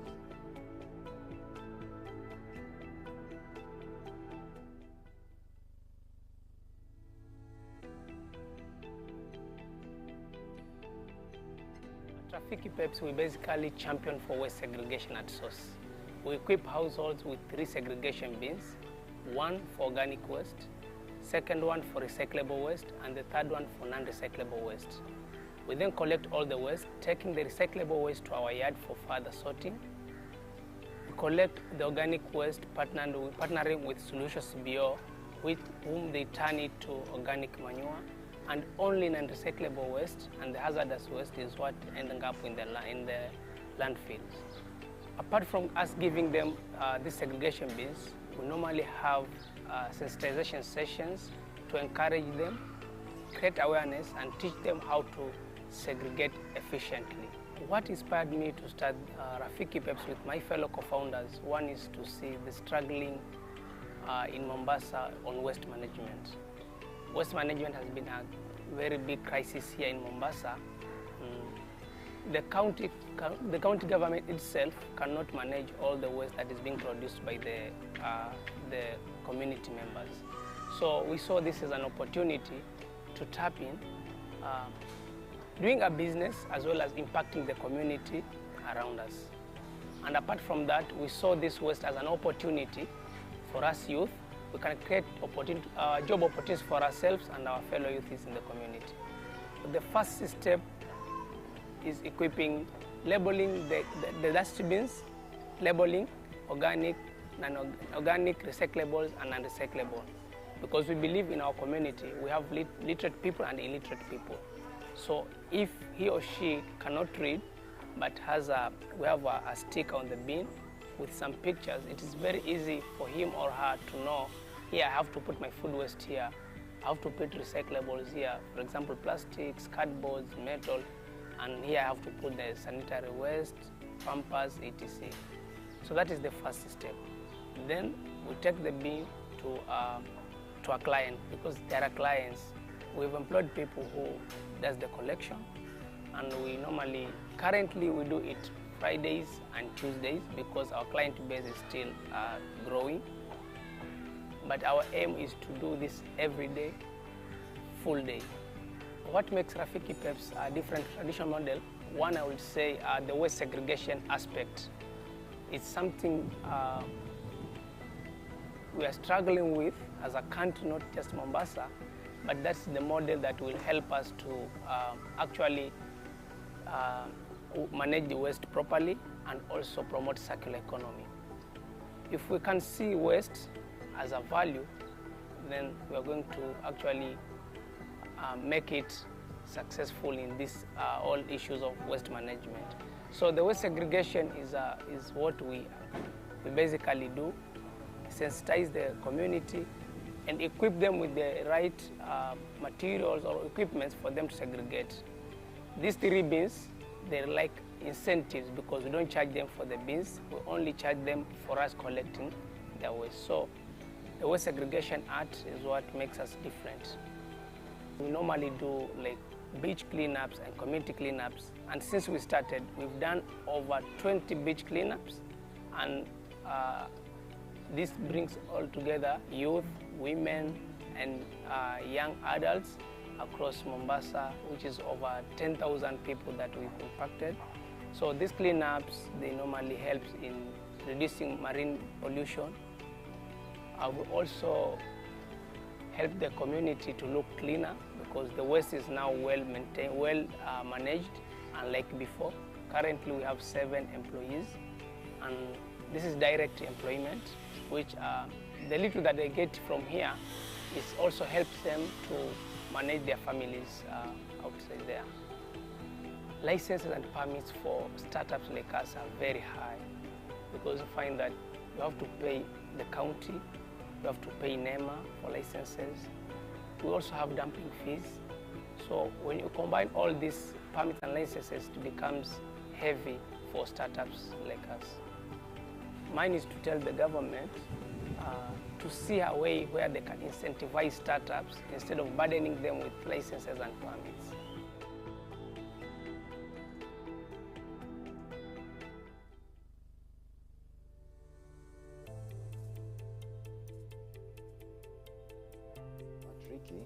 What we do is we upcycle used billboards, banners, and canvas once they are used and turn them into stylish, durable, and eco-friendly bags. So there are 2 main motivations as to why we started this venture. Number 1 is the urge to save the environment from waste. And number 2 is the urge to create decent jobs for the youths here in Mombasa and in Kenya at large. Ricky Bags started last year in 2024.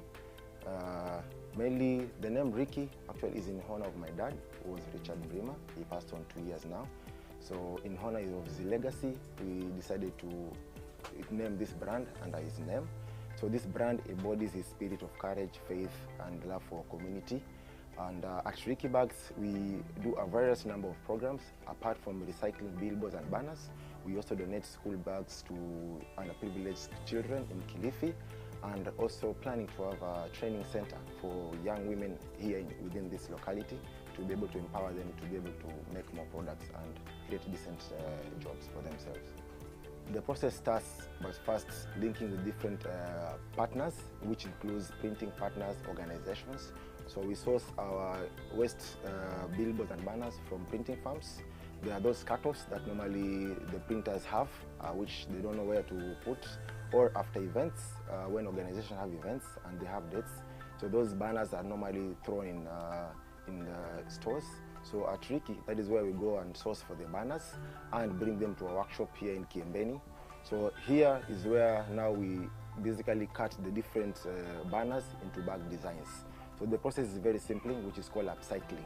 Basically, we don't turn or we don't recycle it fully, but we just cut it into different bag designs, like backpacks, tote bags, or traveling bags, and then add a touch of African fabrics to be able to make them more stylish and more durable. And yeah, and they're ready for sale.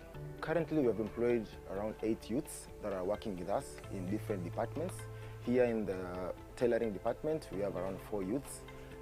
In the marketing department, we also have more 4 youths that are working with us to enable to push the vision for Ricky to the next level. As we know, this is a highly intensive fashion industry.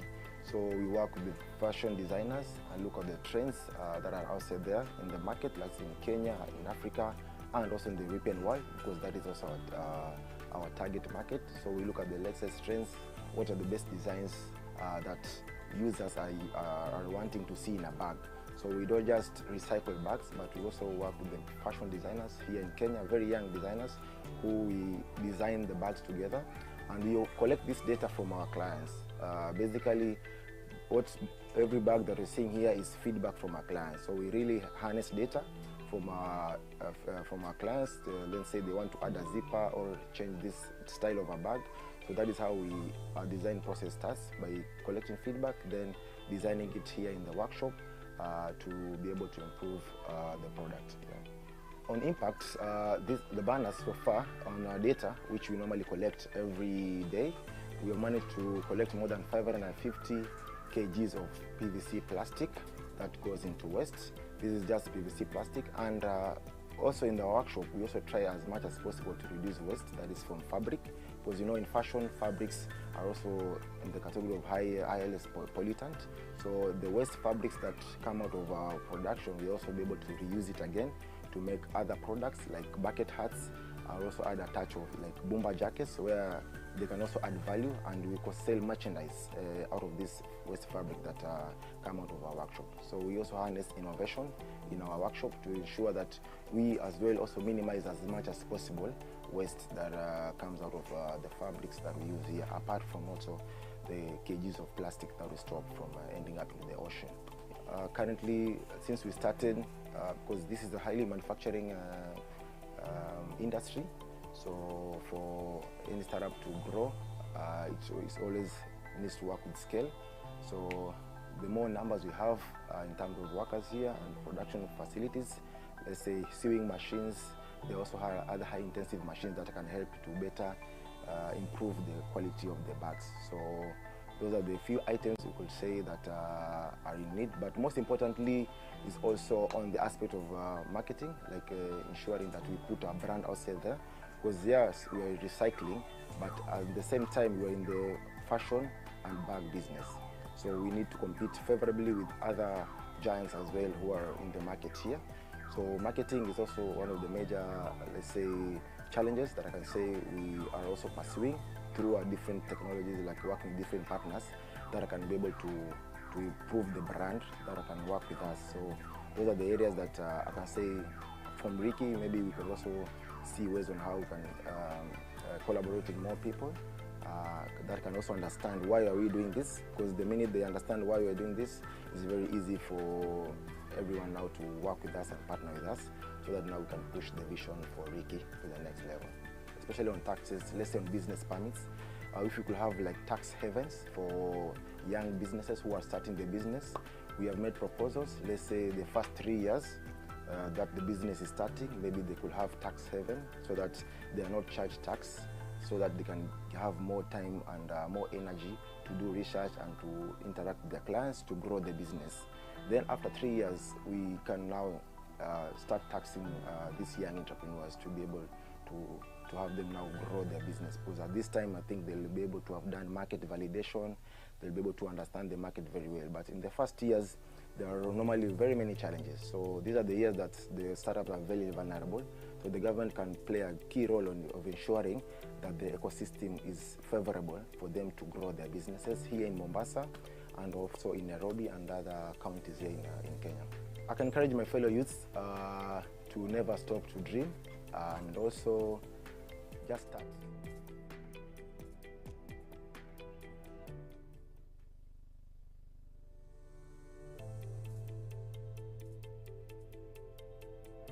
I'm the Managing Director for Royalty Vacation Homes. We are an online listing platform for vacation rentals and alternative accommodation to the traditional hotels. And our portfolio spreads along the Kenyan coast from Malindi, Watamu, Mombasa, all the way to the south coast in Ukunda and beyond. We started this in 2020, just before Corona. We had seen an opportunity in the alternative accommodation space, but that time it hadn't developed until now. Due to the regulations of COVID, we had to adopt new ways of doing holidays and even staying in such kind of spaces. Currently, we are listed as a website, and if you go make a search for Royalty Vacation Homes, you'll get the homepage.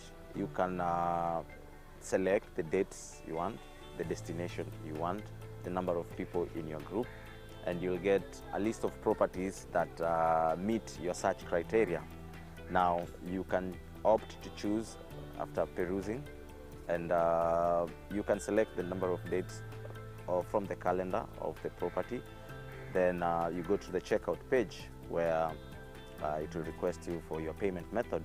Now, an advantage of our app is you can also transact using M-Pesa. So a pop-up notification will come. You will enter your password, or rather your PIN, and the booking will be confirmed. You will receive a notification or an email notification, which now confirms the reservation. Then from there, it transfers now to the reservation management team. We'll share with you the details you need for your check-in, recommendation for experiences and activities you can do within your place of stay, and also now recommendation for services which you can have, like catering services, assuming you like a professional chef to help you do that, experience tours. Part of our technological advancement is now even having virtual reality content, in that someone through the platform can be able to have a 360 view of the property they are booking, and yeah, from there now they can be able to basically exist in that space even if not physically there. One, it has created awareness about the existence of such facilities, because we have a very huge local market that hasn't tried local tourism, because they have a perception that it's expensive.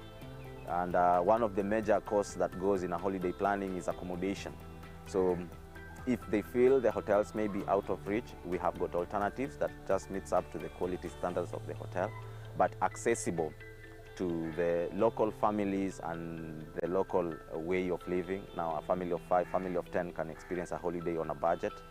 And other than now creating awareness of such existence of such facilities, we've also enabled the local economy, in the sense of some of the service providers we have are people who are looking for economic empowerment opportunities.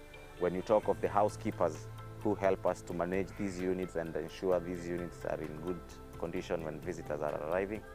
When you talk of the chefs, some of them maybe have lost employment from hotels due to downcutting and downsizing, but now they are able to get opportunities within our space. It may not have been the way they are used, the hotel way, but then they are equally professional and they meet the standards that we expect for our guests. If you also look at now the local experience, the local tourist operators, from the beach operators to those who are taking guests on visits in the safari, for the safari drive. Most of them, you get their youths who have just cleared campus or high school, and because they cannot get some of those formal employment opportunities, they revert to the opportunities that exist within our ecosystem or within our space. Now, our effort as our organization is to create as many opportunities as possible. So in a month or in a week, if I can have 5 or 10 youths who are able to offer services, be it maybe the city tours, be it maybe marine park excursion, be it maybe now catering services, all these people belong to what we can offer, and we try to ensure that they can get as many opportunities as possible within our space.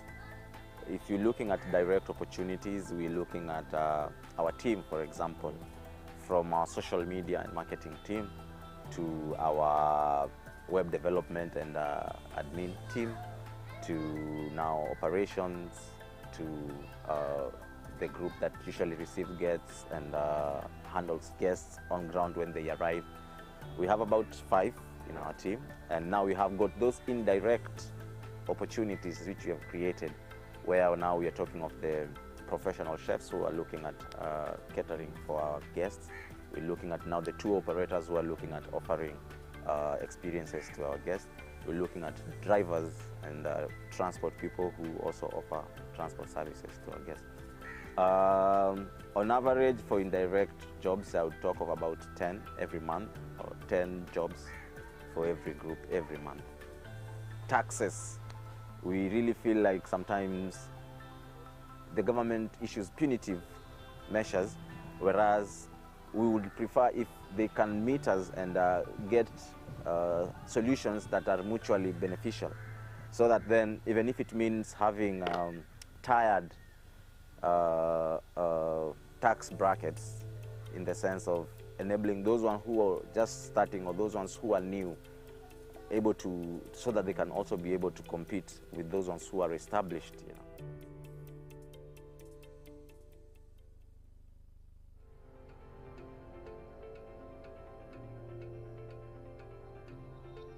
Funny enough, let me tell you, in my high school I did not do agriculture.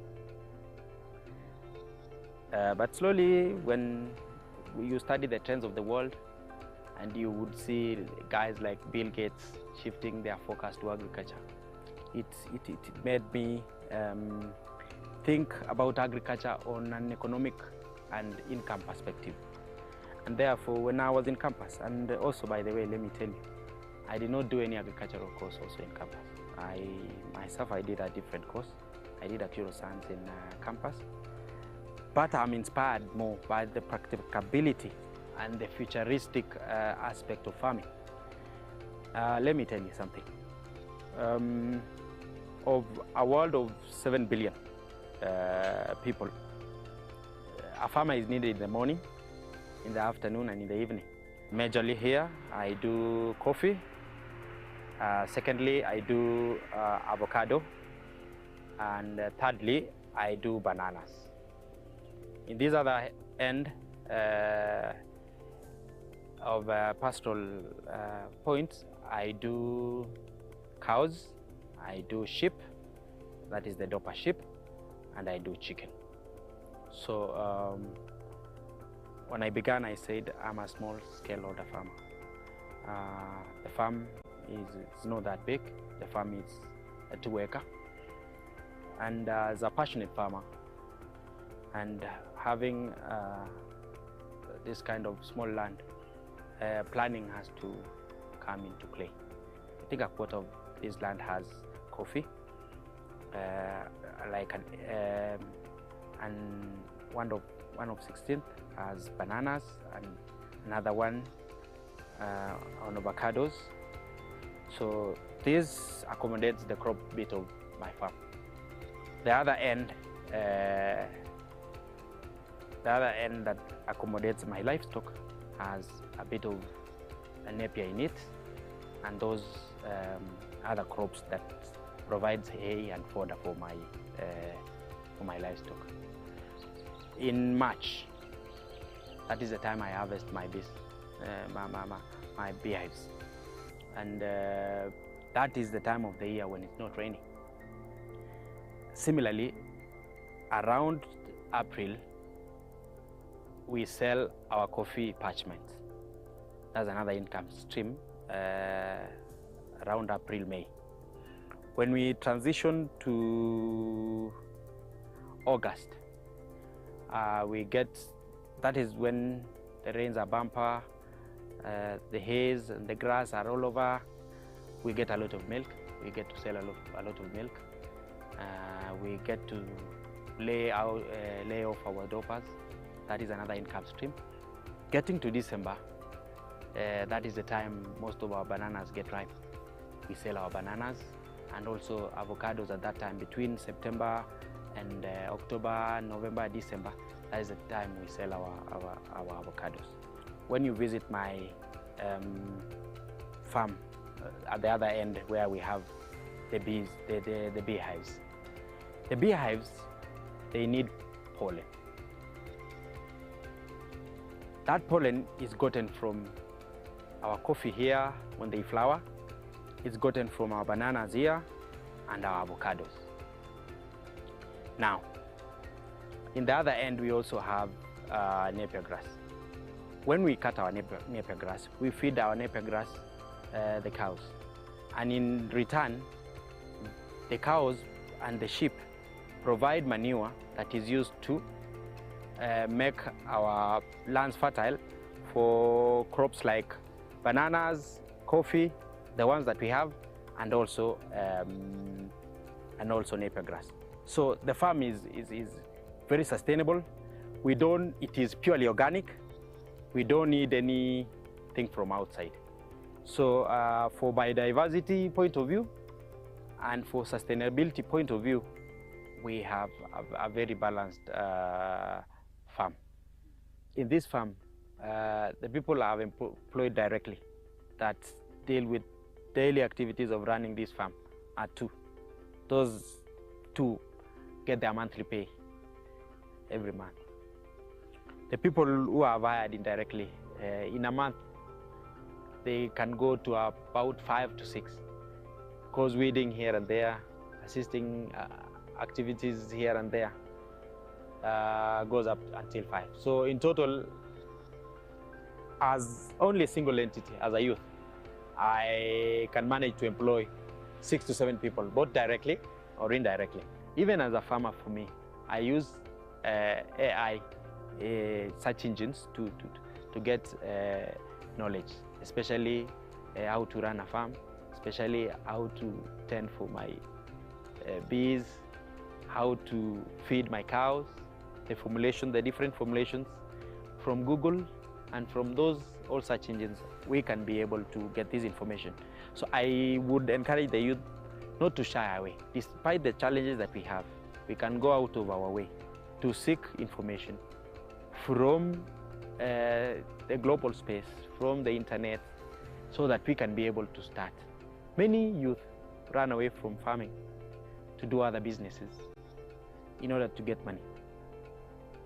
But I want to tell them that if they put the same effort and the same energy that they put in when they are doing other businesses, if they put that in agriculture, if they put their resilience, their hard work, their minds, their knowledge to agriculture, agriculture even pays more than those other businesses. And therefore, I beseech young people to find a way of engaging farming activities so that we reduce the unemployment rate in Kenya.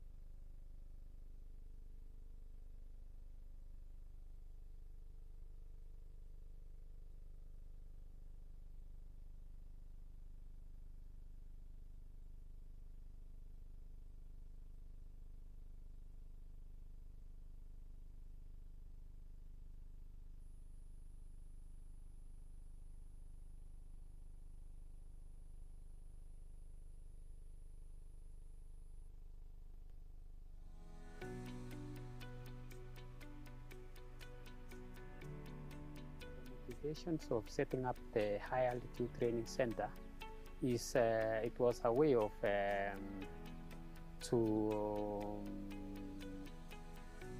help upcoming athletes. Reason, many athletes, they are those who are in 10 at my time. It was a bit of challenge where to train, to get the proper facilities, and that's the reason we started High Altitude Training Center. Now, if you come to High Altitude Training Center, we have facilities like gym, sauna, swimming, and qualified physiotherapists, and balanced diet food. Many athletes, they have been training randomly without a proper training schedule. And for me, I myself, we end up in a lot of tripleness, whereby we didn't know what we were doing. We find we were training for example, 5,000 meters, and we used to do up to 200 kilometers per week, which is not good for an athlete or 5,000 meter runner. So many things, we lack a lot of things. We used to get out, run. You can even run almost the whole day. So after my retirement, I have in my heart, like, I should do something also to help upcoming athletes, to make sure this athlete never pass where we pass. These athletes to get proper coaching,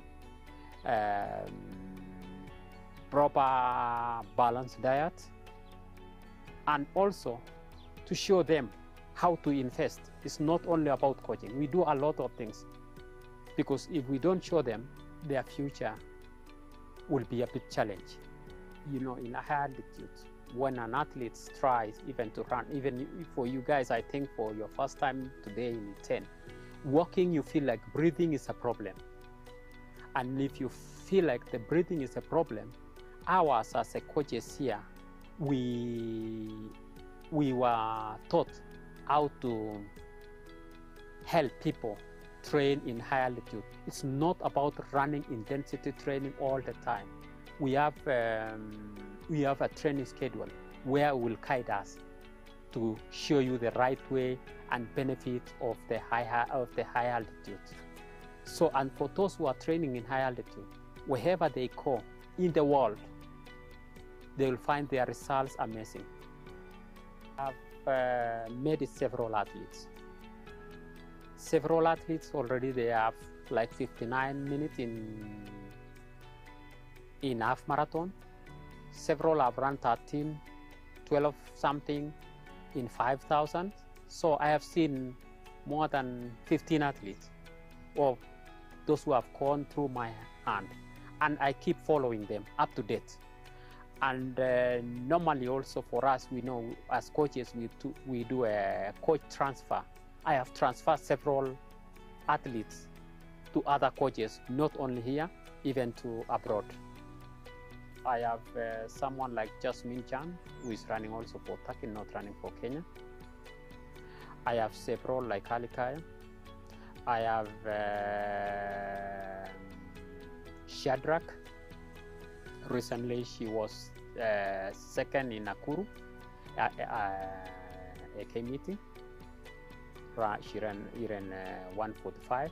Still now, those are the ones who finished school like 2 years ago. So, and you have seen where they are. He was with us even at the track today. And I have also, not only here, I have also an international athlete. I have one from Uganda. I think you saw one athlete was running alone. That's an Ugandan running 1,500 meters. He has run 3:38, whereby with time, there is a space of improvement. I will tell the young people, not only the young people, I would say morally for each and every one of us, we should come out and support young girls and boys on sport, not only running, but in different sports. The nursery of everything is schools. If the government chip in and help those young guys, young boys, young girls in primary school to secondary school, even in university, we will have a country whereby everyone will be enjoying sport. The session was good, and I can say that it's hard with altitude. It's very hard, but very useful also. I would tell the young athletes that it is not easy. I mean, if you come to the industry, most of the people tell you that it's easy, but actually it's not. But that does not mean that you have to give up. No, nothing comes easy, so you have to train hard and keep the spirit up. The training here has been good. I came 3 months ago, and now I'm picking up. So the weather and even the environment itself, it's amazing because it gives me that time to go and train. No more workouts. It is only twice a day we're doing workouts, and that helps our bodies to recover.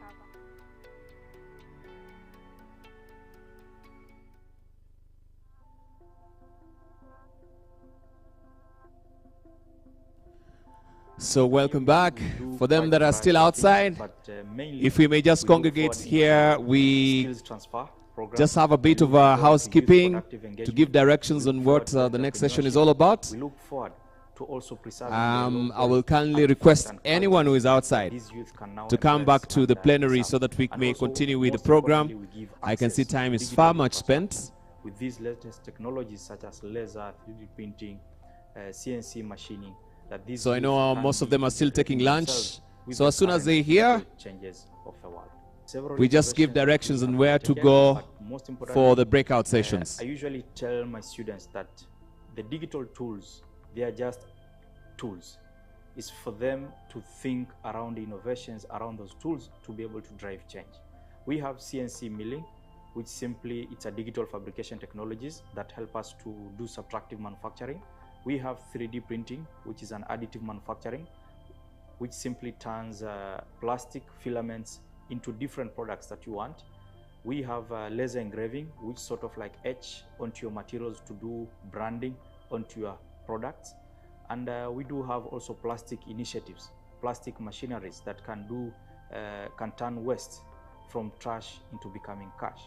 So there are quite a lot of activities that we do. Apart from the tech, we also focus on non-tech related activities. Some of them include upcycling, recycling, DIYs, and more of hands-on prototyping that we enhance onto the youth for them to be able to see opportunities at the end. We also focus on blue economy aspect, whereby we also mentor youth around projects that can add value from the local resources that they have. With technology, it's more about embracing it. And with technology, is knowing how to innovate about it. So with IOME, we have been able to nurture youth around prototyping and utilizing this technology. Let's take an example of CNC milling. It's more about wood carving and metalwork. But with the wood carving, like Lamu is mostly known with the wood carving aspect. Traditionally, it has been with the old tools, whereby the carpenters used to pick the chisels and the hammer, they get to wood carve on the wood till they achieve the intricate patterns that they need to achieve. But with that, it's not fully embraced with the current youth. They see that art as a way of wasting their time, as a way of them not feeling digitalized. So through the IOME, through the CNC technology, thank you, DJ. Like preserving the culture, but DJ, thank you. May you pause it just a bit? Youth in embracing the culture and cutting out different innovative products that they can. Thank you. I hope you've enjoyed your sumptuous lunch, and so that I may not keep you here for long, we're just converging here to just give direction. But since you're here, and we just wanted to give you directions to the rooms where you should be having the breakout sessions, I should just make that announcement. So for them that will be coming in, I'll continue with the same conversation apace. So thank you so much. just to avoid also the confusion that you had outside where we were given the rooms, but we were stranded on where the rooms are. Now we will give you more robust conversations or directions. Now, we were supposed to have digital transformation and infrastructure, but that has been collapsed together with artificial intelligence, fifth industrial revolution, blockchains, and other emerging technologies in the future of work. So that particular session will be here in this main hall. So if this really piques your interest, then you should remain. That will be held here. So e-mobility and renewable energy for sustainable jobs. That is coordinated by Dr. Humphrey Njogu. That will be on the second floor, room 210. Second floor, room 210. So if you're interested in e-mobility, let me just try and if it's legible from here, that's good. Room 210, second floor, e-mobility and renewable energy for sustainable jobs. That's where the conversation is happening. So you'll be able to be guided by Dr. Humphrey Njogu there. Housing and urban development for future workforce. Housing and urban development for future workforce. That will be happening in room 214. There you are, room 214. If this conversation piques your interest, that's where you should be converging. So you can just trip up the stairs to second floor, room 214. Housing and urban development for future workforce. And if you are interested in technology, not really technology, but yes, technical sessions. If you're interested in submissions of policy papers and that particular discussion, that is happening on room 202, second floor, technical sessions. Room 202, technical sessions, second floor. All right, I'm going back again to where we started for them that are happening or are coming now. If you in the main hall, artificial intelligence, fifth industrial revolution, blockchain, and other emerging technologies in the future of work, this is where we'll have this particular session. And we're collapsing or reimagining the digital transformation and infrastructure for future jobs. Since it's just running under the same theme, this will be happening here. Room 214 is housing and urban development. Room 214, second floor, housing and urban development for future workforce. If that also tickles your fancy, you can trip up the stairs and go there. There you have it, 214. Room 202 is for technical sessions, right? So anything policy, submissions of papers is happening there. Room 202, trip up the stairs, second floor still, you can have it there. We have housing and development for future workforce. Housing and urban development. Housing and urban development, I missed that. For future workforce. This is happening on room 214, up on second floor. But if you feel that you want to know what is happening in the digital revolution, artificial intelligence, then you can remain in the room. Yeah, I will continue with the same conversation until everybody is aware what's happening for them that are coming in. Room 214, second floor, housing and urban development for future workforce. That's where our meeting is. Room 214, second floor, housing and urban development for future workforce. That's where your breakout session is happening. Second floor, room 202, technical sessions. If you have any submissions of papers as well, or you need to just pop in and find out what is happening, room 202, technical session is where it's happening. We have as well housing. Did I mention housing? Yes, I did. Main hall. If you're interested in artificial intelligence, fifth industrial revolution, blockchain, and other emerging technologies in the future of work, then the main hall is where you need to be. This is the main hall. This is the main hall. All right, so I'm assuming everyone in the main hall is for AI, artificial intelligence. Right? All of us, just show me your hand. Artificial intelligence, all of us? All of us? The one who's not raising your hand, are you misplaced? Everyone? Yes? Misplaced. Digital transformation and artificial intelligence, we're converging. This is a place. Digital transformation, artificial intelligence, this is your house. This is your house. This is your house. Technical sessions, second floor, room 202. Room 214, second floor, housing and urban development for future workforce. That's where the breakout session is. So, room 210, e-mobility and renewable energy for sustainable jobs. E-mobility and renewable energy for sustainable jobs. That's in room 210. E-mobility and renewable energy for sustainable jobs. You are in room 210. Room 210. Here, I can see guys are still walking back in, so I will continue. I will ramble and ramble until we get it. Please don't get confused on where you should be. Room 214, second floor. Housing and urban development for future workforce. If you're interested in this, go to second floor. Second floor, room 214. Housing and urban development for future workforce. Still on second floor, technical sessions, room 202. E-mobility and renewable energy for sustainable jobs, room 210, second floor. Main hall here. If you want to stay in the main hall, this is artificial intelligence, fifth industrial revolution, blockchain, and other emerging technologies in the future of work.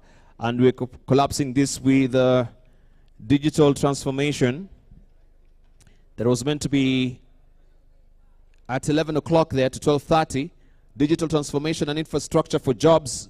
We're merging that with artificial intelligence, blockchains, and other technologies, which is happening in this main hall.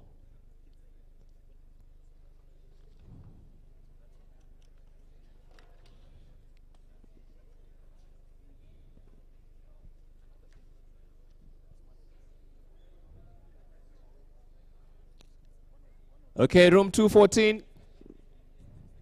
Second floor, housing and urban development for future workforce. Right? Making the last announcement so that I can yield the floor to the people who want to continue pace with the conversation on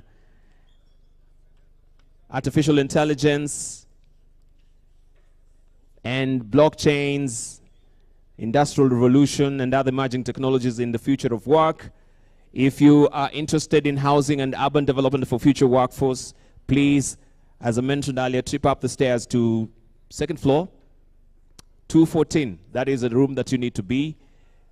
E-mobility and renewable energy for sustainable jobs is happening on second floor, room 210. And technical sessions, 202 on second floor. Good. So I'm assuming all of us, we want to be tech savvy in this particular room. So we'll want to just call upon the moderator or the coordinator for this session. If you're here, Dr. Humphrey Njogu, Remy Naibei, to take over and welcome your welcome your panelists for an engaged discussion. Ladies and gentlemen, put your hands together and let me welcome Dr. Humphrey Njogu to come up to the podium to just give introductory remarks. Uko na wafuasi wengi sana. All right.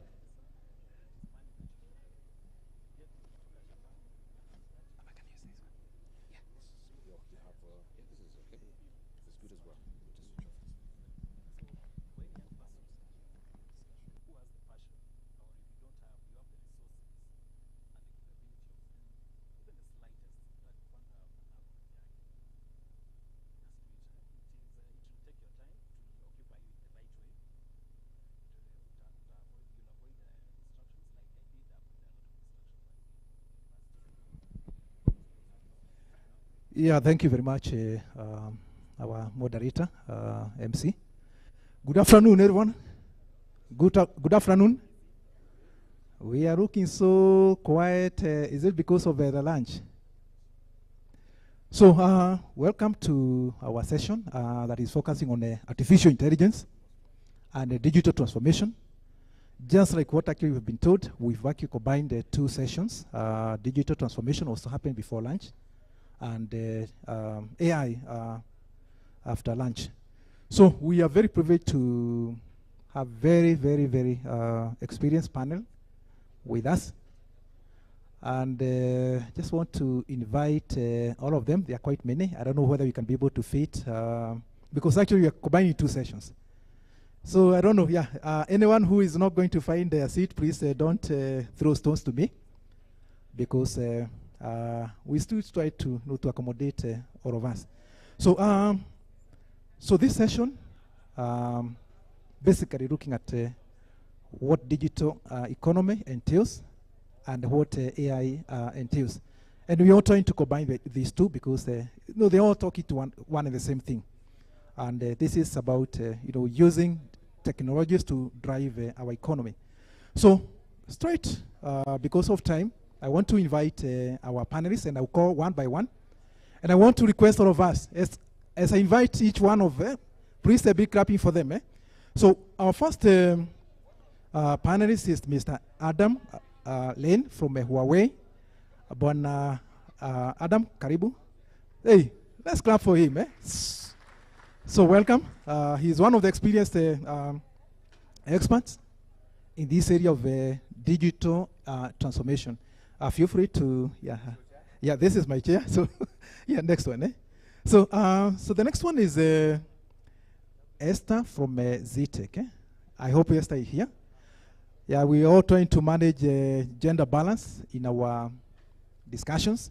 So Esther, welcome. So why not clapping, colleagues? Tafadhali, let's clap for, it's also not easy to come for, for a panel discussion and, share the, the discussions quite well. Now, third is Regina and Konge. So this is also another leader. So let's clap for her. She's a policy expert in this area of technology. Karibu sana, Nkonge. Karibu. Do you have, I think we still have more space. So, so the next one is we have a Director of ICT from Ministry of Education, Ministry of ICT and Digital Economy, Bwana Nusu Mwanzi. I hope I have pronounced the name. Nusu, yes, very good. So let's clap for him. So he's the brain behind the AI strategy that we have in the country. So karibu sana, Bwana Nusu, for that. Next is we have a representative from Microsoft, Madam Catherine Chalo. Catherine, let's clap for Catherine. Tafadhali, let's clap for Catherine. Do you have still space? I think I still have a space for one more person. Now, do you have somebody from Kara, Kenya? Yes. So Anne, so let's clap for Anne. So Anne Salim, she works with Kara. Thank you. And I can see you. What about GIZ? Faith. Is Faith around? Faith Ouma. Is Faith around? No, she's not here. And finally, we have Clinton and Gerard. Where are they? Clinton and Gerard. Clinton? Oh, you can see he's actually, the gentleman coming down. So, Clinton, we still have, I don't know, maybe, we can still have, you can have a seat here. And finally, Gerard. Where is Gerard? From iLab. Karibu sana. Good. So, colleagues, you can see here we have a very experienced panel with us. And I just want, we go straight to the questions because we have many questions that, that are actually ahead of us. And I'll start with Catherine from Microsoft. So Catherine, I would want you to tell us who you are, just very briefly, and tell us why you think artificial intelligence matters. Why is everybody talking about AI? So, Catherine, I don't know. I hope you have mic. Yeah.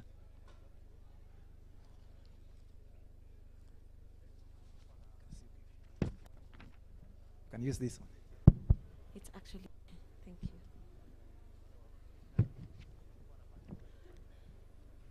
Right.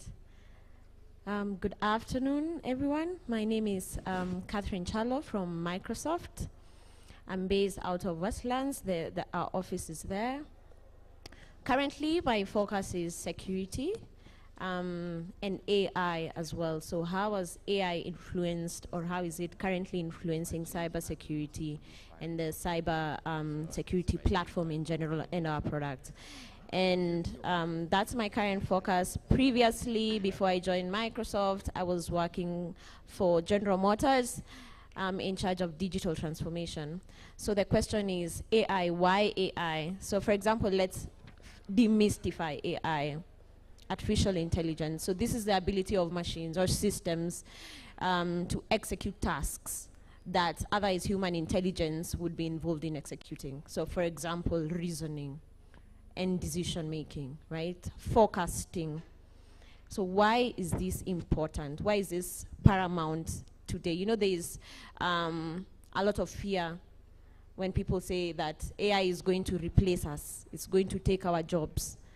So I think we need to demystify that and confirm that if you are using AI, you're here to stay. If you're scared and not using AI, then probably it's gonna replace your role, okay? Well, that's very key. The other thing is, if you're able to make decisions using a system, then absolutely use a system to help you analyze your data, you know, manage your inventory. All these are items that can be used, or tasks that can be made easier for you by AI. So, Daktari, this is my input.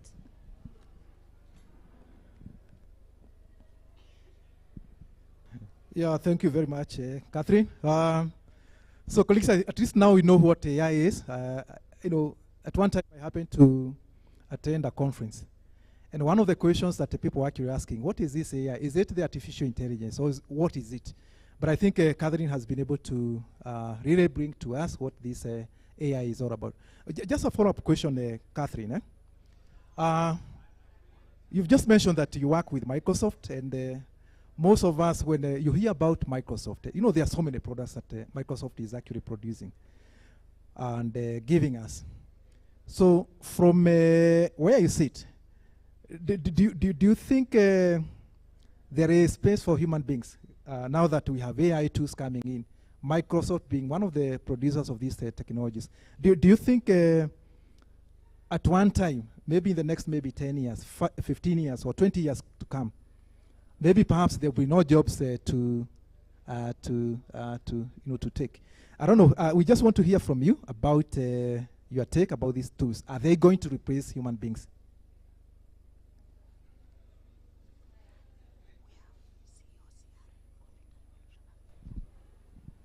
So right, to your question, are these tools, AI tools, going to replace human beings? And so my answer to that is an absolute no. For example, when you look at the area of HR, right? There is the EQ, you know, the emotional intelligence that is required, that is felt when you're talking to a colleague or an employee, right? And when you're coming to make decisions, there is data, but you cannot only make a decision based on the data. That is to deny your human existence. So from that human aspect, AI will never be human. It will never be emotive. So that is something that we are only, as humans, solely able to experience. And that's one area where we are not entirely able to rely on AI. Yeah, so that's just one item that I would highlight. The other issues that we are also seeing with AI are principles that guide us as Microsoft as we build AI tools, for example, in terms of ethics, right? So we're very keen to ensure that our AIs responds in a fair manner, you know, in a way where it's transparent. For example, if you're chatting with a bot, you're able to trace back and understand why it's given you the response or the answer that it has actually given you. There is an algorithm that is tied to that response, right? And then there is audits and customer feedback that we rely on continuously evaluating to ensure that it is fair. You know, there is accountability. Yes, so that's it. Okay, thank you very much, Catherine. At least now you're all comfortable that, yes, AI is coming to us, and we can see the future is still looking bright.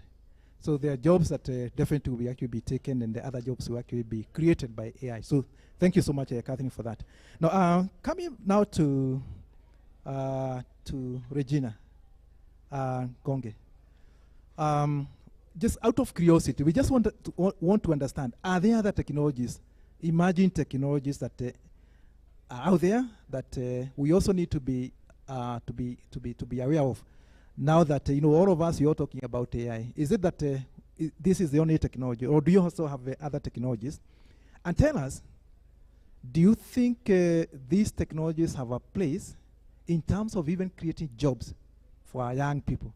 So tell us these technologies, and you know, and tell us also the kind of jobs that we can actually be able to get from these technologies. Just very briefly. But first of all, Regina, tell us who you are. Yeah.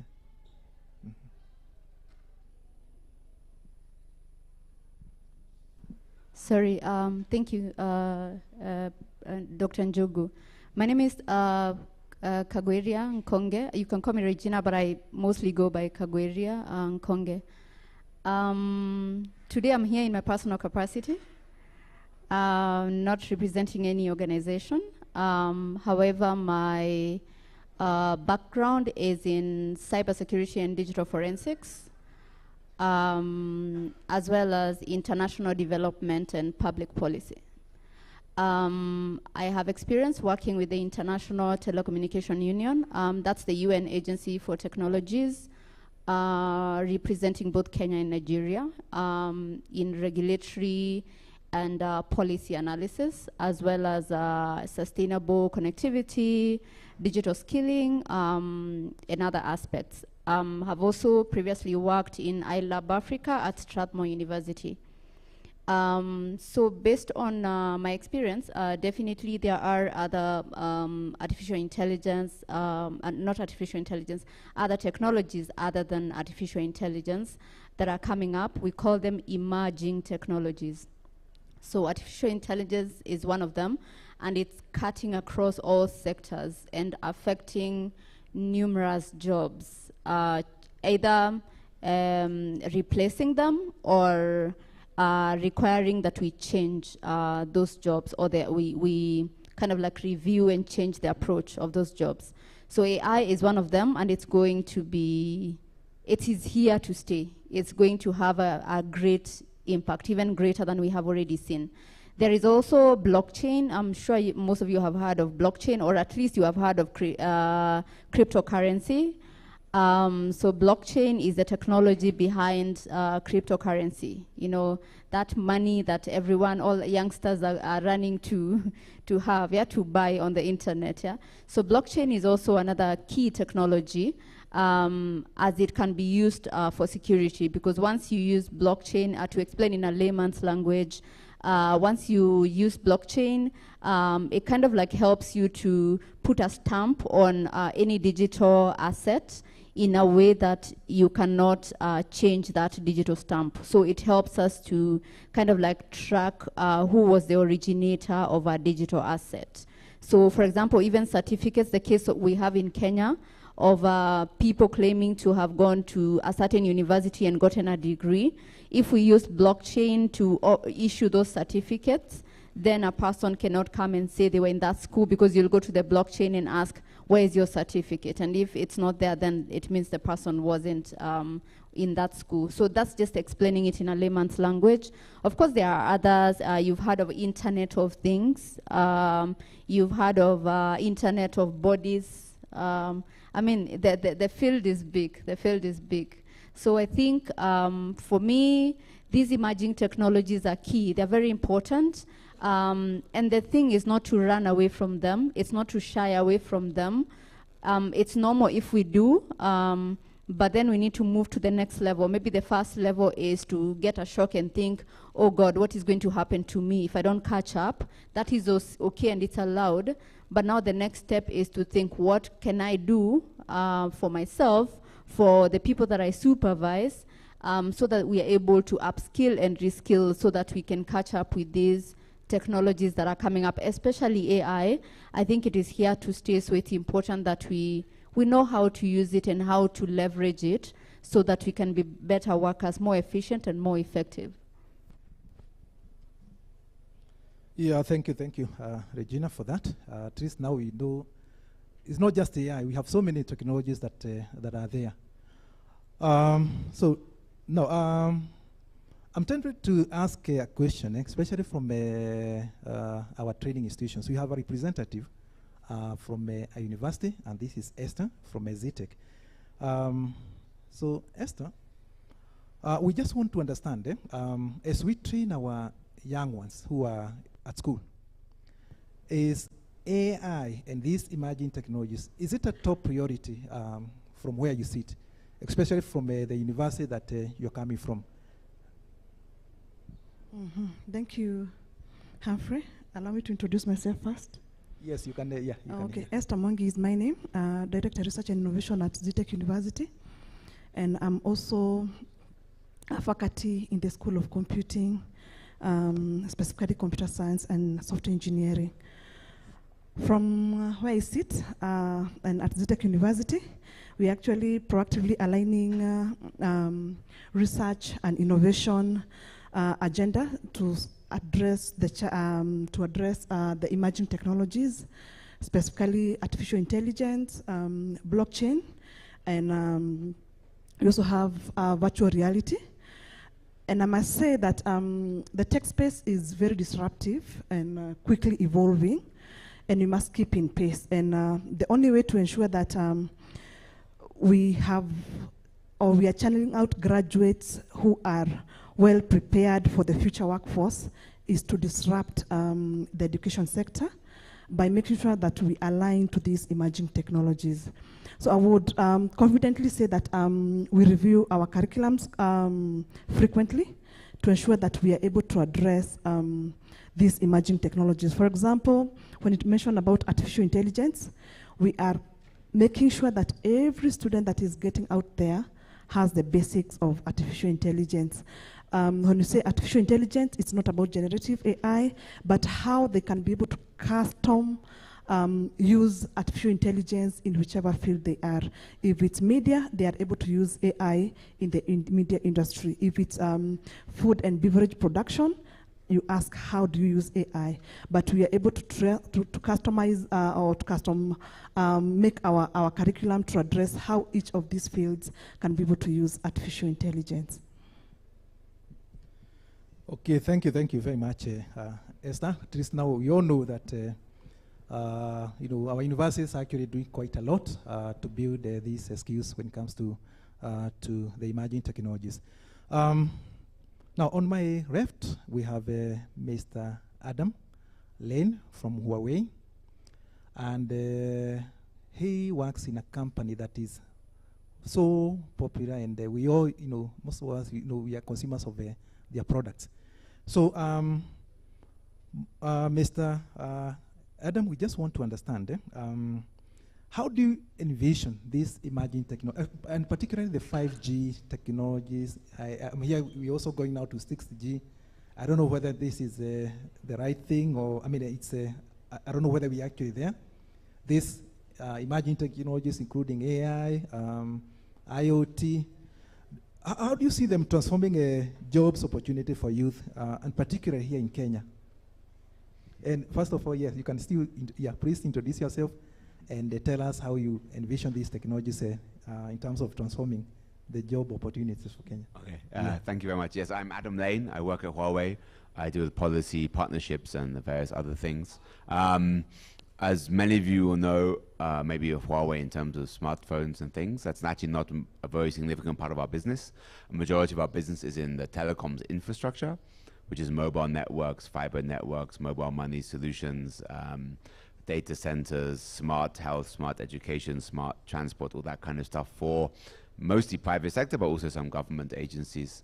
And we also have Huawei Cloud, and we have also a solar power division as well. So in terms of the 5G, we're a key supplier of 5G technologies to various mobile operators. And I think so far it's been actually quite good progress in Kenya. I believe there's more than 1,000, maybe closer to 2,000 of the 8,000 or so mobile base stations that the operators have that have been upgraded to 5G, which is quite impressive. They actually see quite high demand and quite high growth for 5G. I think a lot of the smartphones you get nowadays at the mid-end are already 5G capable. Maybe not those at the low end, but certainly obviously the mid-end and high-end are already 5G capable. The real benefit of 5G has not really been for mobile phone users. 5G has been for those who don't have fiber at a home, but need high-speed internet. You know, I think you can pay 3,000, 4,000 shillings a month and get unlimited broadband using a 5G router, a dongle or a CPE, something like this. You don't have to be in an area with fiber. And in Kenya, not a large amount of people have fiber near their homes. So where we've seen the biggest demand for 5G is not actually in the very dense urban areas, it's in the peri-urban areas where there isn't home fiber or where this is good competition to home fiber. And that's where the 5G base stations have been put up, and that's where people are really utilizing 5G CPs and dongles to get very high-speed internet, which you can't really do with 4G. You know, with 5G you can have 10, 20 users in a home or in a school, in a small office, all off one router. And that's something that's really, really important. And of course, the pricing is important, right? 5G is priced with these CPs and dongles at unlimited data. It's not for 10 GB or 50 GB. It's normally unlimited. It's charged by speed, normally, just like you get by speed if you get home fiber as well. So that's, I think, where it's been really helpful for people who are working from home or have small offices and don't have fiber and to use that. And that, I think, is really opening up the opportunity for jobs. You know, I think there's a huge number of people who are getting involved in the gig economy and digital jobs. I think it was talked about a little bit earlier this morning as well. But even beyond 5G, we're seeing a really big growth in rural areas of people getting jobs online. But even more than that, actually, is from e-commerce and the creative economy. We do a lot of rural training programs for youth, and we've seen a lot of people who are helping buy things online, sell things online, making music, doing photography, doing videos, live streaming their products, live streaming. I've seen people live streaming their eggs and their chickens. I've seen people trying to live stream some of their handicrafts business. There are a lot of these platforms now, specifically for things like live stream, but also even just using Facebook and WhatsApp, where you can really use good connectivity and cheaper connectivity to help sell whatever you're trying to sell, services or products. And that, I think, is a really big opportunity for jobs for youth. You know, it may not be the so-called jobs of the future in terms of revolutionary AI jobs and really high-end jobs. You know, that, of course, is important, especially for those with high-end skills. But it's also for the mainstream people, improving their livelihoods, let's say, rather than getting the really future-orientated jobs per se. And I think we also have to look at that as well as the high-end, you know, jobs like developers and so on. So let me just stop there, take up too much time. Thank you. Okay, thank you very much, Adam. Just a follow-up question. I know so much that Huawei is doing in terms of producing various equipment and technologies for many countries. But out of curiosity, are there some training programs that your company is giving to young ones, like here in Kenya? Are there some programs maybe perhaps you can shed more light? Because we believe that when you build skills, definitely we are on the right path towards promoting you know, adoption of technology and, you know, ultimately digital transformation. Are there those kind of programs that you do? Sure. So we think of the digital economy and people's role in it in three ways. We think there's the people that are managing, growing, or developing the digital economy from a policy perspective, an ecosystem perspective. So that's kind of the policymakers aspect. We do have a lot of training programs we're doing, working with the ICT Authority and other government officials to do training in that space. It also includes cybersecurity and so on to keep the ecosystem secure for those who are managing and driving the industry and the ecosystem. The second level is what we say people who are creating the digital economy. So mostly that's professionals and those in universities. The higher end skills in AI, IoT, cloud computing, storage, all that kind of stuff. And we have about 60 universities we're working with and TVETs in Kenya. We have an MOU with the State Department of TVET. We just signed a few weeks ago to try and reach more TVETs. I think TVET is a really important and really critical gap. We have to expand capacity there. I think it also aligns with the government's agenda.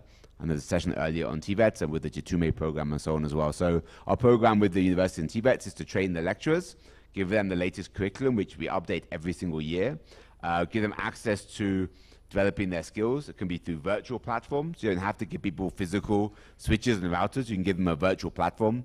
Just through a laptop or PC, you can access and do almost hardware configuration through remote software platforms. And then we do a lot of quarterly meetings with lecturers to build their capacity and training. And we do all of this for free.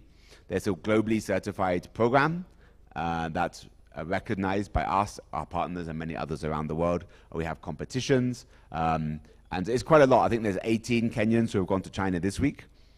They already won the national Huawei ICT competition, and they won the regional at the Sub-Saharan Africa level, and now they're participating in the global one.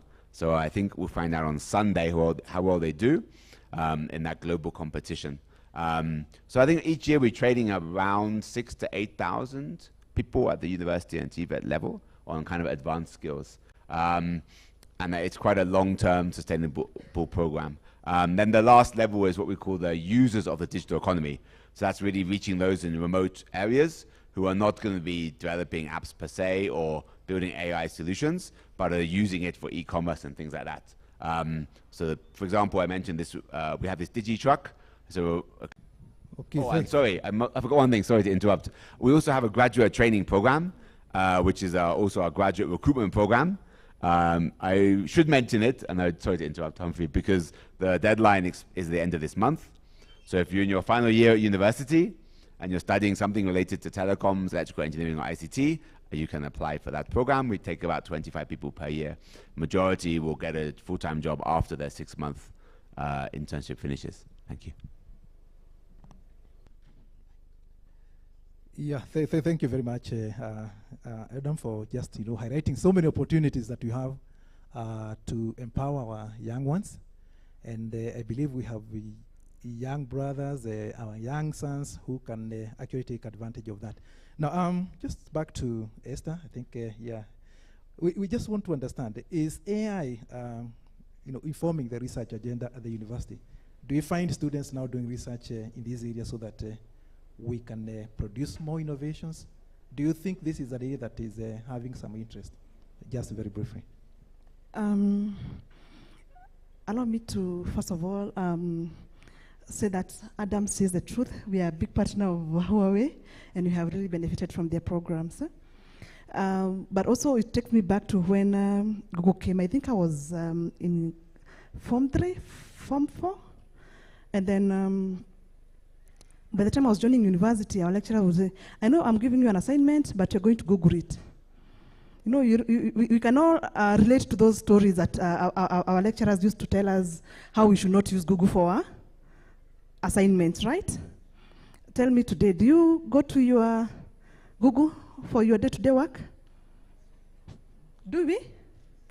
Yes, that's how AI is going to revolutionize us. And I will say that definitely it's when it's starting, it's a challenge. I would say that like AI, especially generative AI, caught us off guard, not knowing how to regulate or how to work around it. But as we progress, it's about 3-4 years since it launched, and it was made public. And I can tell you we struggled because you would give assignments, but it's easy. And especially for those of us, because we do we teach online, we assess online, and the student would have the assessment open, the other side is ChatGPT, and we have seen all what goes around. It is not a challenge for only ZTech University. It's a global challenge, and I believe there are guidelines that have been put in place. Like us, we are just launching a guideline for use of AI in research and academics. Says this is a do's, this is a don't, and if you go against it, then law follows you. So I would say we have embraced use of AI in research and academic wholeheartedly, and we recommend a lot of tools that they can use for different purposes, but we are also regulating that use. Okay, thank you. At least now we are not afraid of producing ChatGPT students and the professionals later on. Now let's now turn back to government. I know we've listened so much from the private sector. We have a representative from the Ministry of ICT and the Digital Economy, Mr. Nusu. He's been involved in drafting the national AI strategy for this country. We just want to understand, Bwana Nusu, what is this document that we hear? I know most of us, we had to take time to look at the details of our document. So could you shed maybe some light, Nusu, what is this strategy? And do you think really there is potential even to create jobs? Or is just a document that is there and we are not making use of it? Nusu, just introduce yourself and tell us what this document is all about. I think, Chair, with your permission, allow me maybe to break the protocol. The chair is making me a bit uncomfortable. So allow me to address this audience while I'm standing. Allow me also maybe first to introduce myself. Nusu Mwamanzi is my name, a director in charge of digital research and innovation in the Ministry of ICT and Digital Economy. The ministry or the government did restructure that function a year or so ago, and it created a number of functional lines, and that is one of the lines which was created.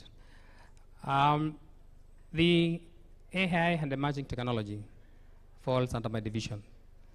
And as you have such lightly put it, I did take maybe the lead from the government side in the development of the Kenya AI strategy 2025-2030. Now, what is this document? And I think most of you, you might have maybe participated in the development of this document. If you look at the history of AI into this country, it dates back all the way actually up to 2008, when we did launch our Vision 2030. Within that document, we defined the contribution of the ICT as a function and also as a sector to other economic sectors. And it is defined as an enabler. It moves all the way up to the development of the Kenya National ICT Policy 2019, or which was actually initially developed in 2006. And I think my former PS is here. I think he must have seen that. So this document in 2019, during its review and revision, it did highlight and maybe pronounce the role of artificial intelligence in the contribution of the economics of our country. And a lot of emphasis was maybe put on how maybe to grow this particular document. In 2024, as a government, we did maybe take a deliberate attempt to try maybe to come up with a clear document which will define how this technology should be developed and deployed in an ethical manner to support the economic growth and, of course, social aspect of this particular country. That document was launched in the month of March this year. And this document was developed in a very, very conservative manner, where we had to involve all the sectors, or all the players, or all the actors. The government was there, the private sector was there, the youth was also involved. And of course, the international community. That was to ensure that we had to carry everybody along. That was also to ensure that the content of that particular document address the aspiration of each and every key player in this particular technology. Now, this document, when you look at maybe what it contains in that document, this is just an introduction, you'll find that we have spelled a number of aspects. And the cost of actually implementing this particular document will actually maybe make us spend a fortune of 152 billion Kenya shillings. And that in itself reflects the importance of this country it puts into this particular technology. We know that this is a technology which has a huge potential to drive the economy of this country. Research have shown that worldwide that this technology has the potential to drive social, economic, and of course political transformation of each country. If I look at maybe the economic aspect, the research have it that by 2030, this technology will inject close to almost 20.0 trillions of US dollar into the world economy. Africa will maybe take a share of 1.9 trillions.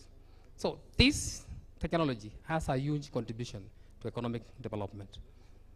And of course, when you look at what are the key highlights of this document, this document spells out a number of pillars which actually should address our vision. And our vision here, as far as this technology is concerned, is to be what? To be a leader in AI research and development and for commercialization of the innovations. That is our vision as a country. And what are the pillars now which makes us maybe try to live this dream? We have defined 3 key pillars in this document. The first one is AI digital infrastructure development. Here our intention is to ensure that we continue expanding the internet connectivities initiatives we have already initiated in this country, so that we reach all the corners of this particular country, and we enable that every Kenyan can actually connect and participate in the digital economy, and of course, make use of this particular technology we are referring to as AI at any point.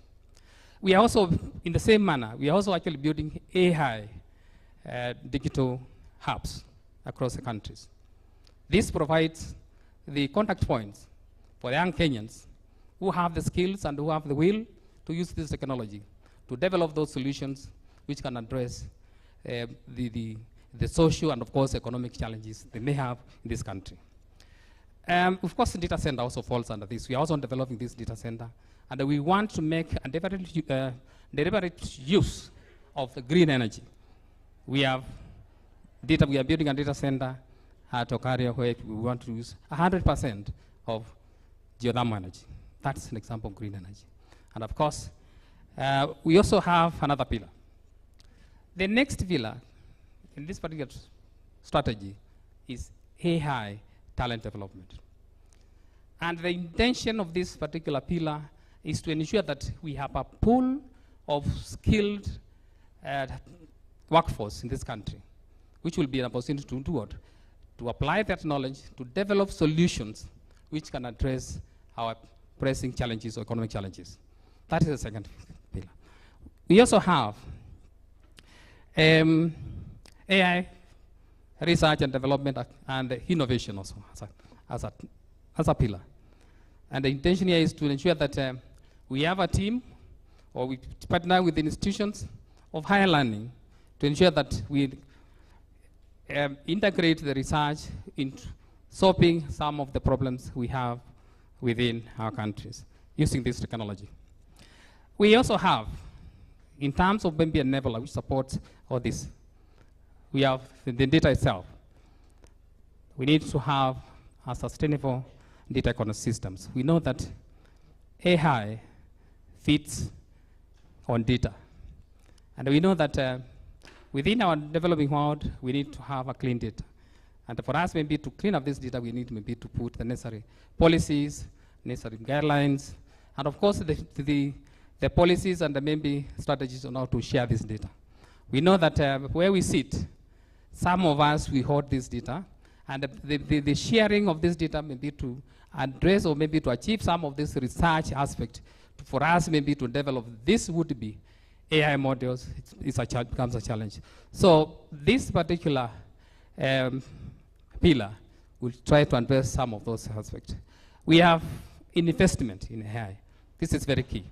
We want maybe to ensure that as the government defines the environment, the police, the private sector, the international communities comes and maybe invest in this particular space or this particular technology so that we grow it together. The other one, which is very, very key, is AI governance aspect. We need to ensure that as we develop these particular solutions, as we deploy these solutions, we must actually apply these solutions in ethical manner, in a transparent manner, in a accountable manner. That is another pillar to address that. Now, those are the main key pillars we would want maybe to ride on as we try to address or live our dreams. In terms of the implementation of this particular document, we have tried maybe to craft a number of projects and initiatives across all these 7 pillars. And we have prioritized maybe a few projects under each of this pillar, which we think that they will act as a basic foundation for us maybe to take off as we develop this particular technology. That document spells that.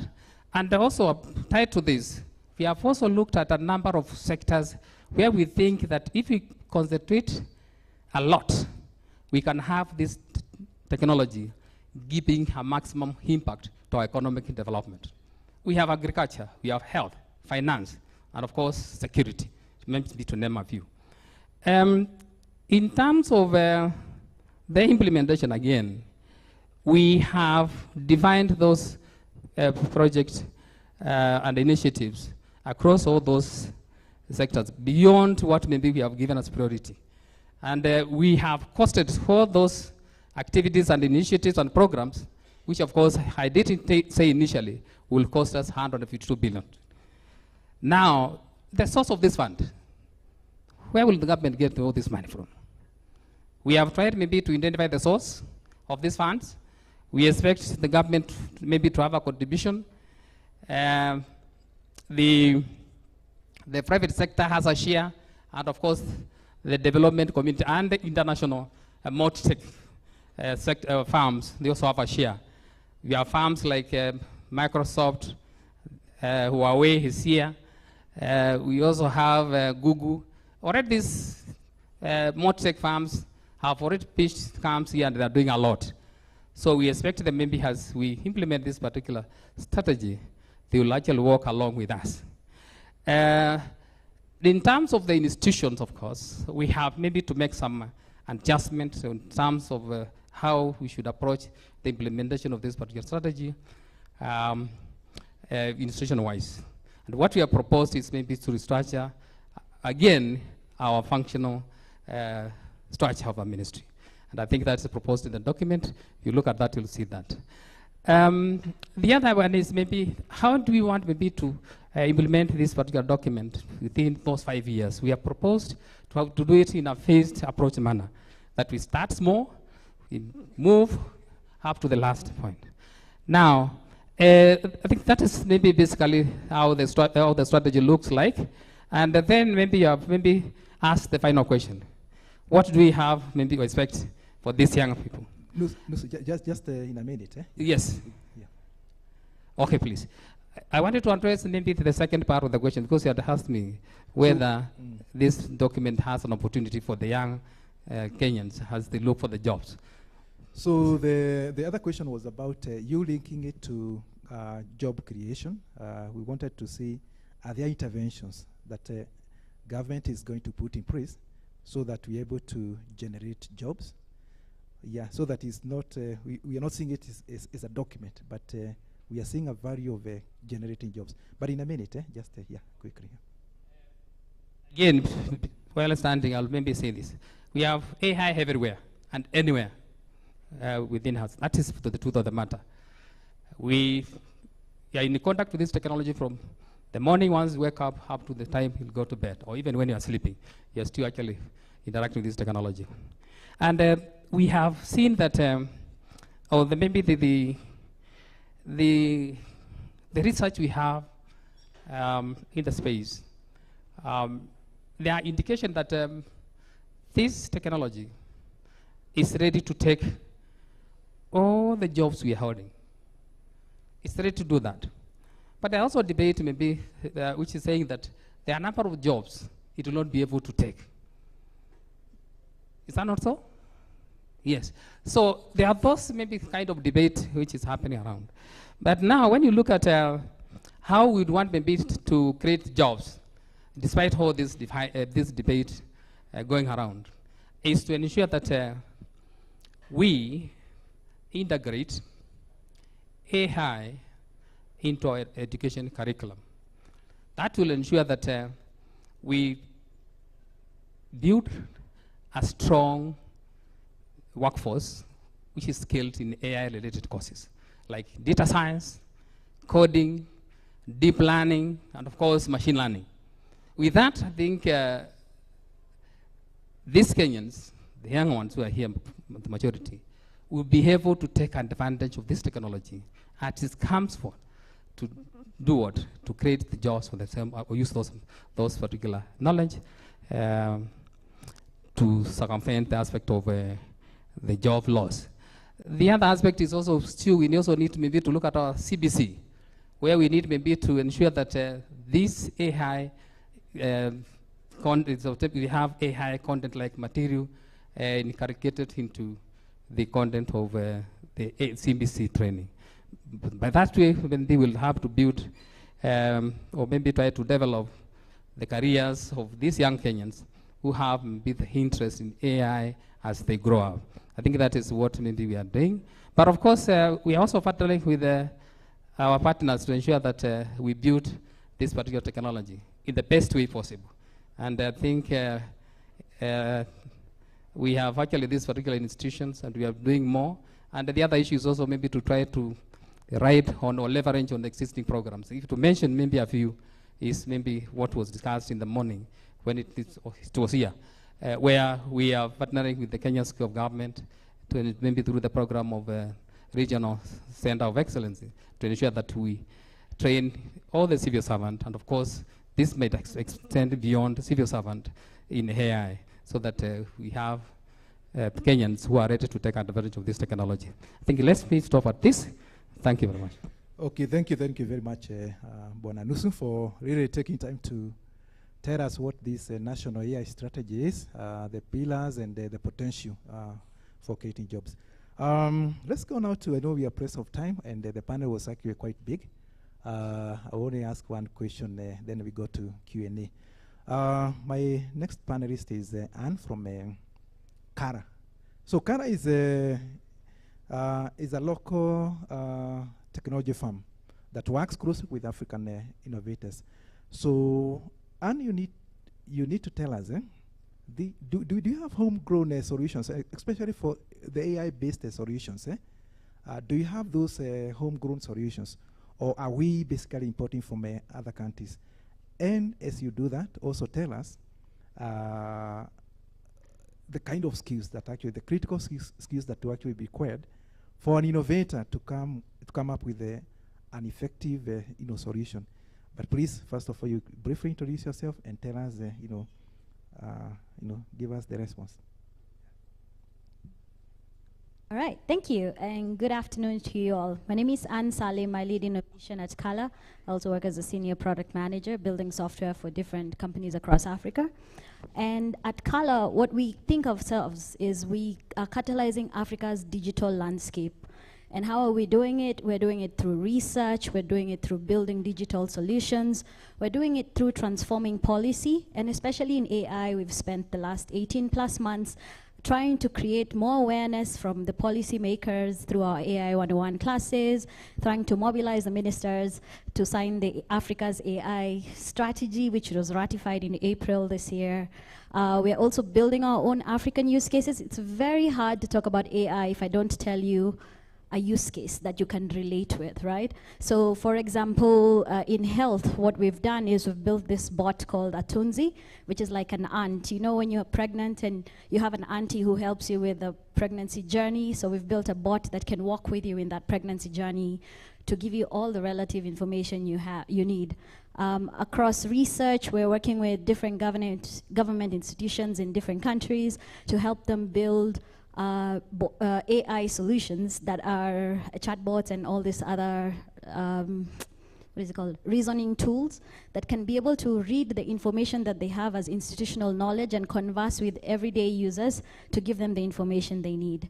So what skills do you need? And I want to point you first, if you go to khala.com, QHALA.com, one of the biggest things we've done recently is an AI talent readiness index. We've did it before and we've just revised it. And we were looking at, is Africa ready for AI? And what does it take for Africa to be ready for AI? So we're looking at three things. We're looking at skills. Do we have the skills necessary for AI? We're looking at infrastructure. Do we have access to data, use cases, and infrastructure like the large processing machines for processing those large data models? Do we have that? And finally, we're looking at, are our policymakers ready? Is there a policy in place to help support all this innovation that will be built around that? To come really quickly to the question you asked around skills, we need a lot of data scientists, people who understand how to review and process large data models and also convert it into easily understandable information for everyday users. We need, of course, people in cybersecurity, like a previous panelist had mentioned. We need, one more. Just a minute. There are like so many skills we need. We also need people who are very good with policy making, just to be able to translate the needs of the people.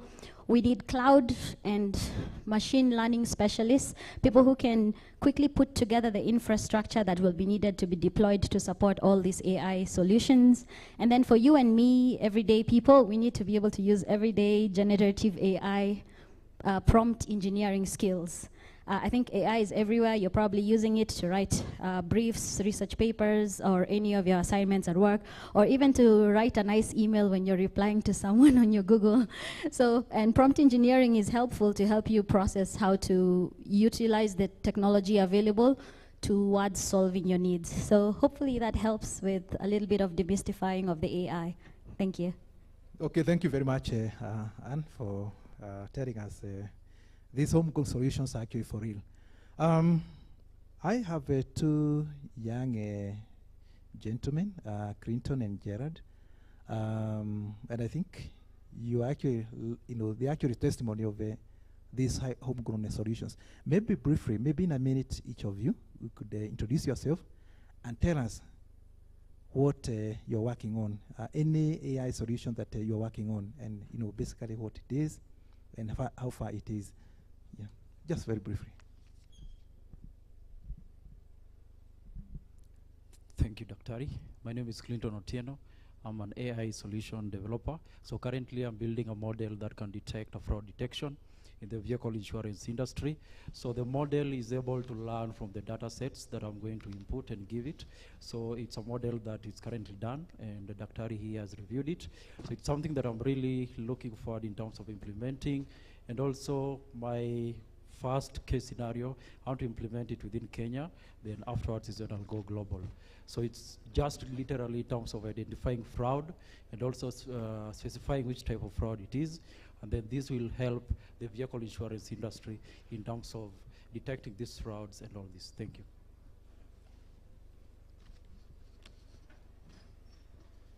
Yeah, good afternoon, everyone. My name is Gerald Sule. I'm a cybersecurity researcher and fellow at iLab Africa. It's a research center in Strathmore University. And currently the projects that I'm involved in specifically are to do with how do we secure AI, specifically generative AI. One key issue that has come up has been in terms of things to do with online safety, and we have a project on Auxerre in terms of trying to see how do we monitor what's happening in the internet and social space to help the Children's Office, which is part of the NCAJ, in order to try and curb and help reporting on these cases as well. I'm also involved in another project known as Simba AI that was launched in Nakuru, I think a month ago, as one of the lead developers in that project as well. And one thing I'd also like to mention is I believe that emerging technology and AI is more of a collaborative and multi-stakeholder approach. And at ILA, we do have some involvement with the ministry in terms of the AI policy. One perspective we have is that the AI strategy is there to help to promote innovation before the policy comes afterwards, in terms of how do we use this strategy to promote innovation and collaboration within the space as well. And part of the reason for that is we've come up with a department known as SIGAP, which is a Center for Internet Governance and Policy within ILAB Africa. And we're trying to see how do we also drive innovation through policy and actually bringing more stakeholders into the conversation. Thank you. Yeah, thank you very much, Gerard and Crichton. So last but not least, before I open up for Q&A, we have a CEO for Computer Revolution African Group Limited, CRA. I don't know, Madam Lydia. Is Madam Lydia around? Or the CEO? Yes, yes. So, Madam Lydia, can just briefly tell us what you're working on from an AI point of view. Yeah, in the solution that you're working, just very briefly, and tell us who you are. Good evening, everyone. My name is Lydia Njaga. I'm a director at Computer Revolution Africa Group. We are a local IT organization, and what we do is work with organizations to offer them end-to-end IT solutions. So what we are currently doing is we are partnering with organizations, we are partnering with schools, just to make sure that at the end of the day, this technology that we're talking about, the AI, blockchain, IoT, cybersecurity, is being taken in by both our students. We do, from our students' perspective, we partner with universities. And what we do is making sure that the universities are understanding the technologies that are there. And also we offer them mentorship. We do mentorship, we do internship, just to make sure that we are giving them opportunity to understand what's happening in the job market. In most cases, we end up retaining some of those students. We end up giving them opportunities in other organizations that we work with. In terms of making sure that the technology is well adopted, we offer trainings, we do workshops, and we do webinars on all these emerging technologies. And what we do is we partner with some of the multinational vendors. We are locally based here. And at times we also need to understand our local context. So we are able to bring it to a local context and help the organizations. At any one particular time, you will find there's a training that is ongoing. There is either some partnership that we're doing with the government, because at the end of the day, what we're talking about, we cannot be able, like when we look at the government, you need the private sector. So what we're doing is private-public partnerships to make sure that we are taking on some of these projects, just to make sure that the whole ecosystem is well taken care of. So yes, Daktari, that is what Computer Revolution Africa is doing. Yeah, thank you very much, Lydia, for actually telling us what this revolution, Computer Revolution Africa group is actually doing. Amazing work. So thank you so much. So colleagues, I know we are pressed of time, and we need to move quite fast. I just want to give maybe two of us, just two people to ask the two burning questions. And please identify who you are, the institution that you are representing, and who you are also directing the question to. Sorry, we've lost the two panelists, Adam from Huawei and Catherine from Microsoft. They had very urgent assignments that they wanted to go and complete. So by a show of hand, let me just see. I can see 2 hands here. Yeah, I can see. Yeah. 3, eh? Yeah. Very quickly. Thank you very much. My name is Legartiwa from KIPPRA. My question is general to all the panelists because it is about human values versus AI. Generally, we see we are integrating AI through machines. And what has always disturbed me is that how can we coexist with machines that inherently lack human values? Because generally, when I try to look at my research and so many other things, we cannot teach machines ethics, human values. So how can this be incorporated into? Second question. Our children currently in the universities are broadly depending on the AI for their research and so many other things. You see, when you look at research, we cite the articles, the writers, the authors. At which time are we recognizing AI as the author so that the rates of plagiarism rejections are reduced in academia? Thank you.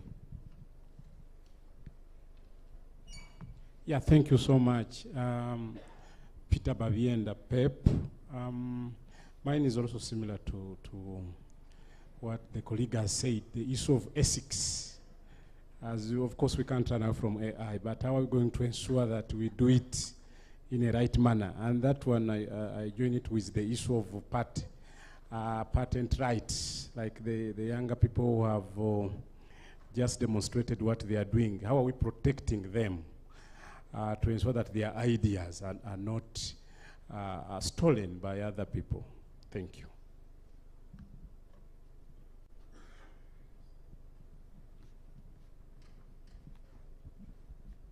Hello, my name is Jeff Kiplimo.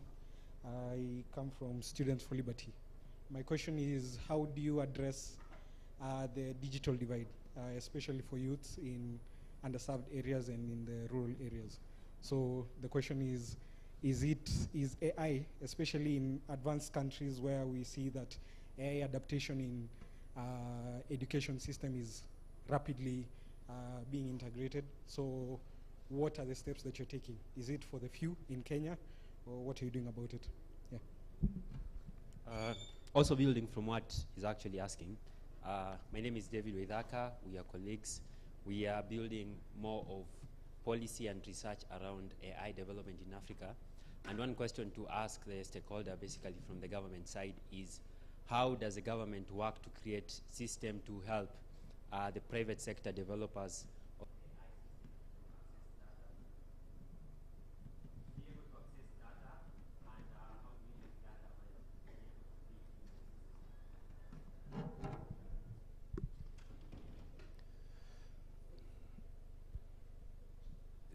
Yeah, I don't know whether you can still answer those ones. I can see there is a lady who is just one question. Yeah. I don't know. Yeah, the mic is yours. Yeah. Ngari.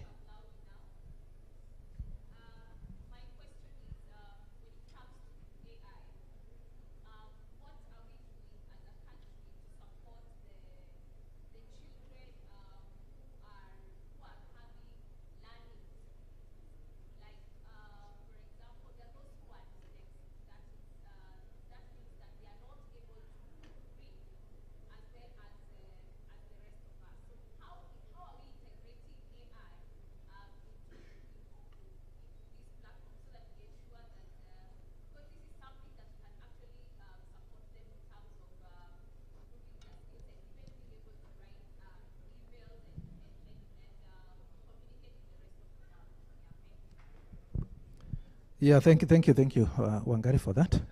My panelists, I know you only have 2 minutes. So very quickly, Let's start with Anne. See what you can answer. I'll do a few quick ones. So one on AI literacy. Kala has a big ambition to do AI literacy for 15% of Africa, at least 1 million people. And how we're doing it is we're creating tools in an open source platform. We're collaborating with all institutions of all sizes at all levels, from the grassroots all the way up, to do AI 101 classes and sessions. And we're doing it in radio, TV, digital resources, and offline resources in person. So that's one. And then the second question around ethics is, remember, we as technology builders are human, right? And there's a bad phrase of garbage in, garbage out, and good things in, good things out. And so from a technology perspective, as a technology builder, some of the things we are being sensitized on is making sure that we're using ethical frameworks as we're building the softwares. One of the things we're doing is, if anything is built with AI or made with AI, we have a little tag around it. I think if you've been using the GPTs lately, they're also finding ways to create more awareness to educators on what has been generated with AI. If someone refuses to cite, you'll see like dashes, hyphens, frequently used words, and things like that. So it's an ongoing process that we're working on, and I think we're getting better at it slowly and slowly. Thank you. Yeah, thank you. Nusu, just 2 minutes, please. Yes, I think I will attempt to address 2 issues. I think there's somebody who have asked, what is the government doing to ensure that the data is accessible by those who want maybe to develop AI model or agent? We in the past, I think we have tried to create or to ensure that the data is open to everybody through open data initiatives. I think that was the beginning as initiative. But at one point or the other, I think that slowed a bit. And later on, we did develop the Data Protection Act, which addresses the aspect of the personal data. How should maybe avail the personal data to the next person who would want maybe to use our institution. That law is there. It spells out clearly how the personal data should be processed, handled by whoever have access to that data. There are rules to that. In terms of the open data initiatives, to make sure that the data is accessible in an open manner, that is a proposal we have put in our AI strategy, and we have to revisit that particular initiative to make sure that all the data we have in this particular country can be accessed in a particular manner for the interest of the research and development of AI models. And of course, for the cross-border aspect of sharing this data, because the data we have here can also maybe find its way into other countries. There is also another question which has been asked. I think that was maybe also concerning the issue of the data. That's how we'll maybe ensure that AI is used maybe in the right manner. Again here is the aspect of the law, the governance aspect. And as maybe I've tried maybe to outline the content of our AI strategy, I've said that we have an AI governance pillar which addresses that particular aspect. That way, it maybe we define maybe the policies governing how the data should be, not the data, how maybe the data should maybe be accessed by the systems. I think that will maybe go a long way to address that aspect. I think that is what maybe I can say for now. In terms of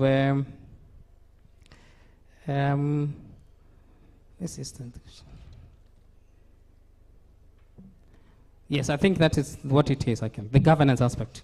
And I think we are working on that. And we do know that as maybe we have the development plan, and maybe the users they are in, maybe to implement that particular development plan. The next thing we should maybe have to look at is the governance of all those who have maybe implemented that particular plan, and in whatever manner they are doing it, so that we ensure that all those systems, maybe applications, they will develop therein and address the aspect of human rights, and maybe they are done in the right manner and does not offend anybody anywhere. Thank you. Yeah, thank you, Nusu. Nkonge? Yeah, just wanted to maybe comment on the question on human values versus AI. And what occurred to me is that he mentioned, as he was talking about what the government is doing, that the AI has to be deployed, in a transparent manner, in an accountable manner. And I think those are really key values when it comes to AI: transparency and accountability. Transparency in terms of us understanding what even are the algorithms that drive that AI. Because if we understand, or at least the developers in our country understand what the algorithms are behind AI, then we are sure what exactly the AI is doing. Because I don't know if you've heard that there are places where, like in the States, I've heard of cases where there's AI that is using, you can embed bias in the algorithm so that when it makes decisions, it has a biased perspective. So I think transparency is key, accountability as well. And also I would say that maybe trying as a government to drive a building of AI that is aligned with our values. That means localizing AI, maybe proper procurement processes, and also not relying so much on externally developed AI, but also trying to support our startups here, because we know Kenya is very innovative. Support our startups so that they can develop AI that speaks to our values as a nation. And then also, maybe we could use more sandboxes, maybe require impact assessment of any AI or before we deploy, because some AI could be high risk.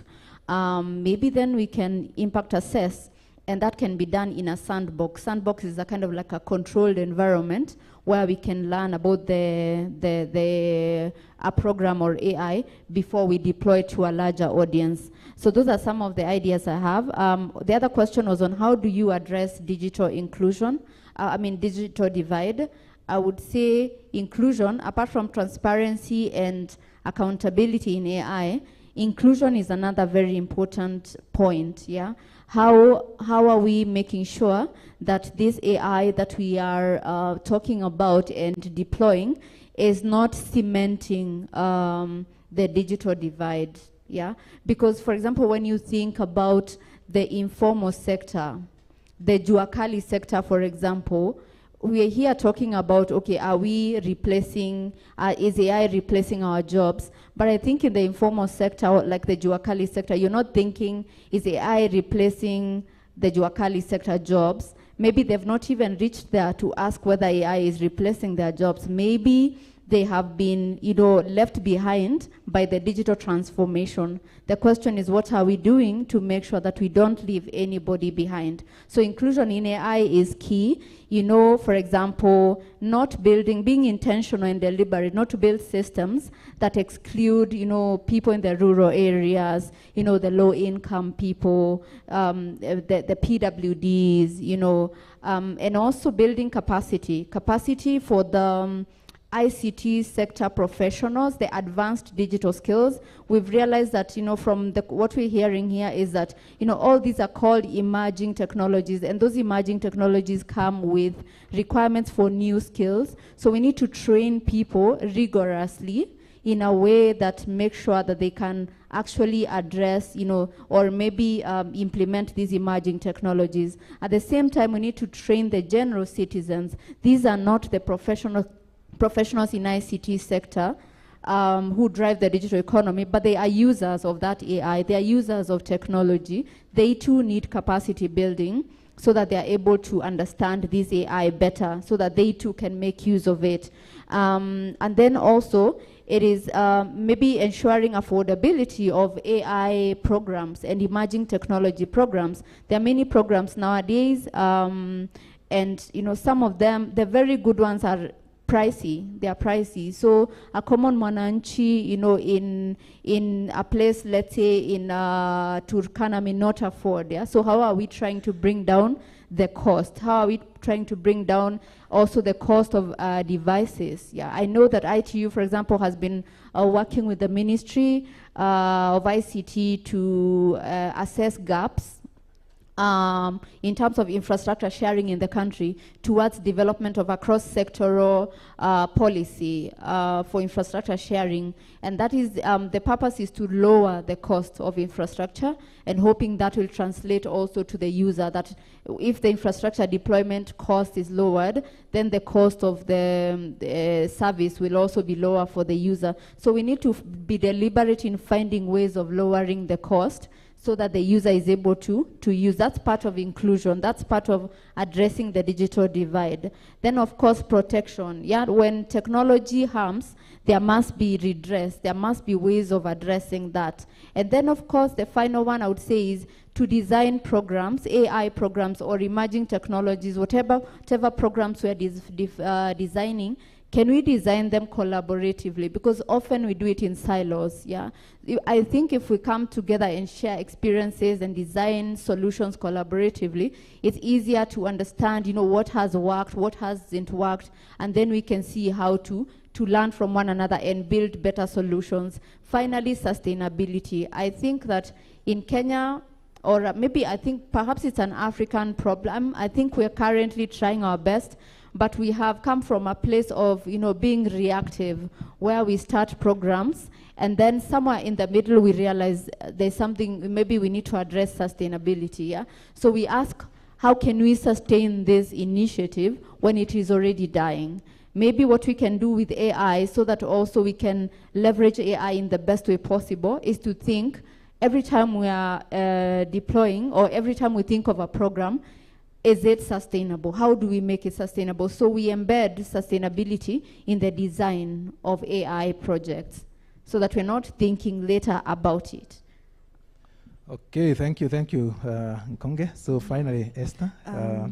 Just to sum up, because my colleagues have said most of the things to address those questions, but can we teach AI values? Yes, we can. It's all about the algorithms that we use to build our AIs, and we can teach how to, and we can teach AI how to behave. For example, today, if you tell AI, tell me how to kill my child or my husband or it will definitely give you a reserved answer telling you that's not right.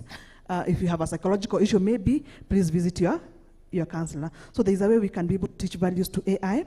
The other one that has not been mentioned is IP right and on AI.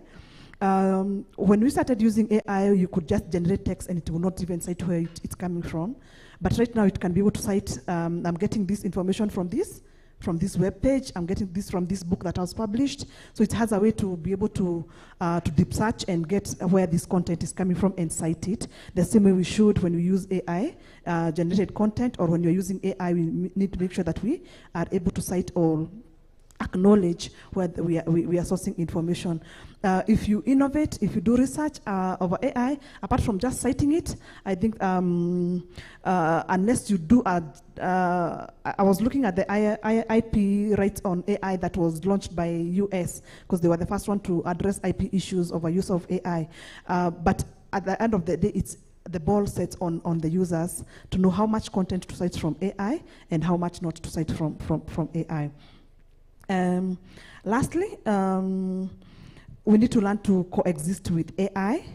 Human values versus AI, we must all have respect each other. I always give back, cite predictions that were made previously. In some years ago, it was cited that we, at one day we will be talking of human rights. We will be talking about animal rights. Do we talk about animal rights today? The answer is yes, and it's also predicted that at one point we'll be talking about machine rights, and I don't know how we will react if your laptop, you bang it and it tells you, hey, don't bang me like that, or I'll tell my colleagues that you need to teach you a lesson. So it's all evolving, and if you look in the 5th industrial revolution and having machines, computers, IoTs all around us, our TVs, our fridges, we agree that our windows, our lights are all having some technology embedded on them, right? And we must learn to coexist because this is the space we are in, and we're not going to back to those ancient days. So when we are here, we just collaborate, and we thank our colleague from ministry and the whole ministry for championing these things, ensuring that we are operating in a safe space when it comes to emerging technologies. Thank you. Yeah, thank you very much. Maybe Humphrey, yes. at one point we also talked about when we were busy searching Google, we didn't know Google is searching us, did we? But if you ask Google about it, will definitely tell you something. And it's a caution that we should reserve giving AI our personal information because we may not know how it is used and where it is used for now, but we need to protect ourselves first as much as we use AI. Yeah, thank you very much, Esther, for really summing up on the issues that were raised. Yeah, so colleagues, as we come towards the end of this session, I think we're all seeing that AI is with us. And just like the way computers came, the way mobile phones came, calculators came, so they're all going to be with us. AI is going to be with us for a long, long time. So what are we seeing? Again, so these AI machines or solutions are becoming more smarter, on a day-to-day basis. So Esther talked about you can teach an AI solution, an AI system. So the next thing that you also hear is that an AI can also have a human feeling. So we're actually getting closer to, to human intelligence, just the way we are. The good thing is that we've just heard from Nusu, from a government point of view, we have a strategy. But what we are not sure is whether the strategy is enough for us to really even regulate. No, because actually, strategy is just one thing, to provide a roadmap. But it's so much that we still need to, to guide on that development and the adoption of AI. So when are we going to really think of regulations? Maybe this is not the time, but maybe it's a question that all of us we need to think about. Last but not least, we have actually heard of inclusion. The other day, I think it was in the AU, they were talking about, we are no longer talking about digital divide, but now, we have now extended this to talk about AI divide. So those who are actually AI enabled, they have a lot of intelligence in creating those systems, and those who do not. So it's an issue that actually we need to reflect on as policymakers if we want to move forward. So, and definitely we also know that the UN has also come up with the AI principles. So the question is, are we adhering ourselves as we develop these homegrown solutions and all these solutions? Are we sticking to these AI principles that are actually very clear? So it's a question that we all need to be asking ourselves. So thank you so much. I think this has been a very enlightening or very informative session. And I hope you have also learned something. We are not the way we came. Are we not? Or are we the same? Are we the same as we started with the session? Apana. I think, to be very honest, I think we have really learned a lot from the panelists. So I think let's just appreciate our panelists. Yeah. Thank you so much. I can see there are a lot of activities here, and I think we need to move forward. I don't know, there are more announcements, that are going to be made. So thank you so much.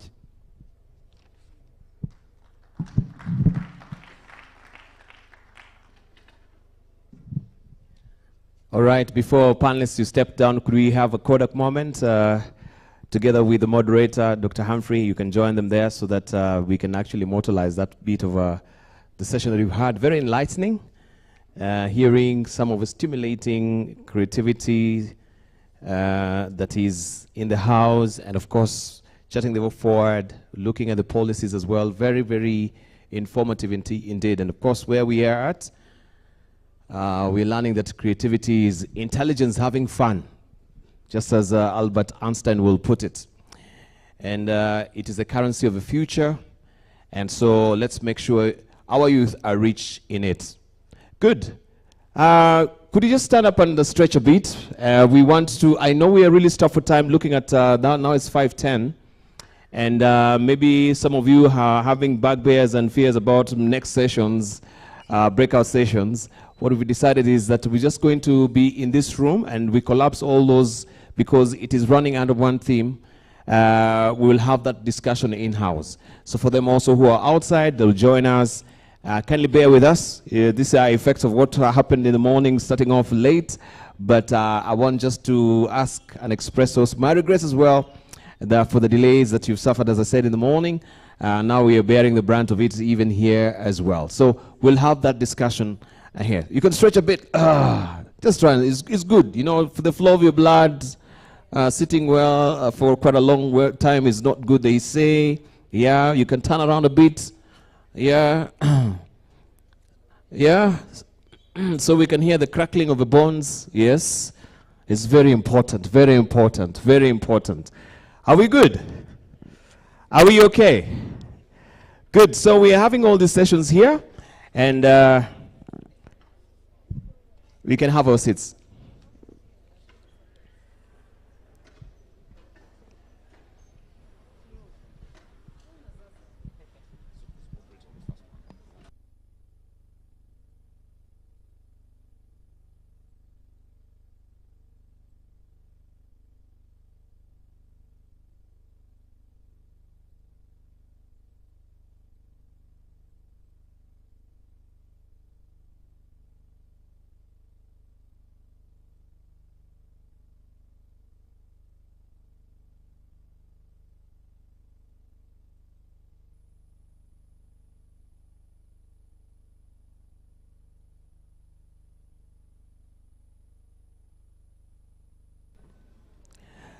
All right, we want to start off with creativity, and I will want to call the moderator, Ezekiel, who will just take over this particular session.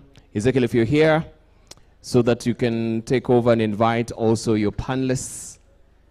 Ezekiel? Is Ezekiel here? Ezekiel?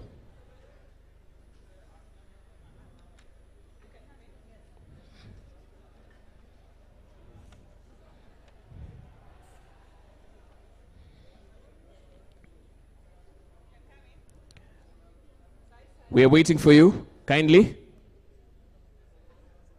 Yes, Ezekiel is coming down. Thank you so much.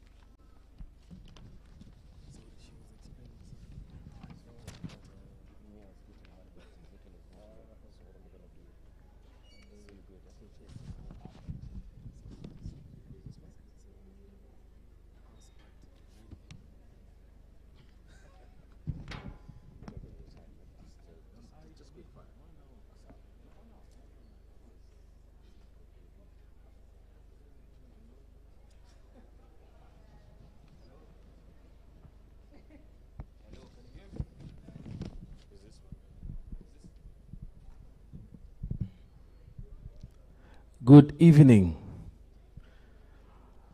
Well, I will not be painful as it's already 5 o'clock, but I'll try to make sure that whatever we discuss with the whole party of 10 that I'll have will have some value to end our day. My names are Ezekiel Onyango, but people call me Easy. I'm currently a PhD student investigating how creative technologies in AI and blockchain can be deployed as cultural policy instruments. And beyond that, I've been a filmmaker for over a decade in Kenya, and so I've moved from practice into academia to further understand how the creative economy responds to these opportunities. Now, to help me unpack this, I would like to invite Mr. John Chalo from the Kenya Film Commission, kindly begin by taking the seat at my extreme left. And Benson Gobia from the Kenya International Theatre Festival. Marcos Masiga from the Kenya Film Classification Board. Mr. Julius Owino from Ghetto Radio, Water Water, Maji Maji. And Mr. Fedari Oyagi from Utetezi Arts and Insights. Mr. Donald Otoyo, Permanent Presidential Music Commission. Mr. Michael Pundo, CEO of the famous Kenya Cultural Center. Dr. Ezekiel Mtua, Music Copyright Society of Kenya.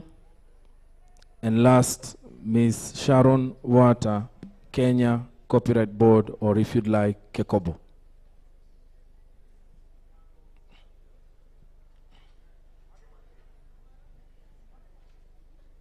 Calling once, calling twice, and if the others come, tell them they can't join the party.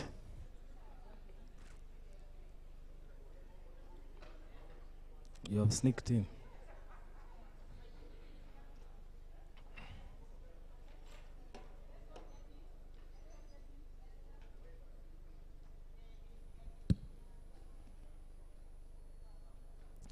So my task today is to help us unpack a conversation around opportunities in performing arts, film and interactive media, and how that responds to opportunities for the youth. Now, before I begin with questions to my very able panelists, there's a little story I'd like to share with you. At a time when we are in Kenya and experiencing very, very difficult times, many weighed down by economic hardships, uncertainty, sometimes even systemic exclusions, there's a very silent revolution that's happening, and it's happening among the youth. They're finding identity, purpose, and opportunity in the cultural and creative industries. Through music, we are watching them. Through film, fashion, they are becoming more freer, more bolder, more happier, and more purposeful. This generation, unlike mine, is not waiting. They are challenging the systems, from governance to society, from enterprise to innovation. They're becoming a force that's undeniable. They are all in sync, and they are united by a purpose that's driven by creativity. And if you look deeper at what gives them this strength, is an intuitive value for creative thinking. And just as the World Economic Forum reported recently, that in 2030, the core skills that will drive future-proof economic development will be systems thinking, analytical thinking, and creative thinking. This quiet revolution is already underway in Kenya. Kenya's future is already being rewritten by its most creative minds. These young visionaries are not just aligned with the future, they are the foundation upon which Kenya's youth will navigate crisis, will build enterprises, will tell stories, and reshape our governance. In a world that is rapidly shifting towards intelligence, as we've heard today, adaptability and innovation, the creatives are already fluent with the future. And that is the language you're trying to understand today, leading the way with courage, imagination, and purpose. And so for us to respond to how we shape pathways, we must first acknowledge that they are already fluent in the future language. And so, Mr. John Chalo, how does then this become a question for you when we talk about what opportunities are there in performing arts and film that will respond to this future language? Thank you.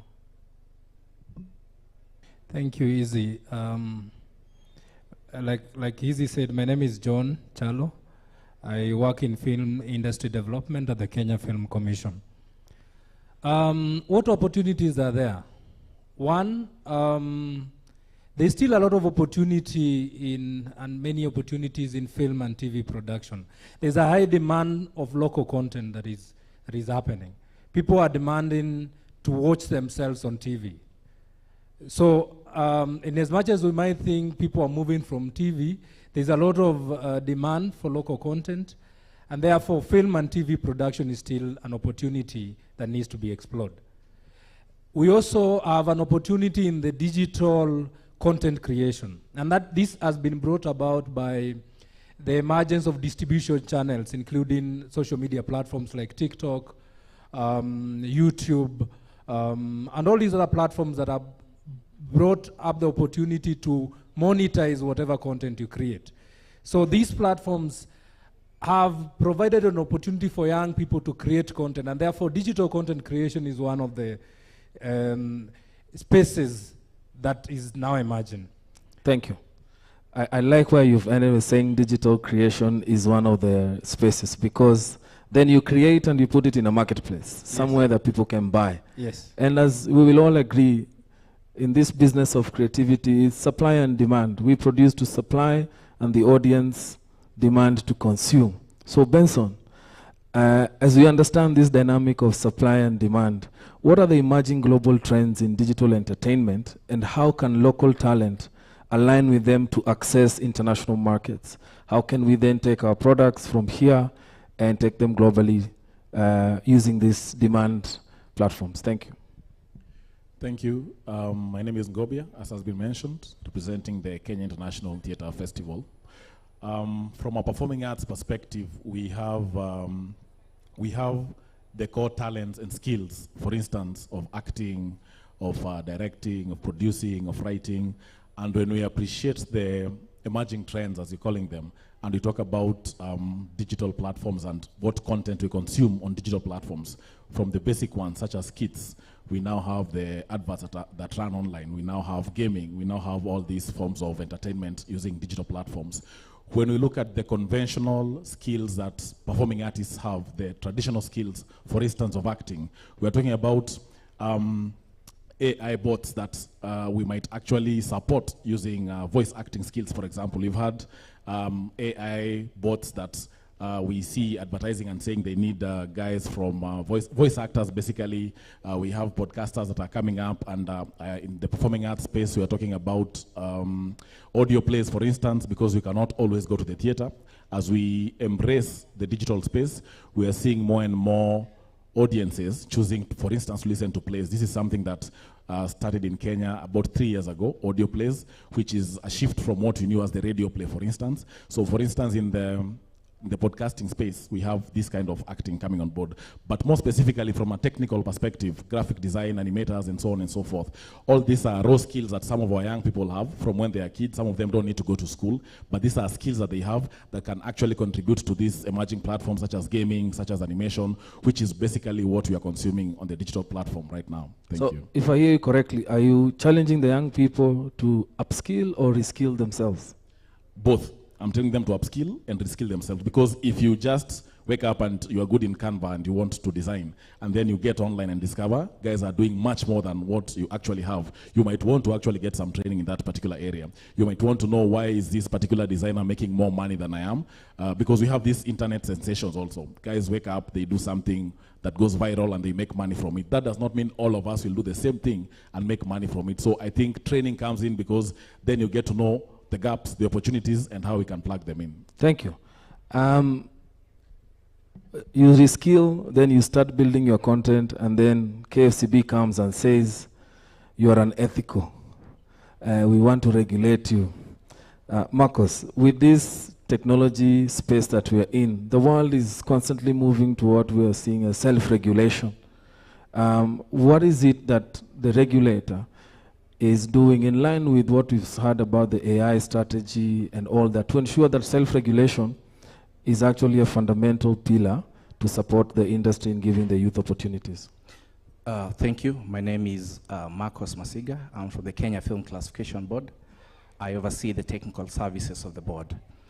I'm glad that what came before this panel discussion was still on the digital transformation in various sectors, including AI. For me, the rise of digital platforms, streaming services, and what have you, is a blessing, not only for the industry, but also for a regulator. Because it calls for all regulators, and especially in this case, the regulator of the industry, to actually ensure that the regulations, the laws that govern the sector are up to date. So as a board, we have gravitated. We are not just talking about regulation by government. We've moved to core regulation. And right now, we've gravitated to self-classification or self-regulation. What this means is that there is a need for partnership, because besides a regulator just looking at the platform owner as someone or an entity that can help in regulation, we're also looking at how else can these entities also support in monetization, what have you. So I do agree with you, Izzy, that in this digital space, regulation cannot be done in the conventional way. And that is what we are striving to do. We are developing regulations. So far, we have regulations on self-classification, which is targeting broadcasters, is targeting VOD and OTT platforms. And we are also developing guidelines around user-generated content and also video games.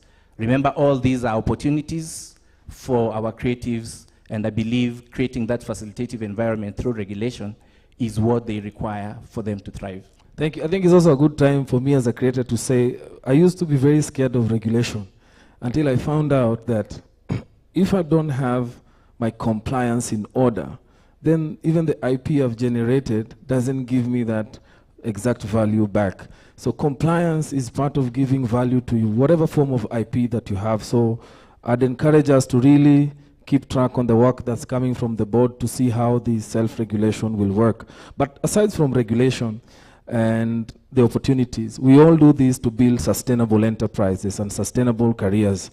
And I'll ask the gentleman next to Marcus, how can youth or the young people who are probably not in this room but are elsewhere watching us live, how can they build sustainable careers in the environment that we currently have?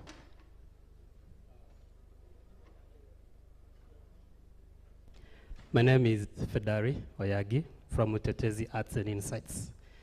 How the youth can build sustainable careers, the first thing that comes to mind is that they need to adopt new skills. I think Ngofia has mentioned something on that. This is new skills around, of course, they're talented, they're gifted, naturally, that's why they are creatives. But then new skills around digital literacy, just understanding that scope of the digital world and versing themselves with that.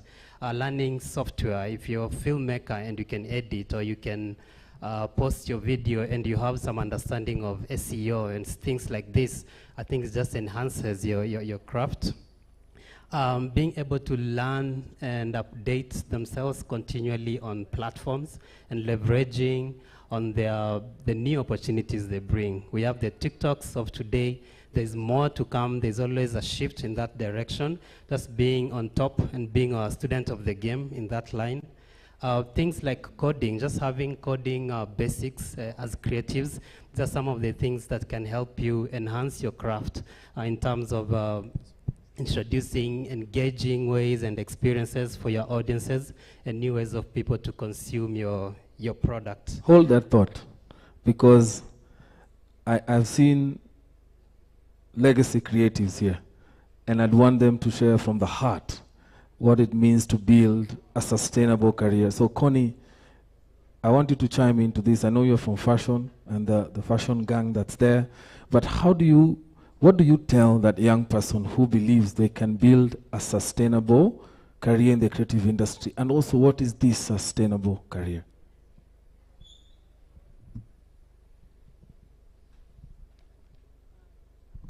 Good evening, everyone. Thank you. I'm happy to contribute. I think in terms of, I want to just probably kind of steer the conversation towards the role of fashion in film. because I think that's most relevant. So, sorry? It's coming. So what do you want me to answer? Just say that again. What do you want me to ask or contribute? Sustainable careers in the creative industry and how I have made it sustainable. We were just having a conversation with Liz and Sydney on that. So I'll share my experience and I'll ask them to chime in, but how I've been able to make it sustainable is because I've been able to diversify what I do as a creative.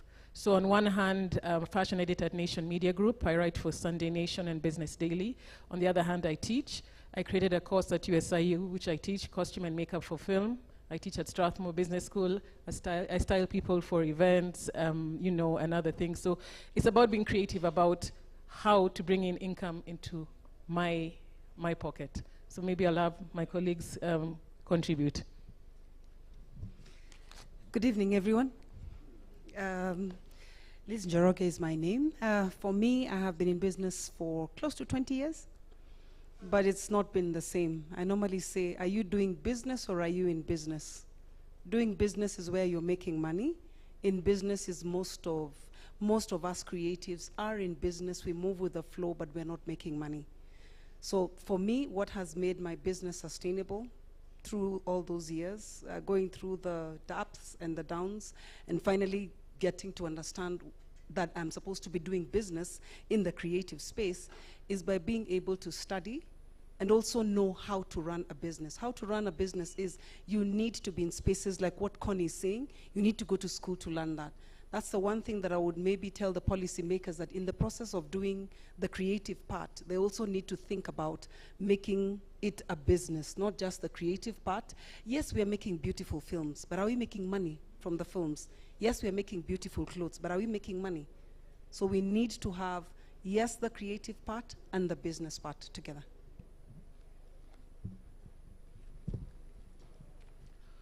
Good evening. My name is Sydney Owino, and mine will be brief because I was able to build a sustainable business through managing cash flows. It's one simple step in your business which you really need to understand how to do it. It's just manage your cash flows. So for example, I'm a tailor. So how do I manage my cash flows? I try and not tie up all my money on things like stock. I try and avoid keeping stock. And if I do have to have stock, then it's the bare minimum. As simple as that.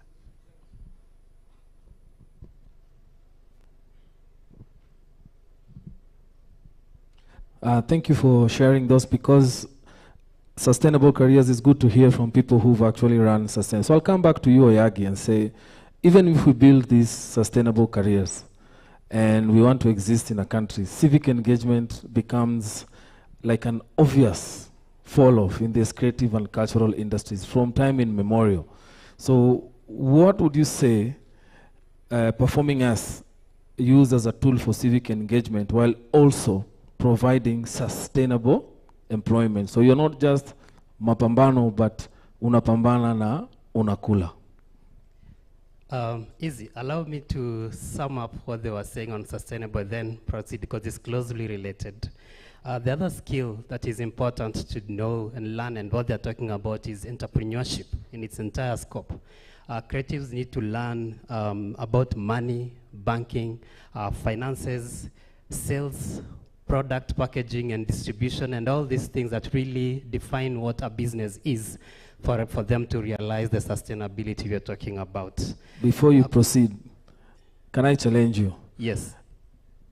Are we saying creatives need to learn all these skill sets, or they need to learn how to collaborate with people with these skill sets? Both, because learning them or appreciating, understanding them makes it easier for them to collaborate and also to know what to expect from the people they're collaborating with. Maybe as we discuss, we'll get to where we're talking about cross-sector collaboration, which is lacking in the sector, where you have other industries interested in the arts and investing in the arts, like we are seeing with other industries. Asante sana. Realize that there is a commercial component that should then accompany that.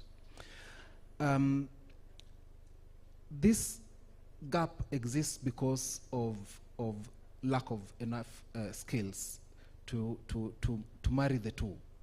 And that is what I think Oyagi was referring to, that there's need for proper skill set to understand the financial component and the creative component. Secondly, there is a lot of infiltration of the creative sector by the people who benefit out of it, yet they do not sweat from it. And you realize that I think in agriculture or in trade it will be called the middleman crisis. Just say the name, the cartel crisis. You are driving along the road, a simple example, and somebody comes with a piece of fine art and sell that piece. How many of you have asked the person selling the piece whether they are the producer of the piece? You'll realize in most cases that the people selling that piece are actually not the producer. The producer was given money in like a few thousands, but then he's selling in tens of thousands. So we realize that the producer does not really benefit out of the art. Thirdly, we can say policy has never been strengthened. And the issue of the policy gap then creates space for turmoil. And you realize that exploitation of IP has been a problem because certain players in the sector take advantage of the a weak policy and statutory framework to needs to be tightened enough so that then creatives can make and reap the maximum benefit out of that. And finally, maybe, and always in people's mouths, lack of financing. And I'm saying this very boldly because I know Roy is here, that how many financial institutions will be bold enough to pick a script and fund the script? You realize the over-reliance on collateral makes financing of the sector become very not achievable. So those are some of the issues. But I think it has reached a time where everybody thinks they can do something creative, and so everybody wants to be in the sector, and that is a big problem. But that happens because of we are so much also disintegrated into small cocoons of subsectors that really don't help us much.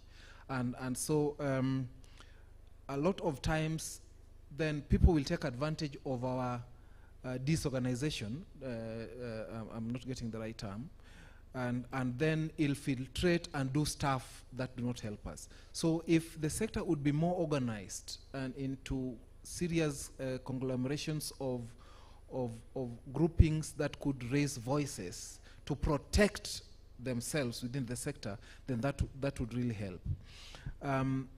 Because if you can sing in the bathroom, then you think you're a musician. But that's not the case. If you can hold an event, then you think you are a creative. And you realize that then everybody has a voice, even when the voice is not helping much. Okay. But finally, I want to say that one advantage we have is the enabling environment, so that then creatives need to come together to sensitize themselves and take advantage of the environment to strengthen or cooperate with government to strengthen the policy framework. Thank you. Yeah, it's very profound to understand those two spheres. And I think we spent some good time on the supply side of things. We've delved into how we produce, how it's regulated, I mean, the challenges that they face, what we need to get better in producing. But one part that I've found fundamentally misses in all our conversations is how we engage with the audience, because those are our customers. that is where we sell. We do it for them, and that's where the money that we cry is not there, comes from them. And for my own research that I'm doing in school is to figure out how then do we decolonize the space to democratize access. How do we engage with the audience in a more fluid and elastic way so that then we know that there is a guarantee of market. Zippy, you've made content, you're a teacher, you're a beautiful African lady with a stunning presence, and you've engaged with audiences in all your career. I'm a strong believer in that we have never paid attention to the demand side of the creative conversation, more so in the film industry. And that's why you see, even right now in Kenya, there is an upsurge in production. There is an increase in the quality of films that are being made, but we are just making high quality libraries, not IP movers and, you know, pesa mfukoni, simply because there's an over-reliance on platforms that don't belong to us. So I'm a personally, I'm a believer of championing for development of local creative technologies that then create that engagement with our audience. But I'd like you to contribute to this conversation from your perspective as a creator who engages with audiences almost every month. What can we do to ensure that there is enough audience engagement, whether it's funding, whether it's policy, to ensure that these things we are talking about creating actually get to the market that they're intended for, and then there's value that comes back to the creators? Thanks, Izzy, also for acknowledging that I'm a beautiful African woman. Yeah, the one way that we can engage with the audience is consistency. One thing that has really lacked in our industry is consistency. I was just discussing this with a friend over the weekend, like, even if the audience wanted to watch Kenyan films, they have to wait for an advertisement. We have not reached a space where the audience is always sure Kenyan film in the cinemas. We have to reach that state where somebody does not have to ask, is there an advertisement? They can just walk into any cinema and always be sure that a Kenyan film is one of the ones listed. We have not even reached that point of being sure that every month there's a Kenyan film in the cinemas. So I wouldn't even want to blame the audience, because we don't have enough content for the audience to consume. If I was a great lover of film, of wanting to watch Kenyan film in our cinema, I would not have enough film to watch in Kenya every weekend. And that's a gap that we have not yet filled. So it starts with us. We are not creating it like a hotel that's cooking food for lunch, but by 1:30 the food is over, and they are never thinking to cook more. That's what's happening in the industry. But on the other side also, we are not putting enough time and dedication into marketing. And this I see in two ways. One, a lot of us do not really go out to really market. Yeah, yes, there's the part of don't have marketers who are focusing on the theater and film. But even as performers, we don't really go out. We don't even tell people, like I have a show on 14th of June at the Kenya National Theatre, a one-woman show. So many people would not say that. They will just wait, ujaona poster. I mean, we don't own our work. As Kenyans, we are not so proud to share our work or share information about our work as much as we are artists. We always want to feel like it is good, watajua to know, hawatajua. Lazima uambie, you must tell them, you must brag, we must learn to own. We have seen discussions on social media where actors say they were not paid to advertise a production that they were in. So that is the part of ownership I'm talking about. If you are an actor in a film or a performer, you have to own it and tell people, I am in that film, because it is also helping market you for your next gig that you might get. So we must own it. Yes, we need to have marketers who are also focusing on our creative industry. Just like now we are starting to have lawyers focusing in the creative industry on IP. We need to have marketers whose focus are on marketing theater shows one after the other, so that people know if you want to market, fill a hall and a show, that works. Music has done it, theater and film. So are you saying that because you're responding to unlocking opportunities, that yes, this gap and these problems are actually opportunities for the youth? You can be a creative, but creative in marketing. You can be a Yes. creative, but a creative in developing creative technologies. You can be a creative, but a creative in legal space. Is that what you're saying? Yeah, because we have influencers, but we have influencers who are not helping market. We have influencers who nowadays, they're not, I don't call influencers creatives. Sorry if there's an influencer in the house. Not all influencers are creatives. Some creatives are influencers like me, but some influencers are not creatives, because if you give an influencer your poster and they just put it there, that is not being creative. They need to create some content. Talking on TikTok is not being a creative, because if you gave that person a script to cram, they would not. They cannot even act another role. So we have to find out where is the gap. The gap is in the fact that, like Pundo said, we all want to claim to know how to market. We all don't know how to market. Marketing is a skill that we must learn. It's not about having many followers and putting out there. One thing I always ask is, do your followers have a purchasing power? Because we have people with 1 million followers, and if they told people there's a show here, they will not sell 100 tickets. But there are people who have got only 10,000 followers, and they put up a poster, like 5,000 will buy. So do your followers have purchasing power? That is where the power of marketing comes in. Thank you. So, to summarize what you said, because audience engagement is what will bring us money. Don't just want to be a creative, look at the ecosystem, find these other supporting areas, and amplify around that. Now, there's a theory of change I'm currently playing with, which I call open creative industries. Open knowledge, open technology, open markets. That if we invest in these three things, we will start seeing a very good response from the creative industries. And we've talked on knowledge, on skills, we've talked on markets, but we've not talked on technology. So I'd like to ask the gentleman who's sitting to the beautiful African woman. There is a thing in Kenya that's called collective management organizations, CMOs, who have been dealing with royalties and residuals, mostly in the music space, but as we've seen in the recent legislation, they will soon start also talking about blank tape levy and TV residuals. I don't want to go to the challenges that they faced, but my question is, what do you see as the role of technology in improving the royalty space, and how can that be an opportunity for youth in the technology space?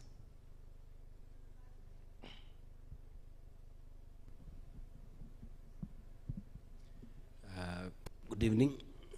My name is Ladislas Regis, Director, Department of Film Services. I'm here to represent the State Department for Youth Affairs and Creative Economy. Kindly repeat your question. My question is on the role of technology, and how can we use technology to improve on issues of piracy, royalty distribution, and also create opportunity for the youth in developing these creative technologies?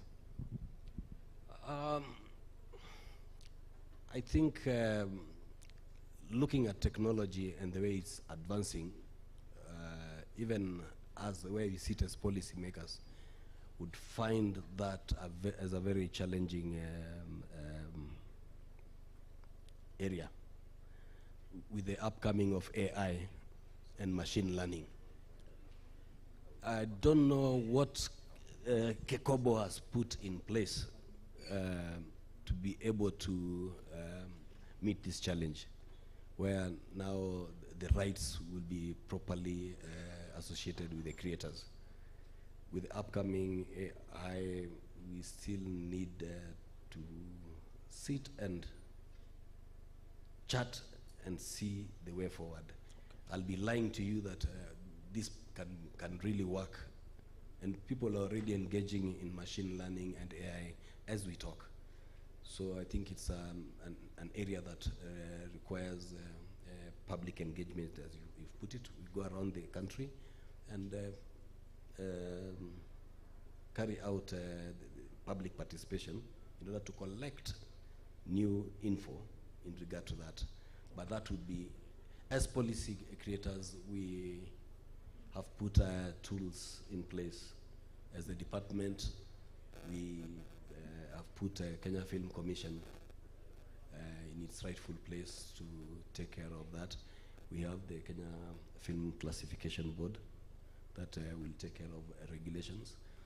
And we have the we are soon setting free the Kenya Film School, which is a stepping stone for all those who need skills. And it's using a skill set based curriculum so that now they can jump into the market. Currently there's something cooking which maybe we'll talk about later on how we are going to advance the same and make the creatives be more sustainable. But in terms of technology, the speed at which is moving at is quite challenging. Okay, thank you. Now, we don't build films in isolation. There is, when you see a movie, there's music in there, people look good, there's fashion, there's graphic, we are a whole enterprise of different skills. And so before we close, I'd quickly like to touch on the power of right collaborations with other creative industries. And I'll use fashion as the anchor for that conversation. And then after that, I'll come back for a 30-second closure from all of us. And I'll tell you what I want it to be about. At the end of the day, even this room that we sit in, the average age will probably be over 35. So as we think about our closing remarks, speak to that person who is below 35, who is in USIU or in a TVET somewhere, studying a course in performing arts or whatever in the creative space, and you want to send a message to them on what they should get right as they're in the foundation ages to come and blossom later in the future. So quickly on collaboration, and then we'll come back to the quick fire closing.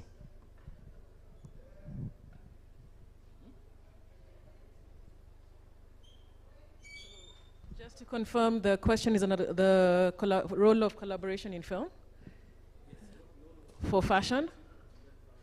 Okay, so I'll speak on fashion because that's what we're representing here. I think you'll all agree with me, especially as producers and directors, Zippy and team, that when you have a script, you have to give it to either a costume designer or a stylist. If your script is from 1950s to the 2000s, the stylist must, and hairstylist, makeup artist, and costume designer must be able to understand the role of fashion and makeup and hair in those different eras. Am I right? So the key thing about collaboration, especially for makeup, hair, and clothing, is for all these parties to understand what the role of the different eras is in fashion and beauty and how it relates to the script. So I think that's where the collaboration comes in. So I don't know if anyone else has anything to add. That's it? Thanks.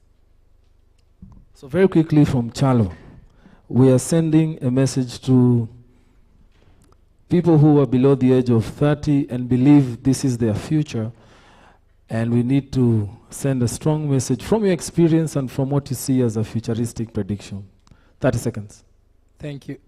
Thank you. I think you guys can hear me. Thanks. Yeah, so I think one of the major things that we need to look at is ask ourselves, what does the creative industry as it is now present for us? And there are many opportunities, and I talked about opportunities when I was starting out, but there are many opportunities in vernacular content creation, vernacular productions. People want to listen to their language coming out in productions.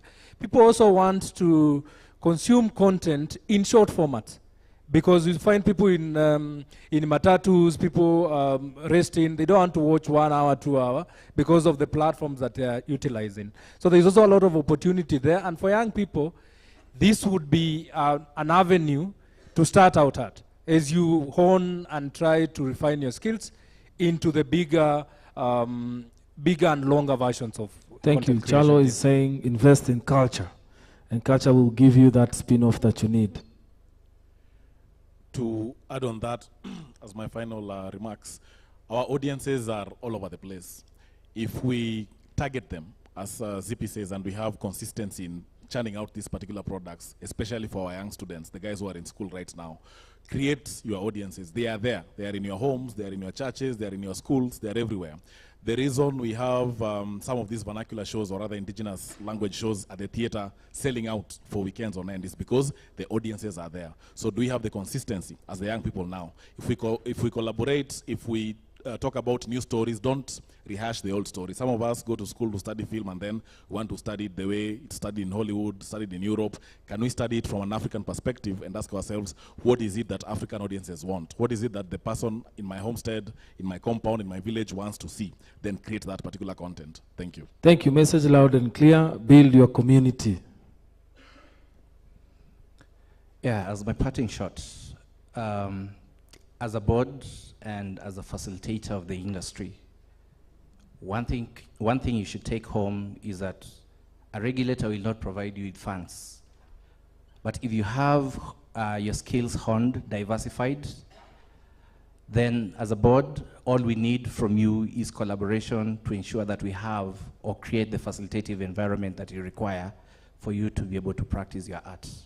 So we promise that that environment is what we will provide for you, and we'll ensure that even our regulations are updated, so that we can support you accordingly.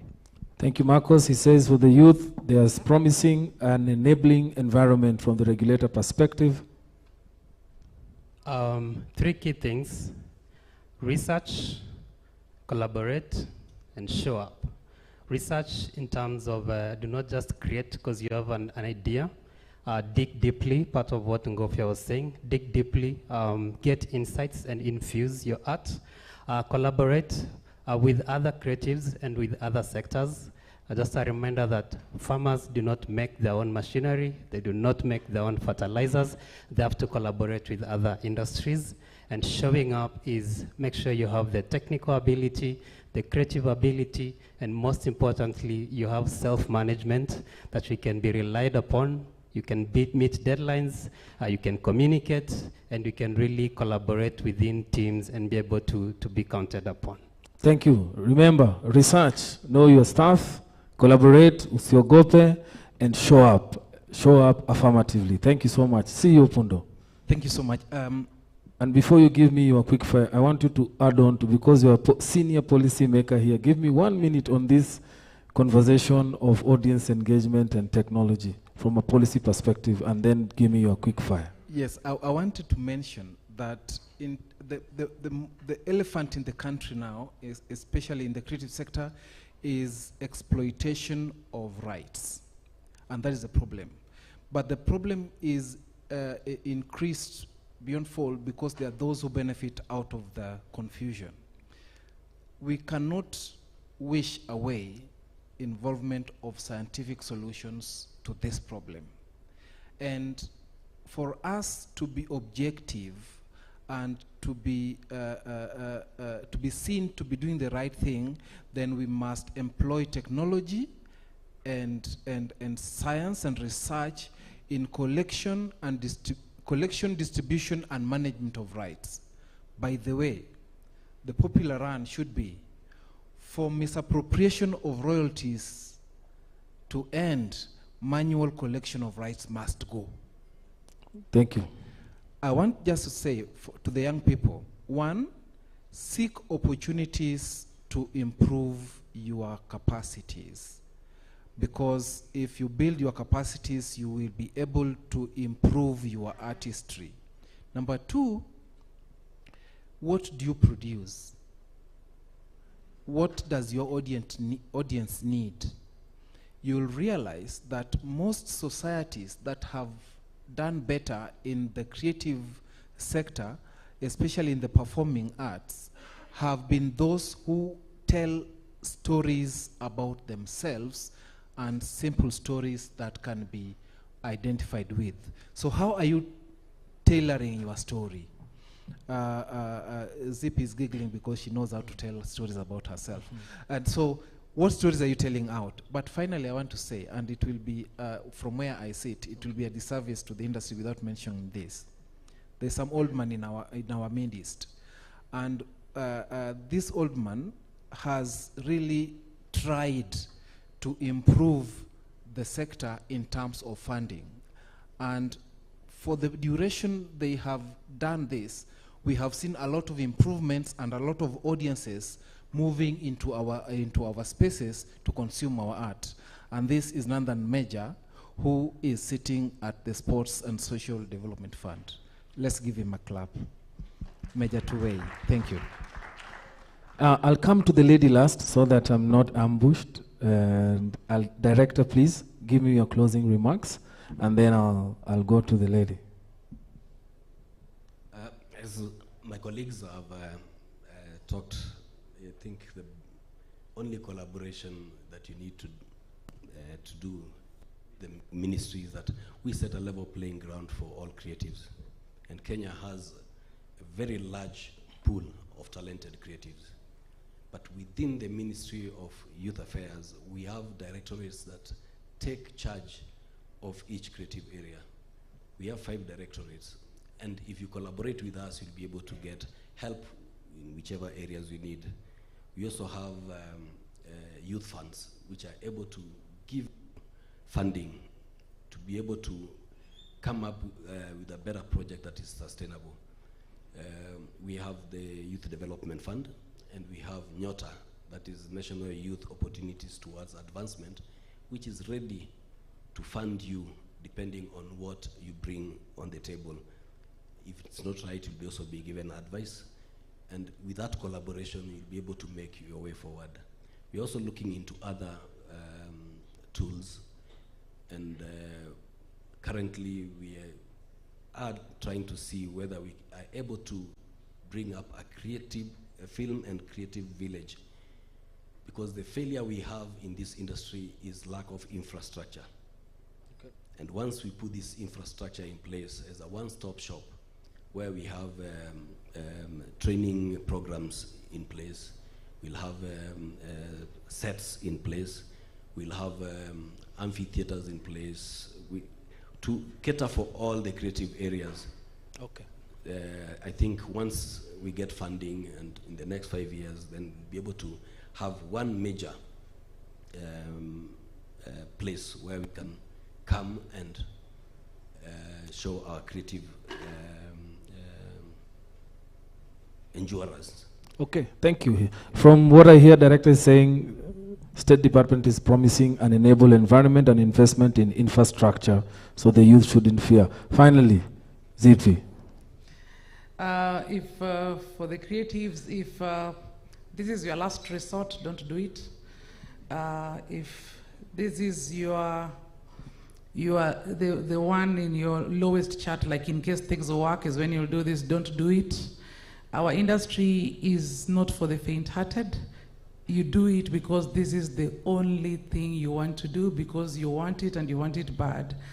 Yeah, and that is what, if you see someone in this industry after 10, 15, 20 years, it's not because this is their last resort, it's because this is their only resort and has always been their only option. So if you feel you can do something else on the side, just go and do it. That's what I always tell people, so that the industry can move. And if you feel like you can fill a gap in the industry, then come do it. There are many, like they've already said, there are many gaps for producers, fundraising, marketing, all that. So come in to help make the industry better, but come in because this is exactly where you want to be. And finally, I have a one-woman show coming up on 14th of June, happening at the Kenya National Theatre. This is my 7th one-woman show. I am a fantastic storyteller, and I can assure you I will wow you. You can get the tickets for, if you're in this audience, you can pay 1,500 by via goods 510 255, or go to Kikwetu Patatix. But if you follow me on my Facebook page, CPO Court, you'll find the poster there and get it there. Come and have fun. Thank you. Thank you. Please, a round of applause for these wonderful people. And I apologize to the audience, we will not have a Q&A. However, KIPPRA have promised that if you do write the questions and channel them, the responses will come. Once again, thank you very much for your time, and have a lovely evening. Thank you. A round of applause for Ezekiel and the panelists. I know you are tired. A hearty one for that matter. Thank you so much. Very informative. And we are so happy with what is happening in the industry. And of course, Zippy, you be sure that an invoice is coming your way for taking advantage of this forum to, you know, advertise. Yes, so Kipra will be, of course, preparing an invoice. Anyway, on a lighter note, thank you so much, guys. I really appreciate. I know we are really strapped for time, and I will go directly to the next session where we had decided to combine the arts, fashion, sports, and culture into one session so that we don't keep you for long. Looking at the time is actually 7:06, so we don't want to keep you for long here. And without much further ado, I'll just want to invite Roy Gitahi, the CEO at Work, who will lead this particular session, and invite our panelists. I can see some of them, they're just rolling their eyes because they're so tired, but kindly thank you for being amazingly patient. We are so sorry for keeping you until this late. All right, thank you very much, and a round of applause to our MC. Oh, only 2 people are remaining. Okay, then. Very good. First of all, I'd like to thank all of you for being here. Usually it's the exciting things that come last, and that is why I am here. And so I want to introduce my panelists. I will ask them to, in the interest of time, if you know you're on this panel, please come. And then we'll introduce you as you come on board. One of the things that we've been told is that we have a combination of things. So this is not what was supposed to happen, but in recognition and out of respect of time, we are going to combine a number of things, and hopefully I'll do a good job at it. I can see panelists coming, people leaving, so please, for those who are coming on board, Joy, sorry. Oh, no. I'm so sorry. You okay? Okay.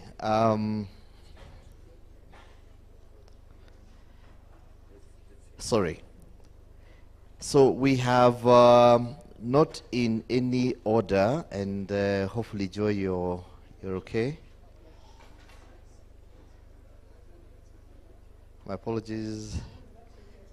All right, a round of applause for, yeah, she's back. Very good. Okay. No, it's okay. Please. Wow.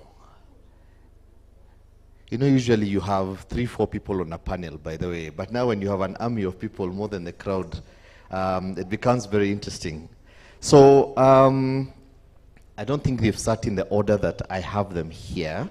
So what I'll do is that from my extreme end there, I just want you to say your name, where you're coming from, just say hello, pass on the mic, and then that way, I don't have to call you Dr. Purity Cura. So, thank you, Chair. My name is Joy Longoto. I work at Kenya's National Commission for UNESCO, where I coordinate issues that relate to research, partnership, and resource mobilization. Well, thank you very much. Thanks, Mr. Chair. Good evening, everyone. My name is Thomas Odundo. I'm the Chief Executive Officer of the Kenya Rugby Union. Interesting. Thank you. Thank you very much. My name is Jackson Tuwei, Lieutenant General retired, currently the President of Athletics Kenya. Thank you, sir. Good afternoon. I wear many hats, but for now, I'm Manaso Hiro, Vice Chair, Nyayo Rising Stars Sports Club. Karibu sana. Good evening, everybody. My name is Sydney Owino. I am the interim Vice Chairman of Kenya Fashion Council, and I also run a tailoring house called South Tutorial. All right. Thank you very much. Good evening, everyone. I am Elizabeth Njoroge, fashion designer, Liz Njoroge Collection. Good evening, everyone. My name is Cornel Watch. I'm an award-winning fashion stylist, and fashion editor at Nation Media Group, and fashion lecturer at USIU and Strathmore Business School. Good evening, everyone. My name is Dr. David Mbuthia. Deputy Director, in charge of research at the National Heroes Council.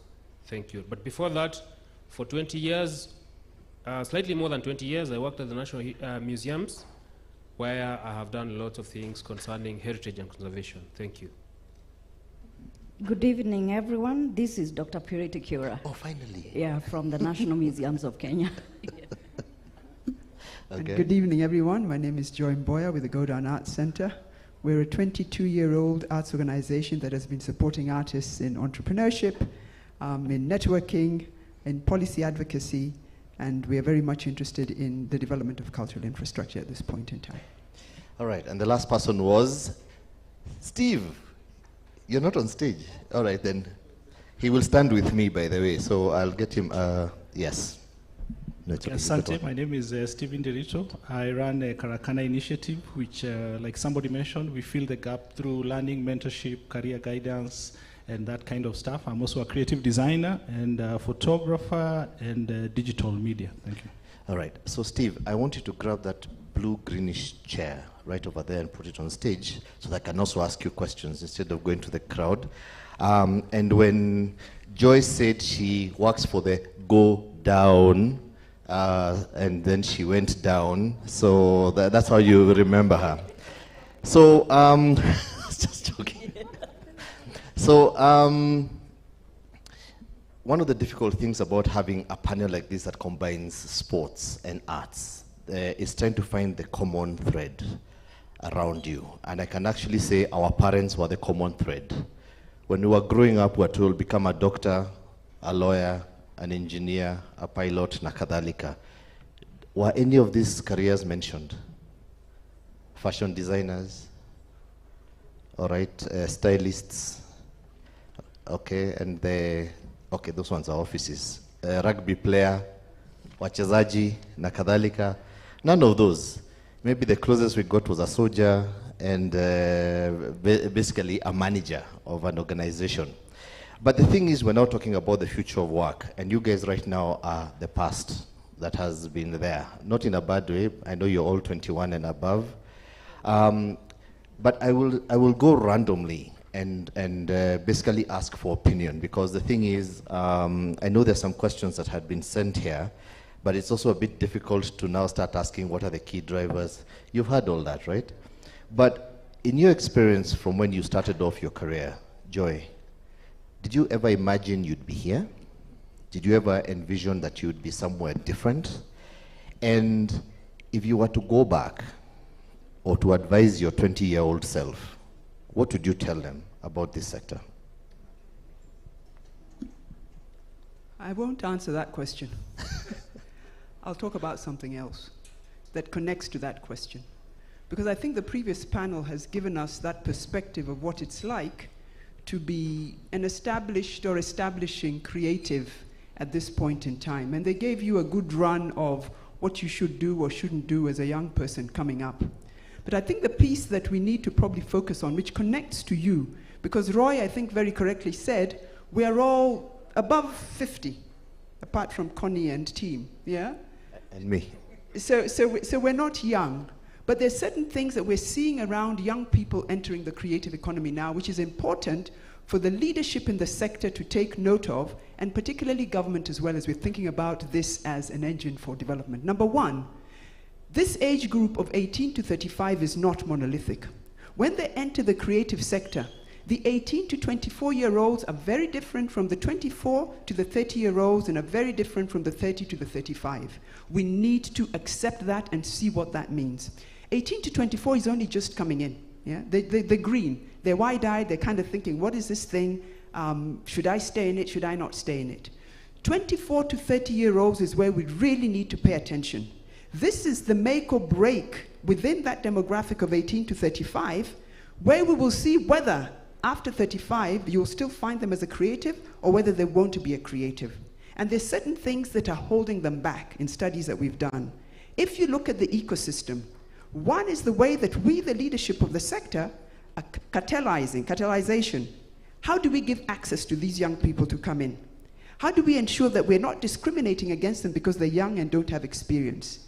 How do we ensure that the systemic exploitation that is happening within the bigger ecosystem where people never get paid, where people are not on contract? How do we make sure that that is not the practice within our sector?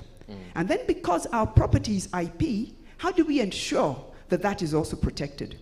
These things are real barriers for you young people, and those things have got to be dealt with by ourselves and by the government if you're going to advance. And that is the thing that I wanted to emphasize, rather than talk about whether I would be here 20 years. I didn't think I'd be here, but I am. But this is important for you to know. Okay, that's actually well done, because the thing is, there's how you phrased it and push certain structures towards government. So NatCom, what would you say that the institutions in the creative sector are doing different from what they were doing before to actually make this group of people more successful? Oh, thank you. I think I'll answer your question from my experience working at the Commission for UNESCO and based on our mandate. Basically, our mandate as a Commission for UNESCO is to do capacity building to institutions within government to bring to them the knowledge about what UNESCO has got to offer. For example, in the creative sector, based on the UNESCO 5 areas of competence, culture is one of them. All the conventions that UNESCO has passed over time, the declarations that it has passed in every general conference. We are now moving to the 43rd UNESCO General Conference, and all the recommendations in this sector. So for us, since independence, we've done very well in domesticating some of these UNESCO conventions and the protocols. And we have ratified quite a number of these conventions that help us benefit from what UNESCO has got to offer. And we work very closely with the State Department responsible for culture and the National Museums of Kenya, and who are represented here, and other agencies within the sector. And we are doing it very well. At the same time, I want to say that we are in the sector of empowering young people, to encourage them to know that they can make it. We want to say that, you know, talking to the theme of this conference, which is about the jobs for the future, I was saying in the morning that some of these, you know, the public service has only 4% of jobs. So many of the jobs that are available in this sector are in the creative industry. So we have to work together. We have to ensure that we collaborate, because the government cannot work alone in this space. We have to collaborate with the private sector. We have to work with civil society organizations.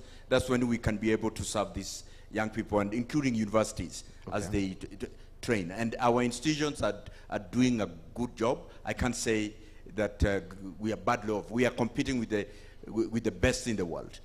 Okay, now Steve, just next to the institution, you do a lot of reporting on the creative sector, and he has said the institutions have done a stellar job. What would your comments be? Sorry, say that again. So I'm saying, we spoke about the institutions, what are they doing to be able to help the young people actually come up with opportunities in the creative sector. And I said, you have a broader-eyed view because of Karakana. I know the kind of things that you've been doing. The question is that accurate?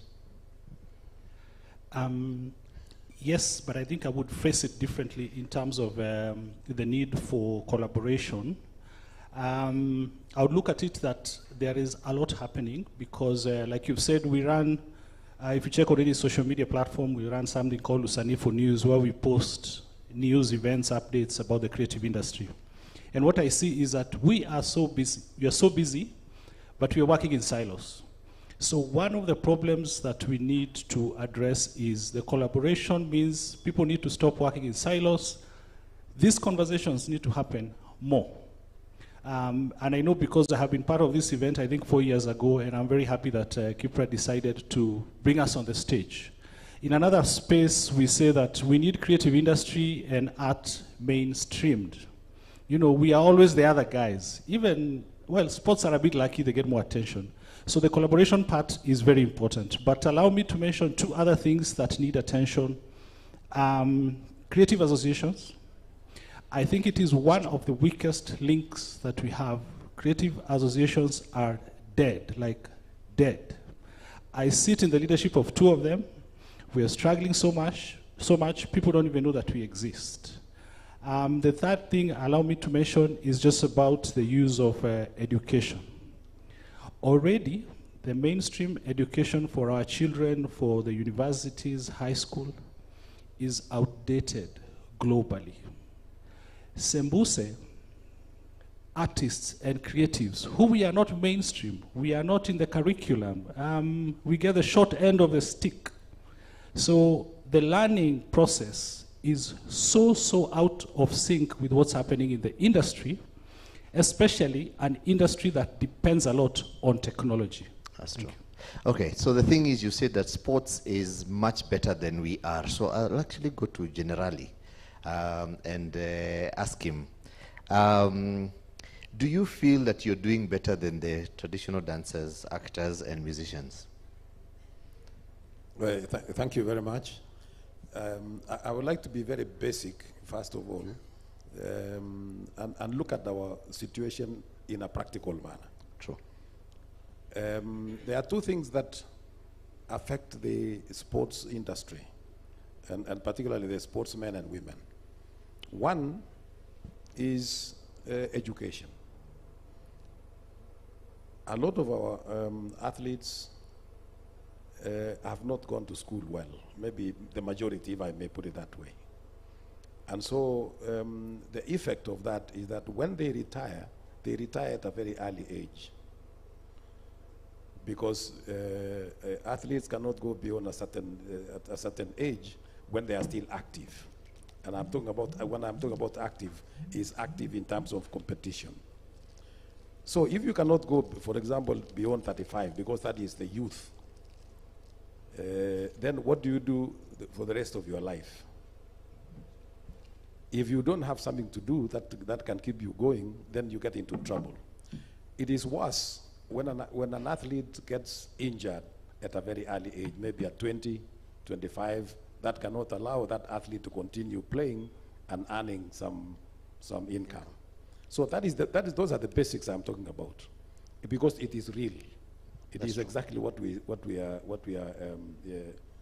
looking at, and therefore I think the best thing for us is therefore to again basically for the athletes to go to school, so that if they are not employed at their retirement, that early retirement, at least they can get, they can create something that they can do because they have done maybe something like sports science while they're in the university.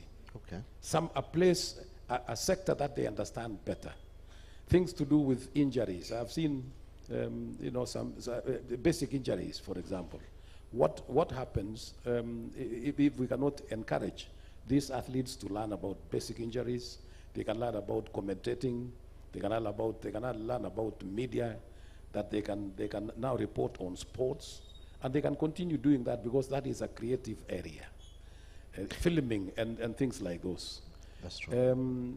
But then, when we come to the sporting world itself, I think we need to improve on our infrastructure in a big way. And we are not talking about the country in general. We are talking about ourselves.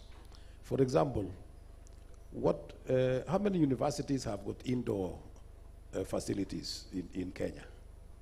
What do the students in the university do in the evening when they are not maybe reading or they are not active in something else? What do they do if they don't have sporting facilities like the indoor facilities, where they can swim, they can box, they can play all sorts of things, badminton, volleyball, and so forth and so on?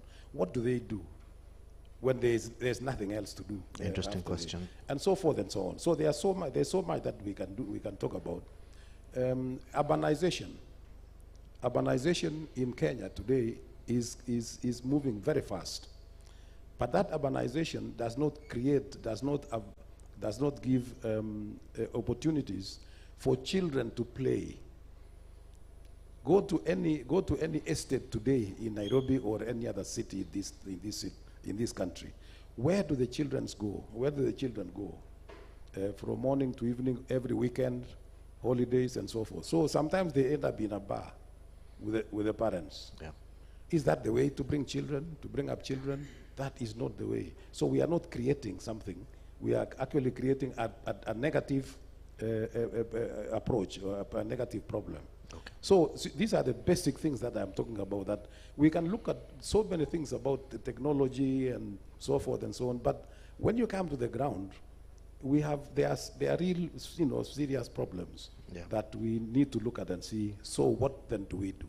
I like what you're saying. For now. Yeah, I like what you're saying, because we tend to forget we're talking about people, and then we've got all these theories that are built on those people, and if those people collapse, then there's a problem. I think it's the same thing that happens in rugby. I like the fact that he mentioned that people get injured early, and I know rugby is one of those sports you get injured early. So why do people come to play rugby?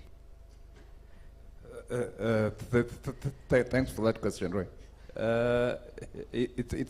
It's a difficult question, but it's also very easy to answer. Once the bug gets into you, it doesn't leave. So people are drawn to the game. They like the game. They like what it gives them and what they're able to give back to it. So in terms of injuries, for instance, it's a physical sport. So yes, the risk of injury is extremely high. On our end, what we do, we've worked on building capacity on our medical teams.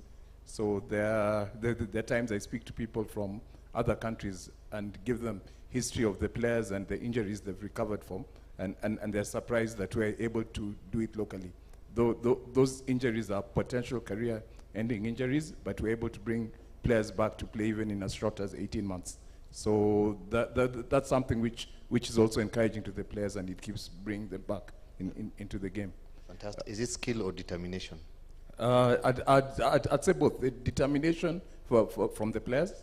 I say, for instance, like I've undergone a procedure which our players go, and I felt what they go through, like what Joy underwent there. Yeah, I messed up my knee and I had to go under the knife.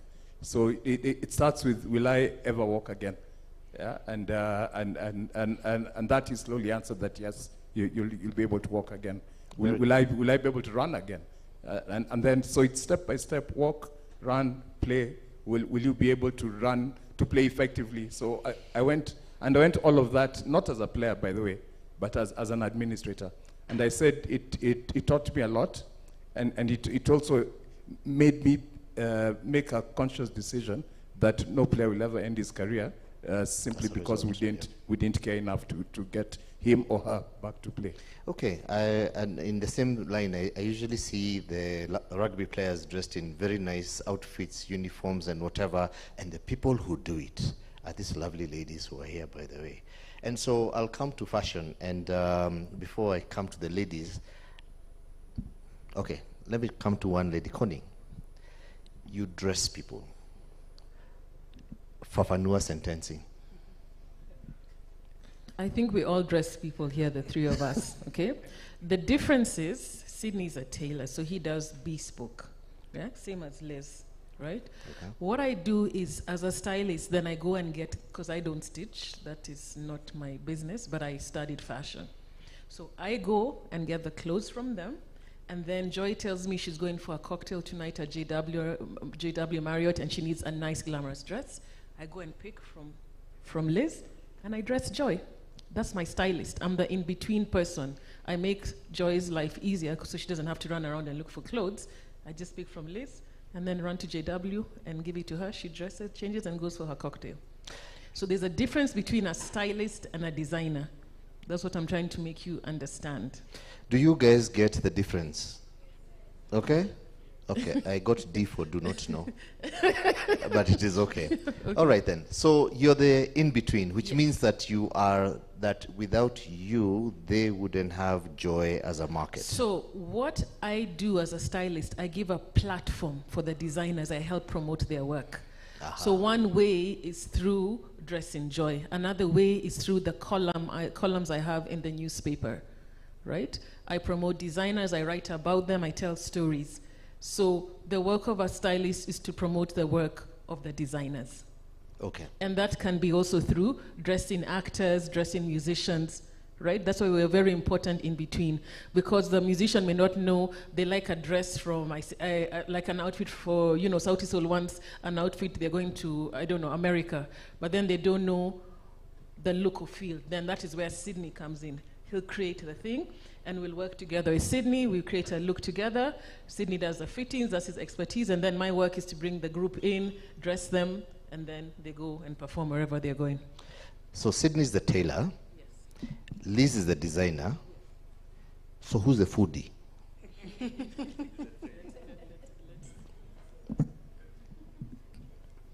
That's a very, very beautiful and hard question at the same time. So, who is a fundi or where is the fundi? Zote, fafanua zote. Sawa. So, in this industry of making clothes, there's levels to it, just like how probably if you're running a company, so there's like, let's say, a marketing person, an accountant, and all that. So, for you to be a really good designer, you have to first understand all the tailoring details. For you to also be a good designer, you have to have good relationships with people like Connie, who also add on to your, how do I say this, library of styles that you know.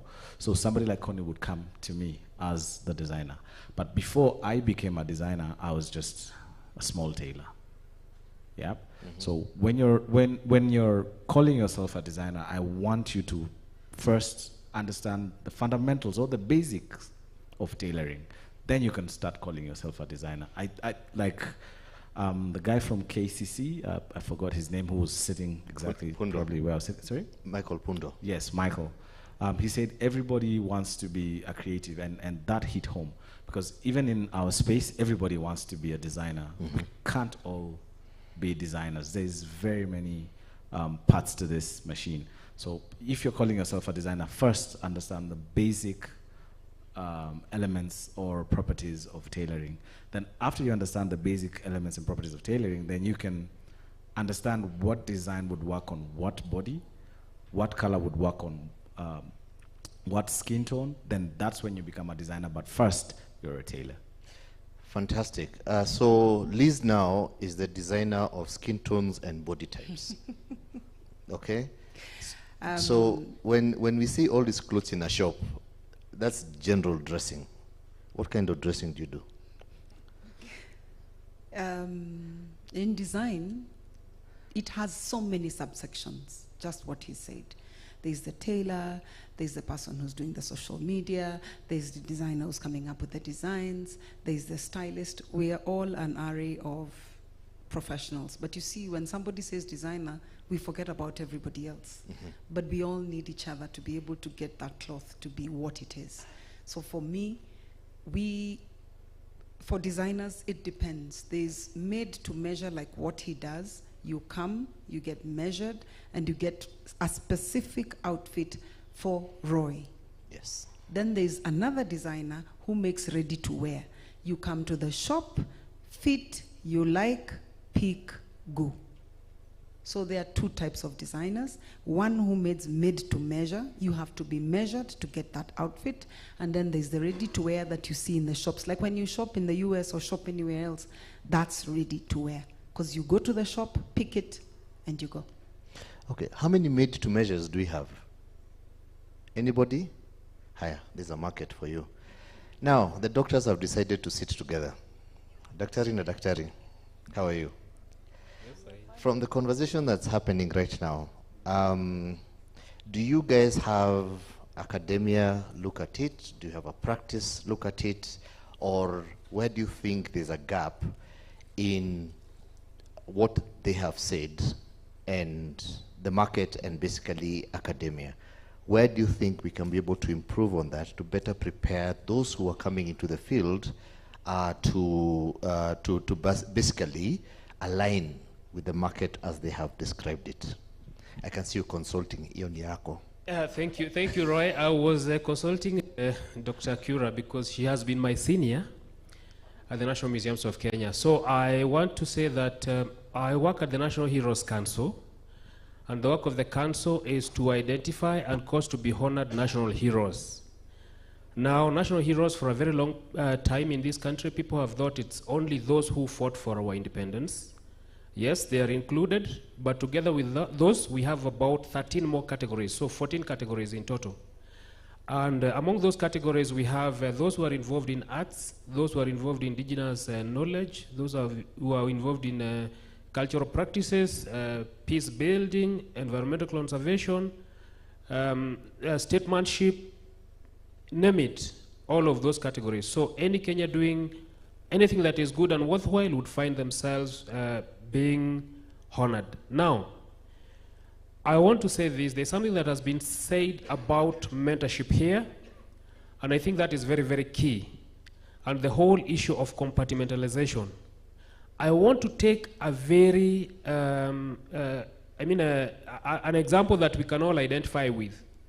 When children go for the music festival and drama festival, what is that they do? Teachers and adjudicators are involved weeks on end, I think months on end, as they prepare to make sure that these children present something that is appealing to all the audiences. What is usually our end game in this whole national engagement? When Cynthia here said that if you purpose to see films from Kenya, you wouldn't have enough. We don't have a good repertoire. Why is it this way? About 2 weeks ago, myself, Dr. Kipra, and other people in the heritage sector gathered at Gigiri in UNESCO, and were discussing about authenticity of heritage in Africa. This authenticity is that which regards everything that is heritage, including our intangible heritage. What defines our intangible heritage? These are the narratives, the stories, and the songs as we heard them being told by our great-grandfathers. But then they cannot be fossilized into some historical time. But these are things that we need to tell our own stories in a creative way. And if we did this, we would, for example, take a school in whatever part of this country, train them in telling the story about the origins, the mythical origins of their community, for example, package this into an epic performance or a song, but with the end goal of presenting this to the world, not just at the performance stage where we say they have gotten to the nationals and that dies, to wait for next year. Why don't we have as many productions of these songs coming back, especially those which make it to the national level? True. This would only happen if we package our Simbinyaimas, the sites, Mukure wa Nyagadhanga, all these sites, and tell their stories in a way that can be relayed to this world. So we will also prevent the instances of this knowledge being expropriated by other people and using them in Wakanda and what other fields we have out there, only for us to say that our heritage has been expropriated when we are not using it. So my challenge is to the young people. When I joined the museum more than 24 years ago, the person by the name of a curator was surrounded by mysticism. I also did not know what a curator does. I just knew that they lock themselves somewhere with some dead bones, and then they come speaking oracles about what those things are. But now I know these are guys who do a lot of research, and they come and they educate people. So, regarding compartmentalization of our institutions and our departments, a person who is doing design, like my good friends here, ought to take time, go into the museum, and borrow from clothes that were done by Kikuyu people 100 years ago, by the Kalenjin people 200 years ago, or whatever time, and adopt that. This is the only thing that we shall be able to stand unique in the world, selling our own, marketing our own. For your information, because I want to stop here, Today is international, it's a World Cultural Day, where we celebrate diversity of cultures and dialogue. Please, remember that and ask your neighbor after we have done the session where they come from and the culture they belong to. You will have celebrated the World Cultural Day. Asanteni. I pass it over to the Daktari who might want to add something. Not yet. Please remember, I is the chair. Sorry, I'm sorry. All right. But before we proceed, you see the problem we're having so many people on this panel is that the guy in the middle is the one who is always forgotten. Please, your name again and what you do. My name is Manasseh Hiro. I do so many things. Oh, the many hats, yes. I wear many hats, but today I wear the hat of Nyayo Rising Stars Sports Academy. Aha. Yes. So the question also now was to you in terms of sports, because the culture guy has spoken before you, and I had a thought. Yes. Where is the space for all those games that we used to play when we were younger? In what? In the space of sports. We used to have Kati, Banya, and that kind of thing, but you've never had a national sports where you had Mombasa is represented by in Kati, chasing, bullfighting, those kind of things. Do you think, beyond what you're doing in sports, whether there'd be an opportunity for traditional sports to make a comeback? You see, for those traditional sports to gain entry, to be mainstreamed, the anchor sports have to be successful. So what are anchor sports? These are the main sports that are in the limelight, that have given people employment, that set trends. So if these ones are not successful, there is no opportunity to scale up the others. Okay. So the main sports have to be successful. Football, basketball, rugby, volleyball, all those mainstream sports, they have to they have to be elevated for them now to bring the other sports to the forefront. It's like having a big mall without an anchor supermarket. There will be the rest of the entities in there might not get the clientele, as opposed to if they had an anchor supermarket, and then we have the other entities that are there to benefit from the traffic they'll gain from the anchor supermarket. So we have to mainstream sports, first of all, realize that there's an economy, there's a whole ecosystem of sports. It's not just a pastime. And by the way, when we talk about sports, even though I'm in the,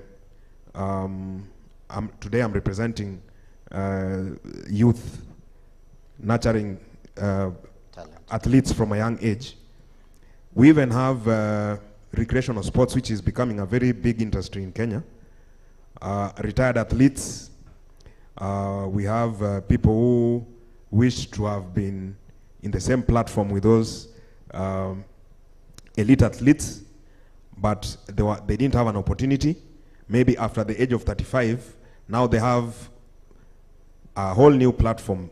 They can compete against the retired athletes who they were unable to compete. It's a very huge industry, but because it's not well structured, there is no way the other sectors can benefit from it. I'm talking about the fashion designers, because they're the ones who will make their uniforms. The physiotherapists, they'll provide the services of physiotherapy for those who are injured and they're trying to make a comeback. Strength and conditioning, the referees. So sports is a very huge industry. For us to benefit all the disciplines, we have to make sure that the anchor sports are mainstreamed. Fantastic. I like the way you came from traditional sports, brought it back to sports, and said this is the way, walk in it. Now, I saved Dr. Kipra for last, and the reason why is because you've all alluded to culture being that particular foundation, where arts becomes an expression of culture, whether it is through music, whether it is through dance, whether it is through sports, and that kind of thing. Daktari, from our cultural space, how much are we doing to actually have or preserve our culture heritage through the expression in arts and in sports? Thank you very much. I think we are lagging behind in that. And this is where probably the issues are. Culture has always been relegated to the last. And when you look at culture, it's very rich. And it's still virgin in most of our communities. And listening to all the conversation in terms of creativity, whether it's fashion, whether it's the visual arts, there was a beginning somehow. And that beginning is where we do research, as my colleague has pointed out, David. We've done a lot of research, and we've done tremendous documentation, preservation, and we have millions of collections in terms of that richness of our cultural assets, whether it's artifacts, whether it's the intangible songs, narrations, culinary, everything. We have a lot of it. But what are we doing with it in terms of enriching the society and having our youth take it up? Mm-hmm. Some of the things that we've started thinking about in the most recent is actually having what we are calling youth incubation hubs and also heritage hubs, where the youth come, they ideate, they innovate, and then they create outputs out of what they have been allowed to access within our collections.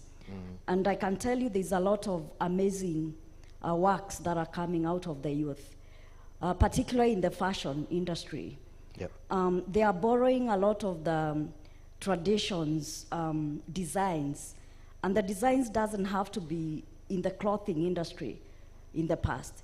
They can even borrow from the furniture industry, and then they come up with very creative garments and designs and forms from those designs that they have seen from the past. Similarly with the narrations, there are youth who are technologically savvy in terms of digital technology, AI. You've had the young men from Strathmore, and we give them the space, and they come and use whatever creativity they have and technology they have to be able to channel products out of that.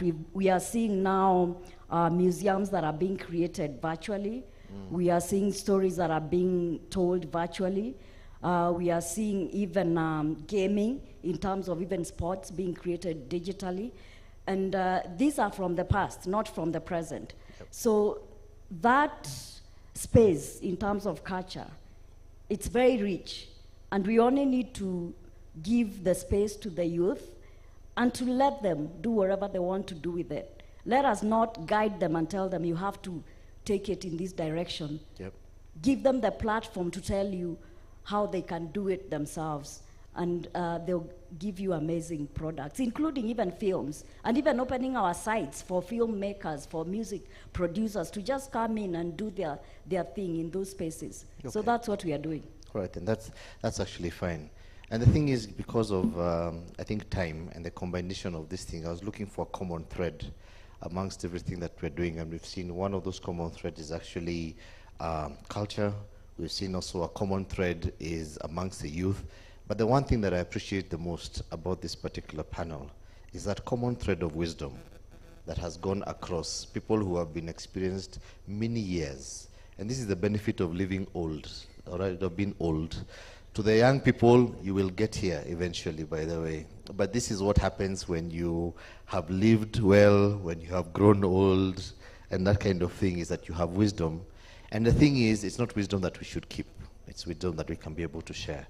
So if you have time, look for one of these old guys, and then tell them, you know, what can you advise me to do in order to improve what it is that I am currently doing. I will say thank you very much. I will not ask you to do your closing remarks, by the way. Some are dozing, but anyway, just kidding. I wanted to do your closing remarks, but I will say thank you very much to our very wise panel, and I would like you to give them a round of applause and say asanteni sana. All right? I have been your chair and moderator, Roy Gitahi, and I am 21. Asanteni sana. All right. I will hand over to the MC. Thank you very much. Wow, what a conversation.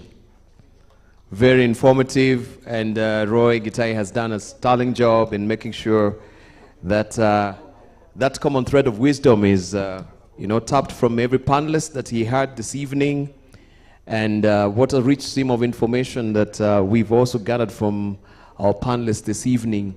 We want to thank you warmly and for being amazingly patient until that time, that we've kept you here until this particular time. Thank you so much for bearing with us.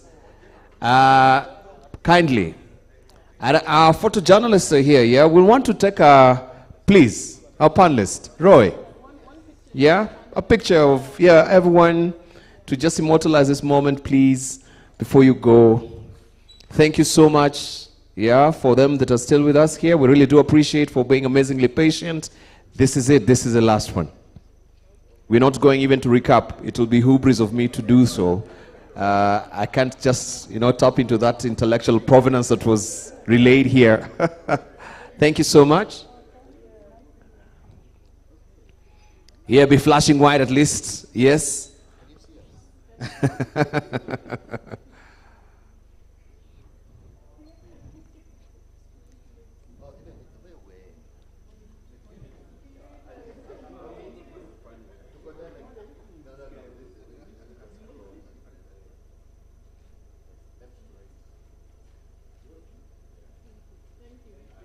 Thank you so much. We really do appreciate.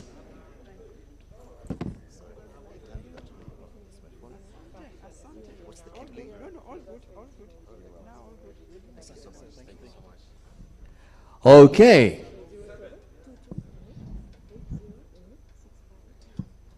All right, we just don't want to go beyond 7, right? So that we can say at least we finished at 6:54, not 7. Thank you so much. I think we end it here so that tomorrow we'll begin with the recaps.